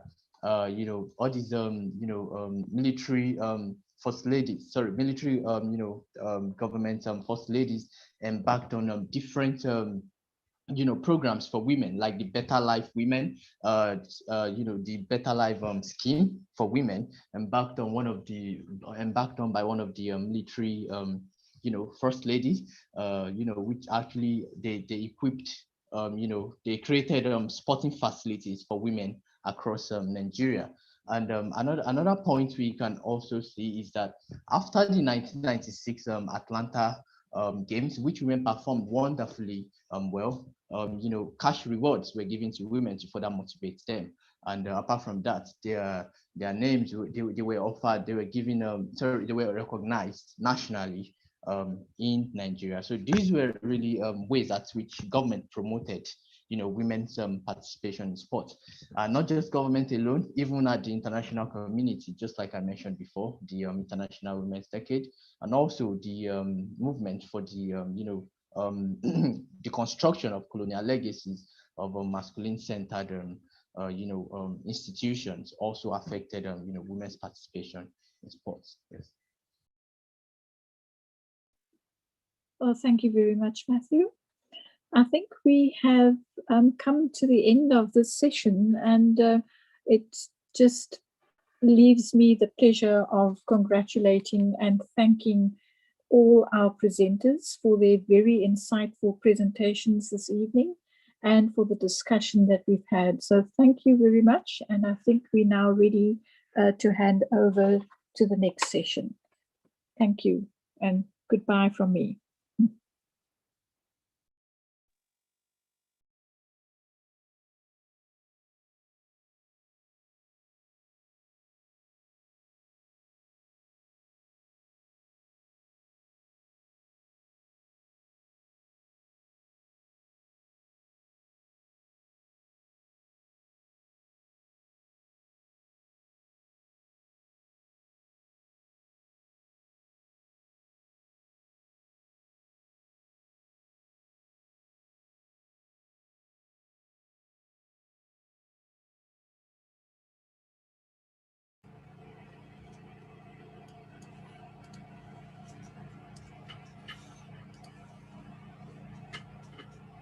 All right, hello everybody. Just as I was about to click on video, of course, somebody from maintenance decided to turn on a very loud machine outside my window. So my apologies from East Lansing, Michigan, if you're getting a lot of background noise, but there you have it, the wonders of Zoom technology and Zoom media. I'm going to share my screen because we're going to have a round table, not a formal panel, but a round table. So let me share my screen.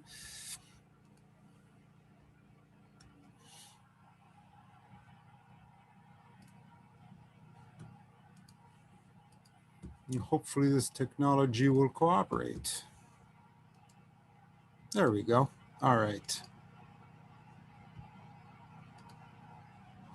So this is a roundtable focused on research on African sport, particularly sort of the broad rubric of African sports studies.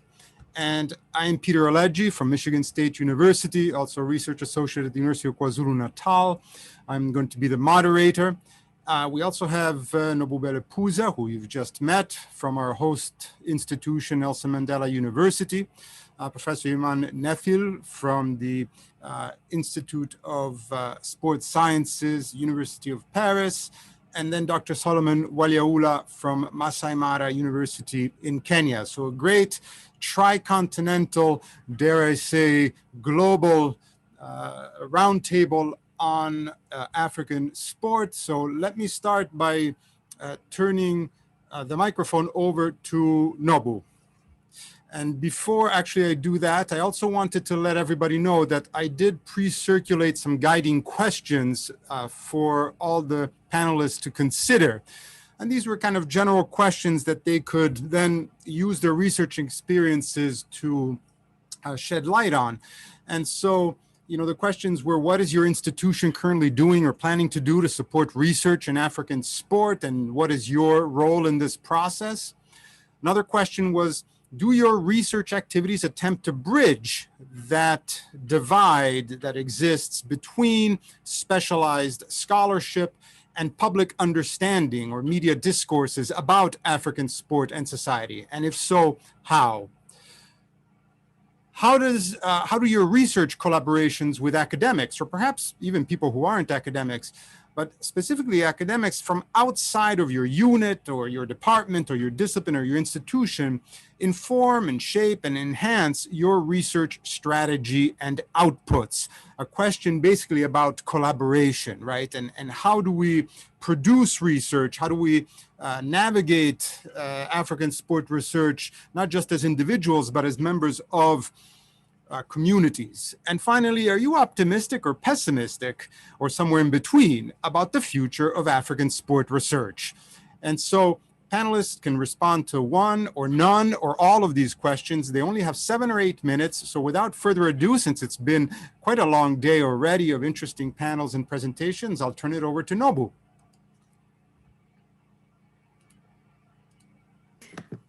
I'm just reading in the chat section here, Peter, that it looks like it's just going to be me and you, hey? I don't think Iman and Solomon managed to join us.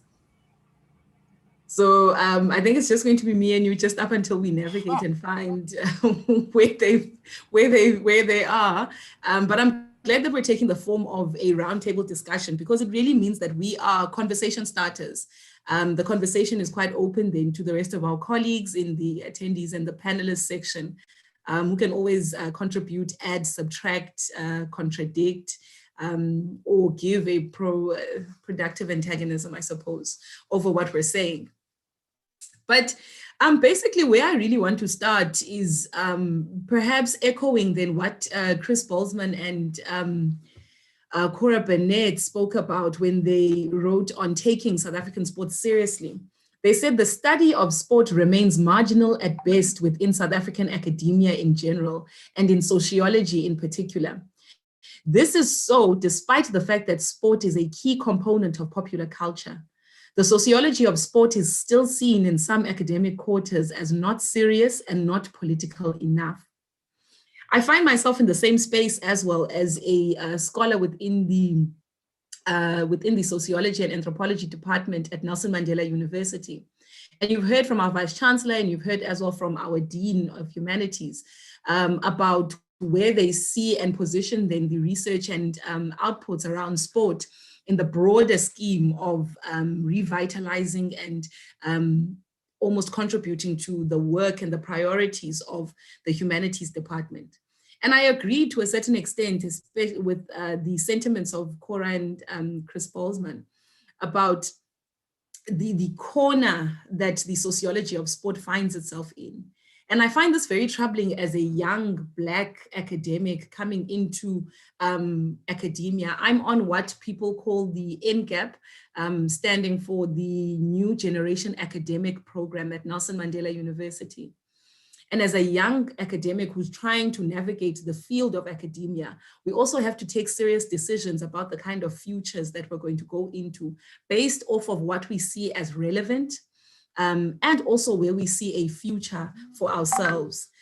It's not to say that there isn't a future in the sociology of sport, but like Cora and Chris are saying, it seems that the academic quarters don't see the sociology of sport in particular, I'm not sure then about other spaces, as serious enough and not political enough. You find that a lot of scholars think that they can write on sport quite easily, or that writing on sport and being then someone who contributes perhaps to a conference such as this one is something that's easy to do.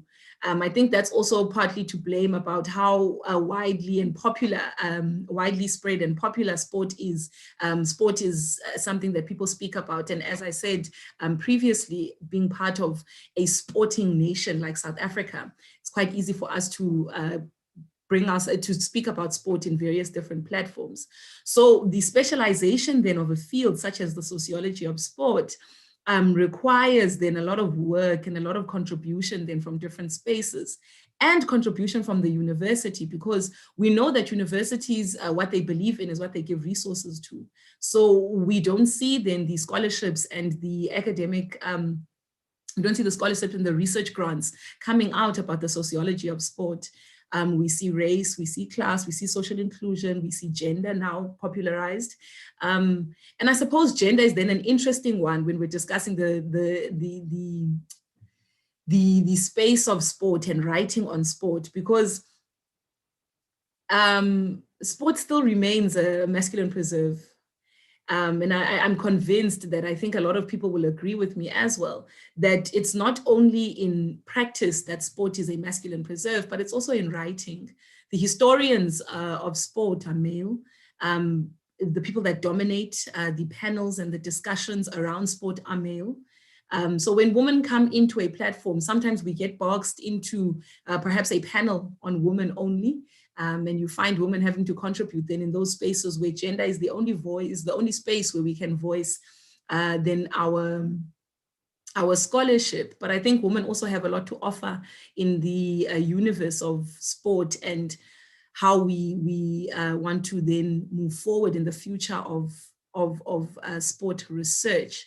So I think for me, those are the two main factors. That one, the contributions that we're trying to make as young academics in sport require even bigger involvement and bigger efforts from universities, and also the space of females, women writing and thinking about sport, that the fight of gender inclusion and bringing gender to the same level of analysis in South Africa as race is something that we're fighting both on the field and in the academic field as well, where the voice of women needs to be heard outside a panel on women, but to see then the conversation on gender being mainstreamed in many ways.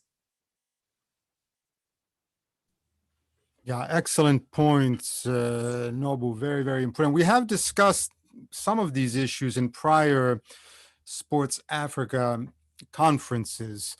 So I'm glad that you are building on those and bringing them to the table. By the way, Solomon Waliaula is about to join us. I think one of the issues was the changes in the schedule that took place in the past 24, 48 hours or so. So he's about to join us.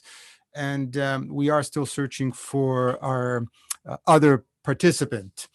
So maybe while we wait for Solomon, I want to share a couple of thoughts, and they have to do with publication, particularly, scholarly publications and their role in African sport research.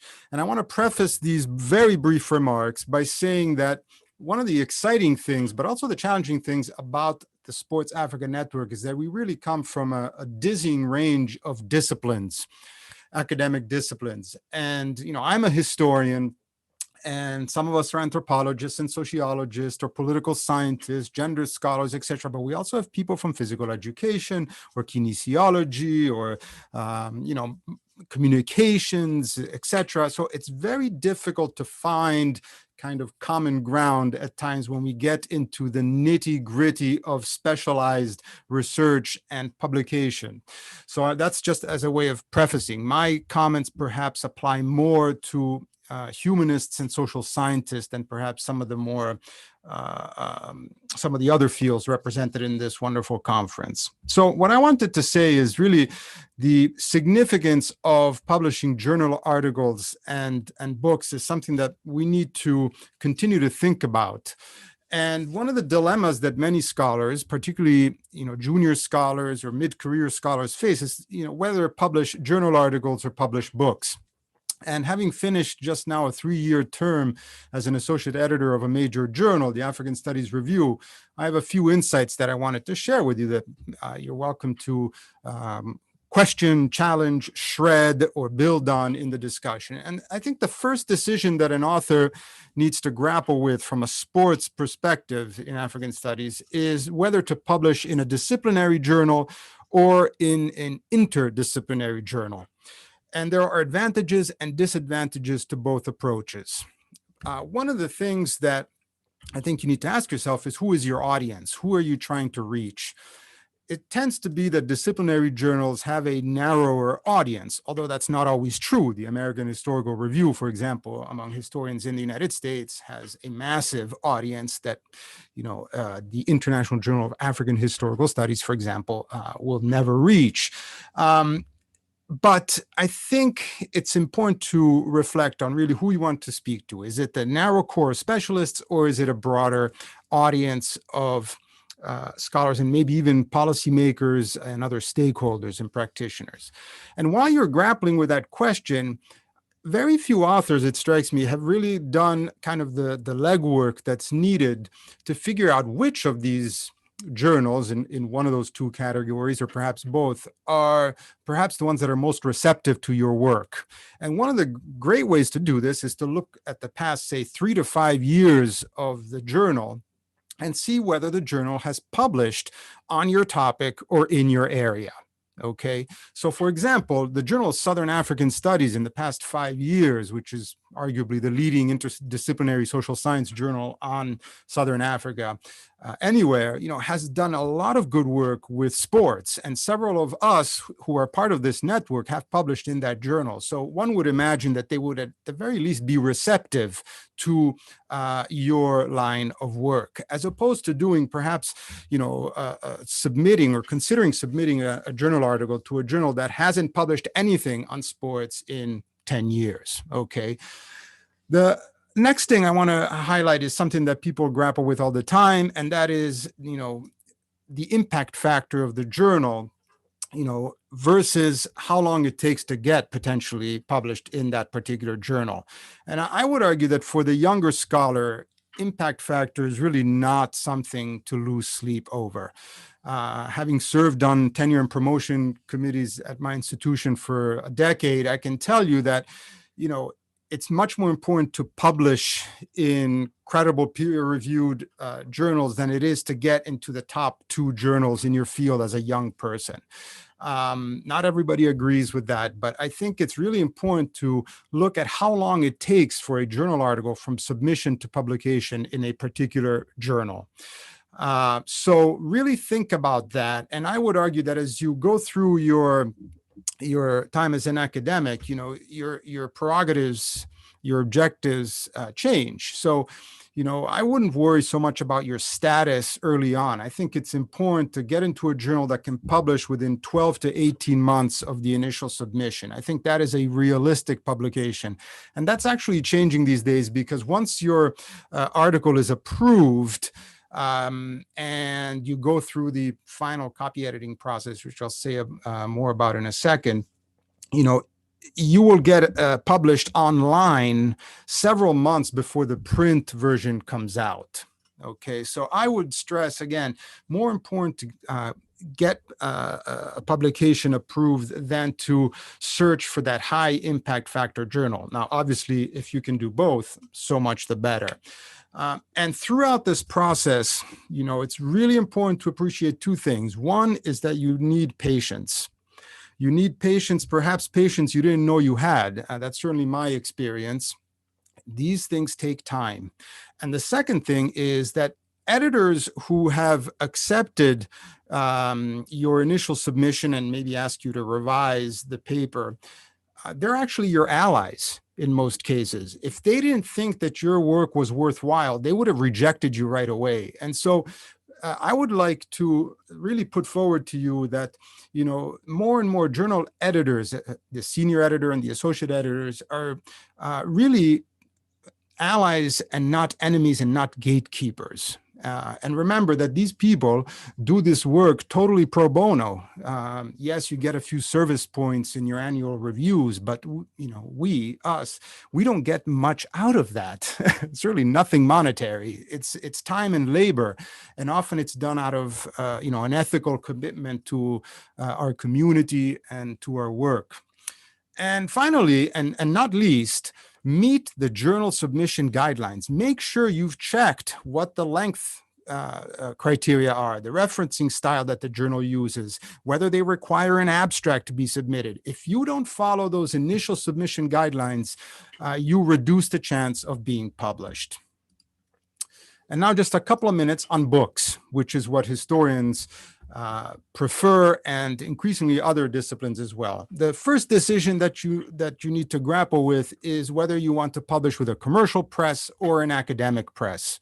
And I would strongly argue in favor of publishing with an academic press, at least if this is your first book, because academic presses are the ones that deliver lower cost publications, generally speaking, higher quality in terms of the external reviews, in terms of copy editing, proofreading, the eventual final product, and also have good distribution, particularly, of course, with libraries. That's not to say that commercial publishers don't do any of that, but generally speaking, they tend to deliver higher cost products that are of uneven quality. For example, captions that don't match the illustrations, smudged maps, lack of indices, scant or no bibliographies, etc. And the distribution can be leave a lot to be desired. The second point that folks rarely think about is how important personal relationships are with book publishers. Contact the acquisition editor of a particular press before submitting your manuscript. Let them know who you are. Let them know what you're working on. Give them a little bit of background. Explain to them why you think that their particular press would be good for your manuscript. Okay, those personal relationships are really important. You're not just an email from outer space or cyberspace. You are a human being, and you are a scholar with a particular pedigree and sensibility and approach and background. Let your personality, shine there as well. So few people also appreciate how long this process takes to get a book out, and this is a concern particularly for younger scholars. By the time you submit the book proposal, which tends to be 5 to 8 pages, and then submit your manuscript and get an external review and a final decision, anywhere between 6 and 12 months might pass. So that's a pretty long time. That's usually roughly the time that you can get a journal article out in a journal that's not maybe, at the very, very top of your field. Let's say that you get your manuscript approved. First of all, have a party and celebrate, and then get to work on the revisions, which inevitably the external reviewers have suggested.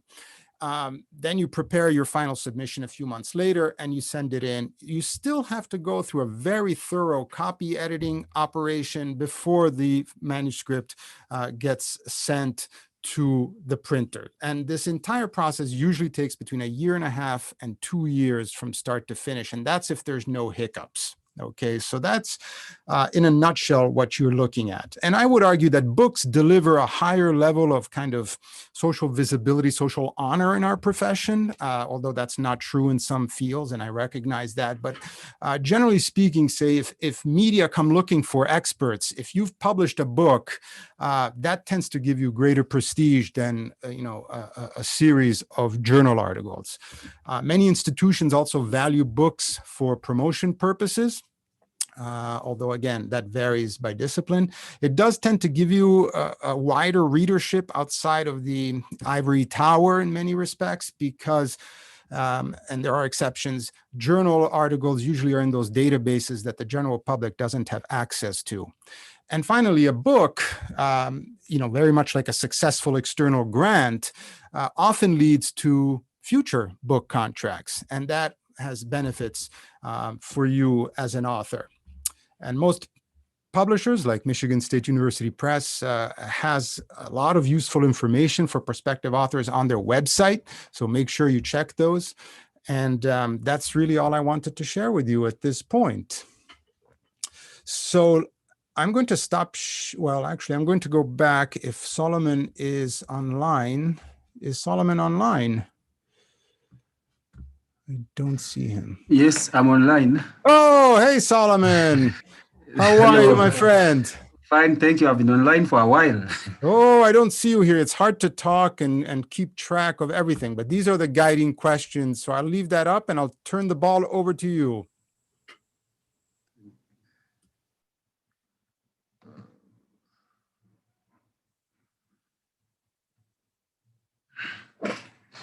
Thank you. So do I just get started straight on? Yes, and what we did was Nobu and I made some comments, and you can speak to one of these questions, all of them or none of them. Really, it's a more informal and more flowing discussion than a formal panel. So, as you feel inspired, take it away. Thank you so much. Thank you so much. First of all, I introduce my scenario. I am working in a university that doesn't really have a sports department. I don't work in a physical education kind of institute or something. So I'm working in a mainstream arts department. So my work generally has been, like I'll describe, more of like cultural studies, looking at sports audiences and, you know, how they use that space as a resource to engage with other issues affecting their lives. Okay, so first of all, I would talk about scholarship on sport in East Africa in general. And I would say, for me and maybe others that I've tried to read and talk to, it's a lived experience. Lived experience. Most of them have been in sport, either as athletes, or they have been in sport as commentators, have been in sport as coaches, have been in sport as physiotherapists, kind of, teachers. Yeah, that's how they went into the sports scenario. And in the higher institutions of learning, I talk about Kenya in particular, most of the engagement is non-formal engagement. Institutions have small departments of sport, sports department, and they'll have equipment, a few hockey sticks, they would have a few balls and a few things here, and they're not gyms. You know, you'll not have swimming pools and all. You'll have a few things, I would say, bare minimalist resources. And most of it is just maybe football mostly, and like in parts of Kenya, athletics. So it mostly is non-formal, and engagement for students and staff is based on the, I would say, the pick up. You want to take it as leisure and take it as part of lifestyle, as wellness and health and stuff, but not so much like part of, I would say, the mainstream curricula. It's co-curricula, as they call it. Okay.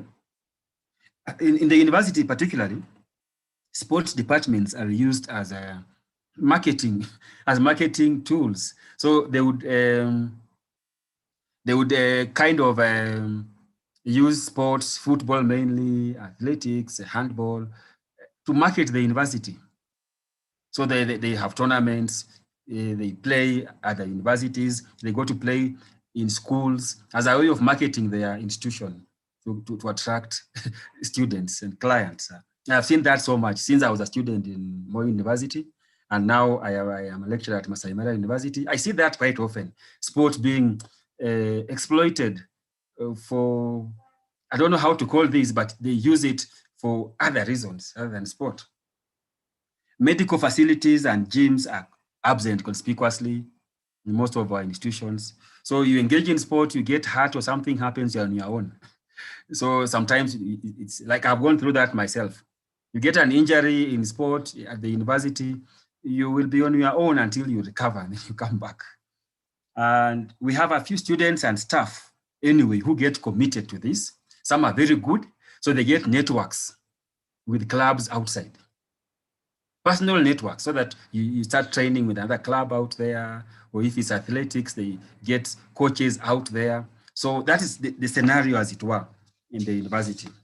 And then as a now research, to look at one of the questions there, question number 2. I have done a bit of research in sport. I think for now almost 15 years and counting. And this research I've done in the university, I could use it as a life history description of generally what people do as research in institutions of higher learning in East Africa, in Kenya in this case. Most of the time, the academic part of the university seems to overshadow the non-academic, so that the sport part of the university is seen as inferior to the academic part. And this is not just in the activity involved, but even now in the research that is accepted to be funded or supported or just listened to. I say this going by my own experience as a student, then doing a PhD on sport and oral literature at Moi University. And I had problems convincing the panel that this is a researchable topic and that this is academic. For them, it was not academic. How can you bring sport to oral literature? And where are the texts? Where are your texts that you would be using now so that we can also engage with them? So then I didn't have enough. I remember that time I only had Prof. Peter Alegi as somebody I had consulted in this area and a few other people. So I didn't really have a proper grounding in how to look at cultural studies and see sport as not just sport in terms of leisure, but sport as engaging with the everyday, and sport as therefore same as reality, and literature reflects on reality and comments on it. I didn't have that then. And because there was no proper mentorship, at close range mentorship in the department, my first attempt failed to do research on sport in oral literature across the disciplines, that is. And then until I got support from Germany, after I had applied for that scholarship, and the proposal that I used for the scholarship was supported and I got the funding. Now, by I think some kind of, I would say, I don't say hypocrisy, but now people in the department saw this as, well, this is good. You are saying sport as, you can research sport in oral literature as a context, and you can start talking about radio commentary and see it as reflecting on the oral performance art of the people. That is fine. We will support you. So the support started when somebody from outside East Africa had seen that there's something you can do between sport and oral literature, and that this is sustainable. That's when support came. And for me, that was the beginning. I was still working with Peter Alegi so much all along, publishing here and there with him in books and journals. So that really supported me. But I looked around myself and did not see other people doing the same. People didn't want to risk this, because you risk using sport in these other disciplines. And what you risk is you risk stagnation. You will not move, because people still have this fear of going into those, I would call, maybe, for lack of a better term, experimental areas of research, like sport. Sport is seen as play. In Kiswahili, you say mchezo. Mchezo is the same as play, but also like not being serious. Somebody can say unacheza, you are not serious. So when you bring sport into academics as mchezo, as game, as play, academics is serious. Hakuna mchezo, there's no play there. So that was really something that even up to now, people still look at it that way. When you say, my research area, I look at, oral performance art and African sport audiences and how they merge and how they create cultures and all that. People still want to ask you for further explanation and whether you are really serious about this. Is there anything else you do apart from this? Apart from talking about sport and oral literature and these audiences and the texts they create and the popular cultures they create and the engagement they have with identities and stuff, that for me, it makes sense. For people here, I'm talking to here, it makes a lot of sense. But for the general public, the academic community in Kenya here, and I want to believe even the East African region, it doesn't make so much sense unless you take it outside and take it to a physical education department, particularly there, then it will make sense. But when you want to make it interdisciplinary, like we all want to do, it's a hard sell to people. The other point I want to make as I raised number 2, how I have tried to to bridge the gap myself. Actually, part of it has been people reaching out to me. I have to confess. I've had people working on sport in Kenya, outside the academia, having read a few things I've published and having had my name mentioned in places here and there, reaching out to me and asking, how can we work together? You're working on football and sport in Kenya from the academia, and we are outside. How can we merge? So once actually I gave a talk, a talk on a show, and we generally talked about how the academics can come in and help the growth of football in Kenya, how we can engage with the challenges and all that. Okay, so I don't know if I have so much time to waste like I'm doing. So I should move, I should move quickly to the next question I want to look at. Now, how this has been working for me, how collaborations with academics outside my department and all that. These I have so much to talk about. because I have done this within Kenya and beyond Kenya. I have done this even with Peter Legi here himself, so he can bear me witness. Yeah, I have, having come from oral literature myself and very far away from sport generally, I have gradually developed a portfolio of research, which you can say maybe to give it a good name would be cultural studies. But particularly, I look at African sport audiences on both African and non-African sport. So I look at African sport, the footballs, the Gor Mahia, FC Leopards, the Yanga Simba of Tanzania, you know, all that, the audiences and how they construct themselves and perform their identities and stuff. That I have done and published a bit on, but also on how African audiences engage with non-African sport. But basically for me, I have been looking at how they, apart from just engaging with non-African sport as foreigners, they play with it. African audiences, Kenyan audiences play with European sport and make it African play. Make it Kenyan kind of play, carnivalesque, inserting their own anxieties and aspirations in it. So that again, I worked on, and part of that book exposed there is a chapter that I did on that aspect of Kenyan audiences of European soccer, but doing it their own way, playing with it their own way. And actually what attracts them then to the sport is not that the people are playing sport in Europe and then they are following, but that they are playing within that space of audiencing and they are enjoying themselves. I've done quite a bit of that. And also I have focused on kind of creating synergies with other departments and sections beyond, because I'm in the School of Arts and Social Sciences, we have departments within that school that do things that are close to sport. One of them will be media. In media, they have aspects of commentary, sport commentary, and they even invite me sometimes to talk to them about the oral aspect of sport commentary beyond just their media. I have also been working with people in the Department of Social Studies, and they have these programs in social work and community development. Social work, mostly they work with children from children homes and the children who are like, how do I call this? Destitute children who are in children homes. And one of the ways in which they put them together and have team playing and inculcate values in those kids, like there's a place called Siapei near Narok where I work. There's a big children's home. And this children's home is for kids who have been rescued from early marriage, because people around there believe that girls can marry at the age of 12 years and 13 years after circumcision.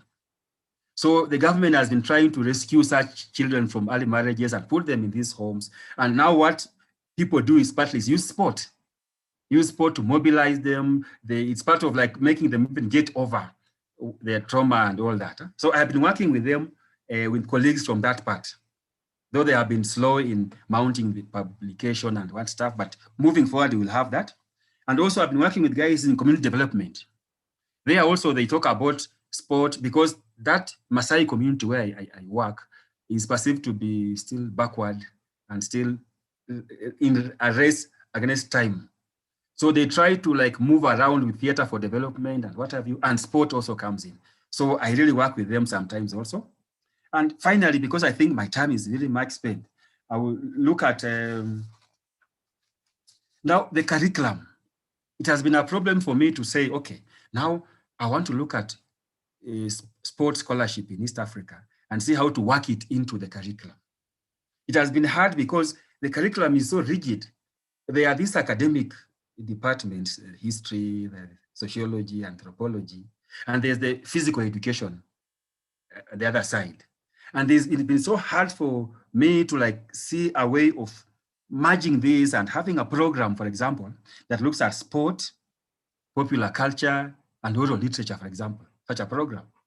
It's so hard because the gatekeepers, you talked about gatekeepers not being there in publishing. There are gatekeepers in curriculum development in Kenya. So it is so hard to prove that, well, this program will sell. They'll ask you, how can you have a program on sport in the university? So how will it work really? Are you training people to just play sport or giving them skills and knowledge and values? That has been a problem. But how I went around it, I have been inserting some topics and experiences, and I would say maybe information about sport in specific existing courses. For example, there's a course called Oral Literature, African Oral Literature and Ecology. I have found space for sport in there. There's a course called Theatre for Development. I have found space for sport in there. There's a course called Entertainment, Marketing and Management. I have found space for sport in there. Yeah, but moving forward, I hope to work and have a program that will put together, kind of like tell the story of my life, put together sport and oral literature and popular culture. I hope to have that moving forward. And I would say there was a question that I saw earlier. The future for sport scholarship in East Africa is bright. It's bright partly because of media. Media has really helped us to bring sport in the limelight in a way that was never thought of or imagined before. Now it's possible to see sport as really, our reality.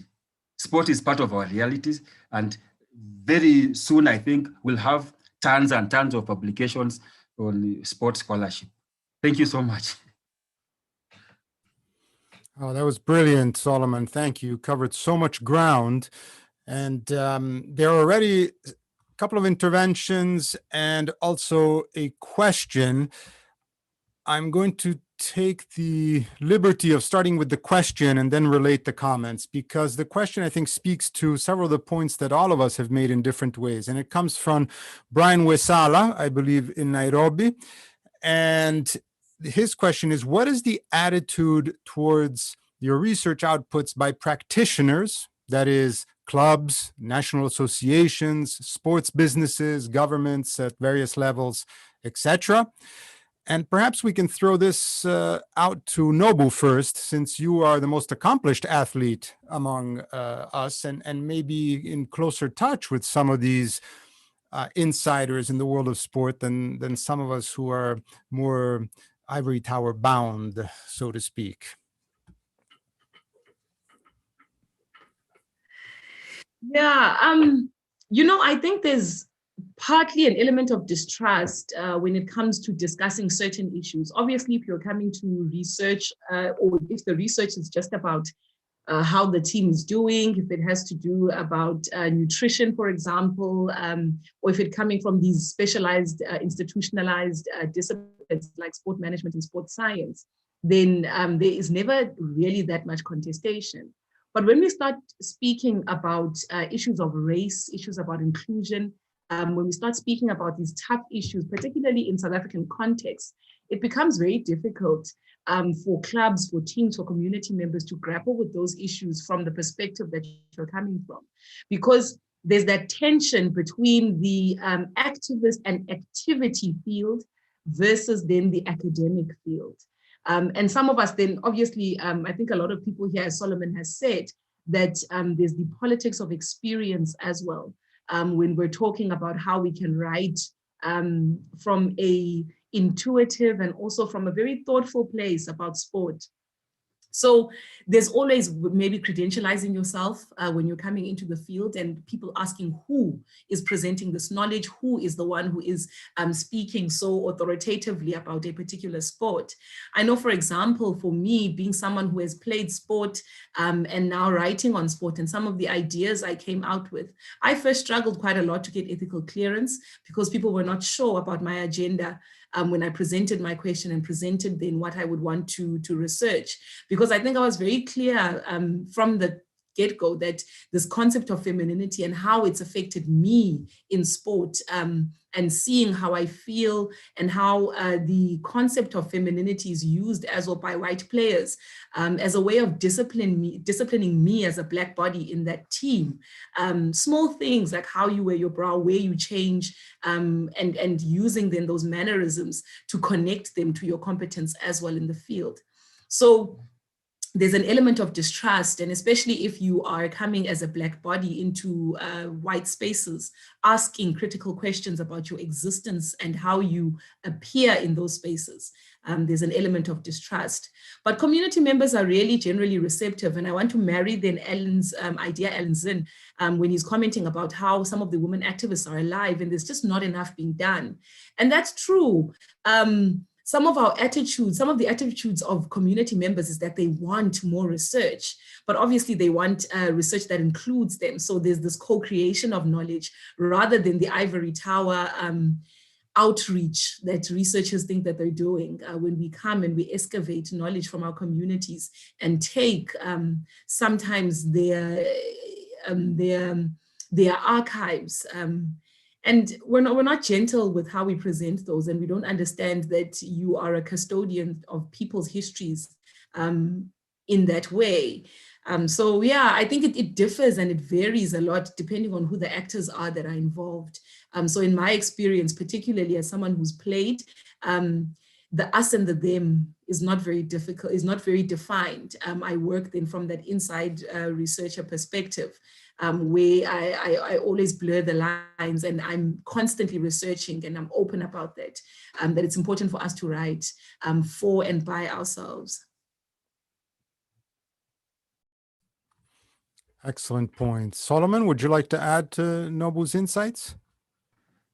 Just maybe a point or two, just to marry what she had talked about. For me, I have tried to, because I came from the the university, I have played a bit of football, a young kid, and even as an adult.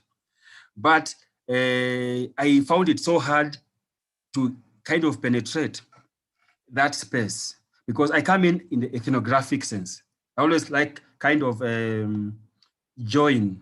I try to join this world of sport ethnographically. I want to work with them and talk with them and create knowledge with them. So I give an example of one project that I was working on. And there's a club called FC Leopards. FC Leopards is a club that represents my community, my tribe. In Africa, we have ethnic communities. So I identify with them directly because I think it's like I was condemned to be part of the Ingwe. Leopard is Ingwe in the mother tongue. Huh? But now, there was a kind of emergent, I would say emergent culture where women fans, calling themselves Ingwelets, began joining football fandom and signifying themselves their femininity as women, but still publicly enjoying leisure and jumping up and down and expressing themselves, which is not so socially approved in our context. So I thought the football space was giving young women a chance to transcend the limits of identity.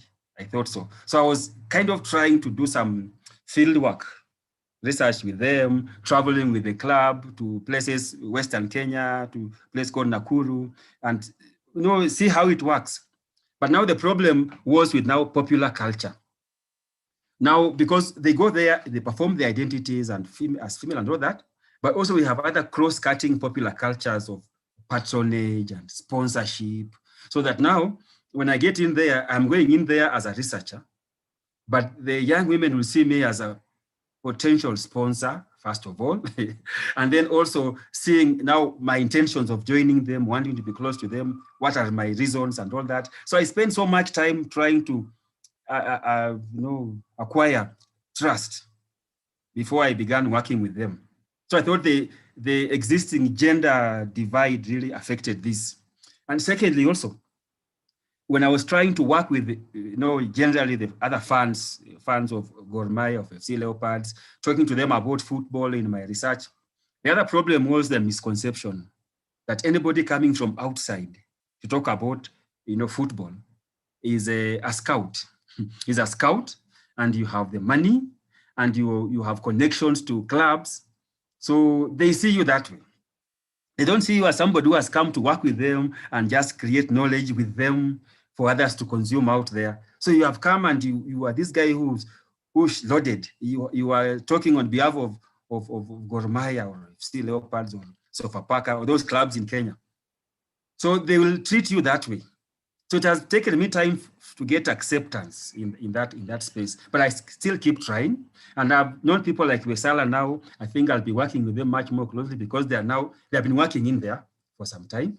So maybe they will help me to work in there. But it's not easy at all to merge the two, to enter that space and create knowledge with them there. Thank you. Yeah, that's a very important point that you concluded on, Solomon. I found in my experience, which goes back to the early 90s, that practitioners tend to be from disinterested to skeptical to occasionally interested in what I do. I think trying to bring practitioners and academics together is actually what the Sports Africa Network was in part set up to do, to create a common space and a common ground for, specialized knowledge to interact with day-to-day praxis, if you will. And that is a challenge. That is a challenge. We have different ways of operating, different objectives. We report to different superiors, if you will. And Lyndon noted in the Q&A, says, I feel that we should bring theory closer to practice. I sometimes feel that the theorists are not directly linked to what government is also doing in South Africa specifically. So there is a somewhat tense and alternating dynamic at play there. So I'm going to read a couple of the other comments that are here, and then we can continue the conversation. David Bochopa says, in reference to one of my comments about publishing papers, suggests publishing papers in African languages, which I think is an excellent idea. But David also notes the dilemma is the audience.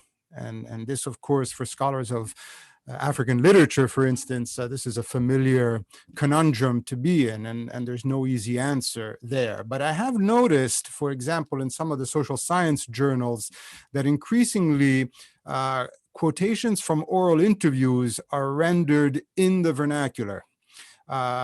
Often with a translation either in the main text right below the original quotation or perhaps in the footnote or endnote. And I think that suggests that there is at the very least a lot more sensitivity to both the symbolic importance of doing this, but also that there is absolutely vital meaning in language. And Solomon has written extensively about this, particularly with, say, Swahili match commentators of English Premier League games, that it is not the same English Premier League when it's being commentated by, I think Juguna was one commentator that, correct me if I pronounced his name wrong, that Solomon has written about. It is a completely different way, or perhaps in the South African context,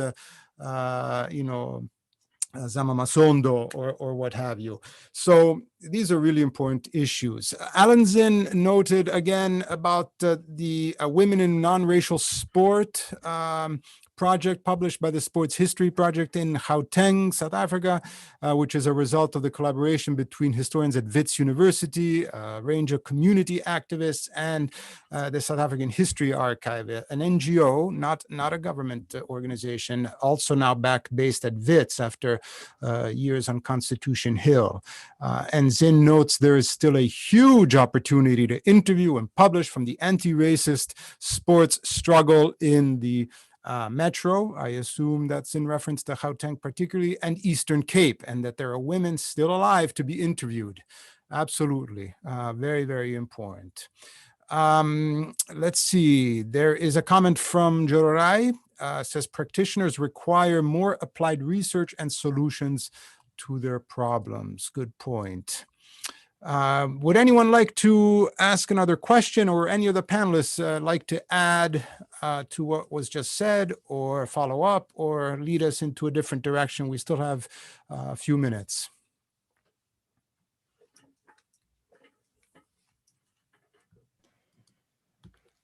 I think just to the last comment about practitioners requiring research that's solution orientated and looks at their problems. I think also, maybe if I can just rock the boat a bit there, I think we can also, for me, that comment comes from a position of overstating the power that researchers have over practitioners and people that are participating in sport. I think there's other authoritative figures that there's another orientation in general for a practitioner at the time. I think in hindsight, all of us have wonderful reflections and can then start speaking almost interrogatively, even about the history of our own participation in sport that was maybe making us feel oppressive and so on. But at the time, whatever research was then offered to you about understanding, I mean, I read Cynthia Palick, I read Maria Eng, I read Cora Burnett, you read about all of these experiences that were similar to yours, but they have no authority, they have no space in your mindset because your orientation is still to the betterment of the team.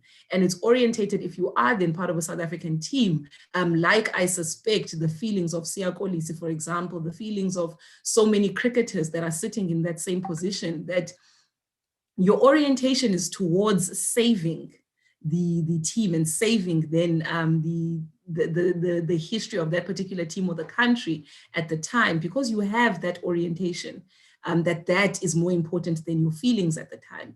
You think about how the Black Lives Matter movement has only started, and people are, when the cricketers were speaking up, and the question is, why did you wait so long? And it's not about, and there's a missed conversation there about when I'm sitting in the position, one, I don't want to lose my place in the team, but there's a certain investment that I have, an illusio, according to Bordeaux, I suppose, where I'm invested in this team, I'm invested in the betterment of the country and the success of the sport. And perhaps to also bring in the conversation on women's sport, that because of the poor funding, and obviously there's the commercialization of sport, but the poor funding of women's sport in particular, it's very difficult to bring up issues because you will lose the little funding that you have. And you will lose then credibility then as someone who wants to come back either as an administrator and so on in that space. So I think researchers also need to not overestimate the kind of voice that we have in that space, and to understand that there are other politics at play outside of the politics that we're revealing in our own work. Wonderful. I'm reading here the chat. There's no additional comments. I did want to just say that our volume, Sports in Africa, Past and Present, edited by Gerard and Tarminder, and also Todd Cleveland, who's not in attendance right now, it was nominated for and shortlisted for a book award just recently. So this is not just kind of patting ourselves on the back, but it's also to show that it took us many years to get to the point where we were able to put a project of this nature together and bring it to fruition, and do it at such a high standard that it's gotten recognition internationally. And I think that is, part of what we're trying to do here every year, or every conference, and then through our Sports Africa Live events, is this attempt, this ongoing project of reflecting and disseminating knowledge from a range of disciplines on African sports, and gaining legitimacy and greater credibility while doing this. And so, while it's great to get together and chat and discuss and debate and so on, it's also really key, again, to make sure that we have tangible outputs, that we have our research published in venues and media that gain some traction and some wider resonance.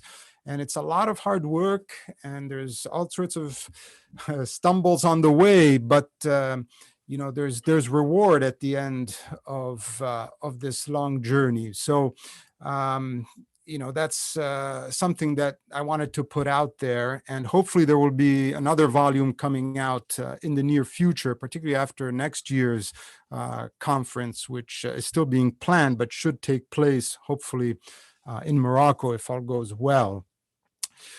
Any comments, questions, concerns? And then I think we can probably bring it to a close for the day. I have one just small comment, Peter. Yes, go for it. I came in late, but I've heard that Simeon Jarora is also attending, the famous sports writer in the US, Kenyan. Yes. I would yes. like to ask him a question, or just to all of us also, that we have a challenge in Kenya in sports scholarship, partly because our most known sport, that is athletics, doesn't have much by way of like sports writing on it. And partly is because the people that run it mostly are not Kenyans. Mostly the people that promote the athletes are non-Kenyans. They promote them from Europe. So these guys just train here, do everything here, but they don't have control on themselves. You can't even reach them to like interview them. No, they are owned by other people entirely. So we have that. I have tried that and didn't succeed very well. I live in Eldoret, where they come from, but didn't succeed because they seem like they are property. They are owned by other people. So to get them and see how you can create knowledge from the experience as athletes, traversing the globe and having come from just here in Eldoret and Iten and wherever, it has been so hard. I don't know what his experience is because he has been working in this area for some time and he's been writing on athletics in Kenya. And how did he manage it? Because for me, it has been like, these are Kenyans, but not really Kenyan. They are owned by other people. I'm not sure Njorai has the ability to speak live because he is an attendee. And in the webinar format, I don't believe he has access to the microphone. But perhaps, Njorai, if you're still on the line, maybe you can type your comment or your response to Solomon's question in the chat, and then we can relay it that way. So while we wait to see if we get a response from Njorai, just wanted also to point out that, you know, some of the research outputs are published in alternative venues that have an academic flavor, but are not strictly speaking academic. Earlier today in the first panel, I believe, that we held today, there was Professor Derek Katzum from the University of Texas, who has written extensively on rugby and politics in South Africa, always has insightful things to say about the Springboks and particularly race and inequality and gender and transformation. And so, you know, Africa as a country is a good example of this kind of alternative space that academics inhabit and share with others who, for good or ill, are not part of the academy or once were and have rescued their lives from our existence. And so that's one venue. The other, of course, is something like a podcast where, you know, one can discuss or relate outputs from our own research, or perhaps discuss the research of others. And we have discussed doing a podcast for Sports Africa, and perhaps we can resurrect or reinvigorate that idea. And of course, there's a whole range of social media as well that exist where many of these ideas and, you know, other research related data can be shared. So, you know, by putting books and articles, you know, sort of conventional analog publications center stage, let us not make the mistake of thinking that that's the only way that research can be conveyed and disseminated. Far from it. Indeed, in this 21st century world of ours, I think the existence of this network online and this conference shows the potential that these not so new media anymore can do. But I think it's not simply using the medium, it's also bringing that academic sensibility and that experience from practice together that makes us special, that gives Sports Africa Network and what we do really added value. Okay, we have a comment from Njorai to Solomon's query, and I'm just going to read it. It says, "It is true, accessing athletes is a challenge, especially for local researchers. The tendency is for foreign researchers with better monetary incentives to be given priority access. And a lot of research has been done and published on track and field in Kenya. Solomon, would you like to respond or comment? Yeah, I'd like just to thank him for giving me the information. It now explains it, because it looks like even these athletes need to be paid.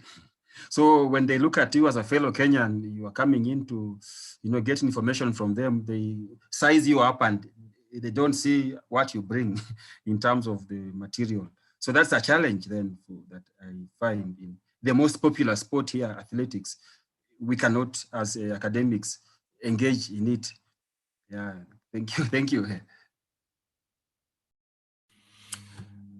There's an invitation by Tyler Fleming, who is in attendance, for us to consider.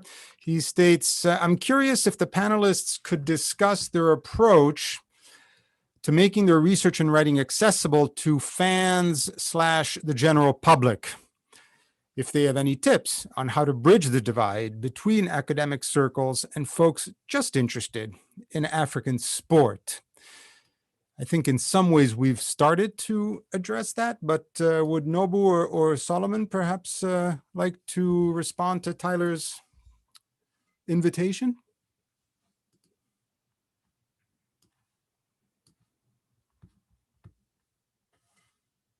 Any tips on how to bridge the divide between academic circles and folks just interested in African sport?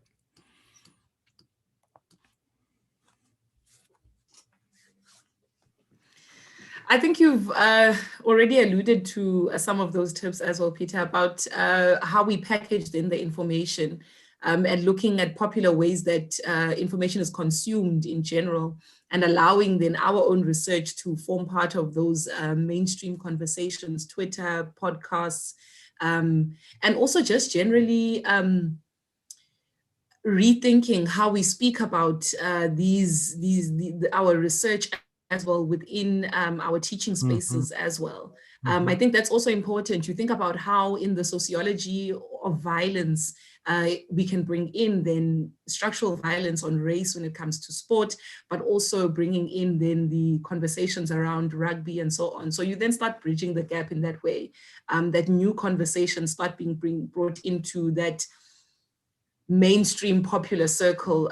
But yeah, I think it's about repackaging it, and also for South Africans, particularly in the Eastern Cape, bringing it closer in forms of language, packaging it in a way that people can understand it, not only in just isiXhosa, the deep cultural isiXhosa, but also conversational Xhosa for a more younger modern audience here.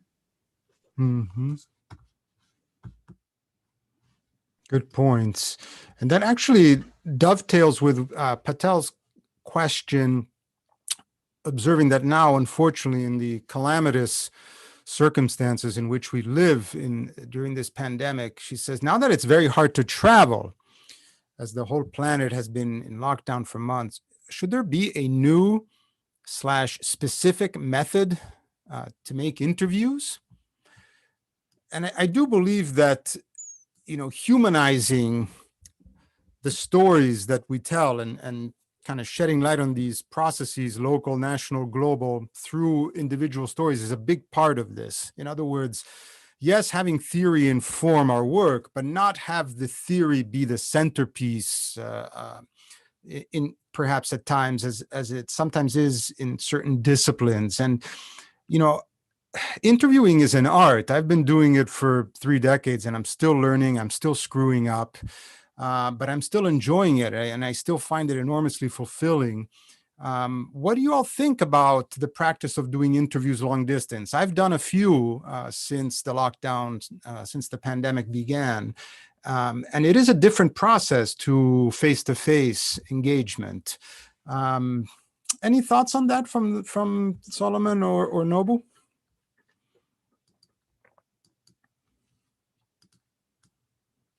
Have you had the opportunity to conduct interviews, say via WhatsApp or Zoom or other things, or just telephone?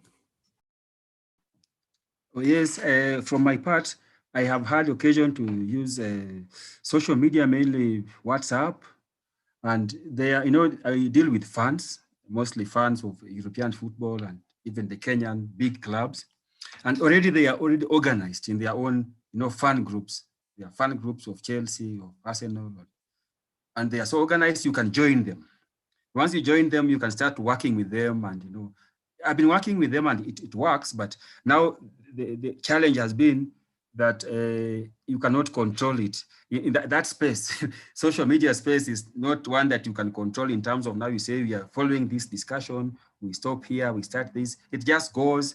Sometimes it becomes antagonistic and all that, but it's something I've been trying to explore. But the other point that we said earlier about how we bridge the gap. In Kenya, I have noticed media has come in, radio particularly, and there's a commercial radio, FM stations. Some of them have come in and they're just sports channels, sports alone the whole day, like Radio Jumbo. And academics can actually use that space because I noticed it's not just sports. These Radio Jumbo people talk about many other issues within the context of sport. And they have a lot of, the audiences. It's a wide audience. The youth really follow that station. And I thought academics like me and others who are working in sport and their output, sometimes they can go there and share because there's a captive audience already in that space. So it's a challenge to me, I think, and others within my space, that we can use that now really shaping up nicely a medium of sport radio. Nobu, do you have some thoughts for us on this? There was a comment earlier about how you come across as a professional broadcaster on Zoom. So you're very impressive. Have you had an opportunity to do this kind of work? Do you do media? And if so, how is that complementing your academic work? Oh, I was actually going to just say that we actually wrote a paper, some colleagues and I, about how Black people appear on Zoom and how we appear on Teams and all of these new platforms we're moving into now during the COVID reality. And it's sad, but it's also the reality that small things like your connection at a time, and also when you are in a room where you are with people that are predominantly white and you are then the minority, the racial minority in the room, how you, the inability of you to be able to appear on Zoom well because of your connection. For example, if I switch off my connection, my video now, you can still see my image that I am a Black woman. We do that purposefully, I believe.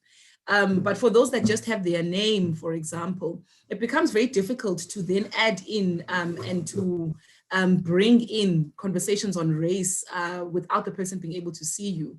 And what happens in interviews, for example, I've been interviewed. I've done a couple of Zoom interviews and Teams interviews, but I've also been interviewed by a very clumsy white person. And I'm being very specific by calling them a clumsy white person because I don't think that's inherently how they are. But I didn't have them the picture and all they saw was just Nobu. And you sort of feel that this person's not being careful about how they're speaking about race. Whereas if we were face to face, I think it would have been very different. So there are those difficulties now when we're trying to do interviews and trying to collect data. I also believe that it's such a masculinist way as well to collect data in this way, very impersonal, very distant, unable to read and feel emotions, and unable to also connect with people in the way that we usually do in sporting fields. So I think it's very impractical, but yeah, it is what we have to work with. Yeah, I agree with you that it's no substitute for face-to-face interaction and, breaking bread together and really getting to know one another. But unfortunately, it seems like we're stuck with this kind of existence for a while longer, but hopefully not for too long. There is, I think, one more minute. We've been at it for an hour. Amazingly, we didn't have a break between the previous panel and this one. I think that threw some of us off a little bit, but I think we pivoted nicely. We were improvising like veteran athletes or musicians, shall we say. And so my job at this point is to thank all the panelists who participated. Thank you, the audience. And I've also been asked to announce that tomorrow is day 2, of course, of the Sports Africa 14 conference. And the start time is also 2 p.m. South African time, using the very same link that you used today. And we also would like to thank our participants on YouTube who were live streaming, as well as on that other social media platform that won't be mentioned. Right, so without further ado, thank you everybody, and we will reconvene tomorrow.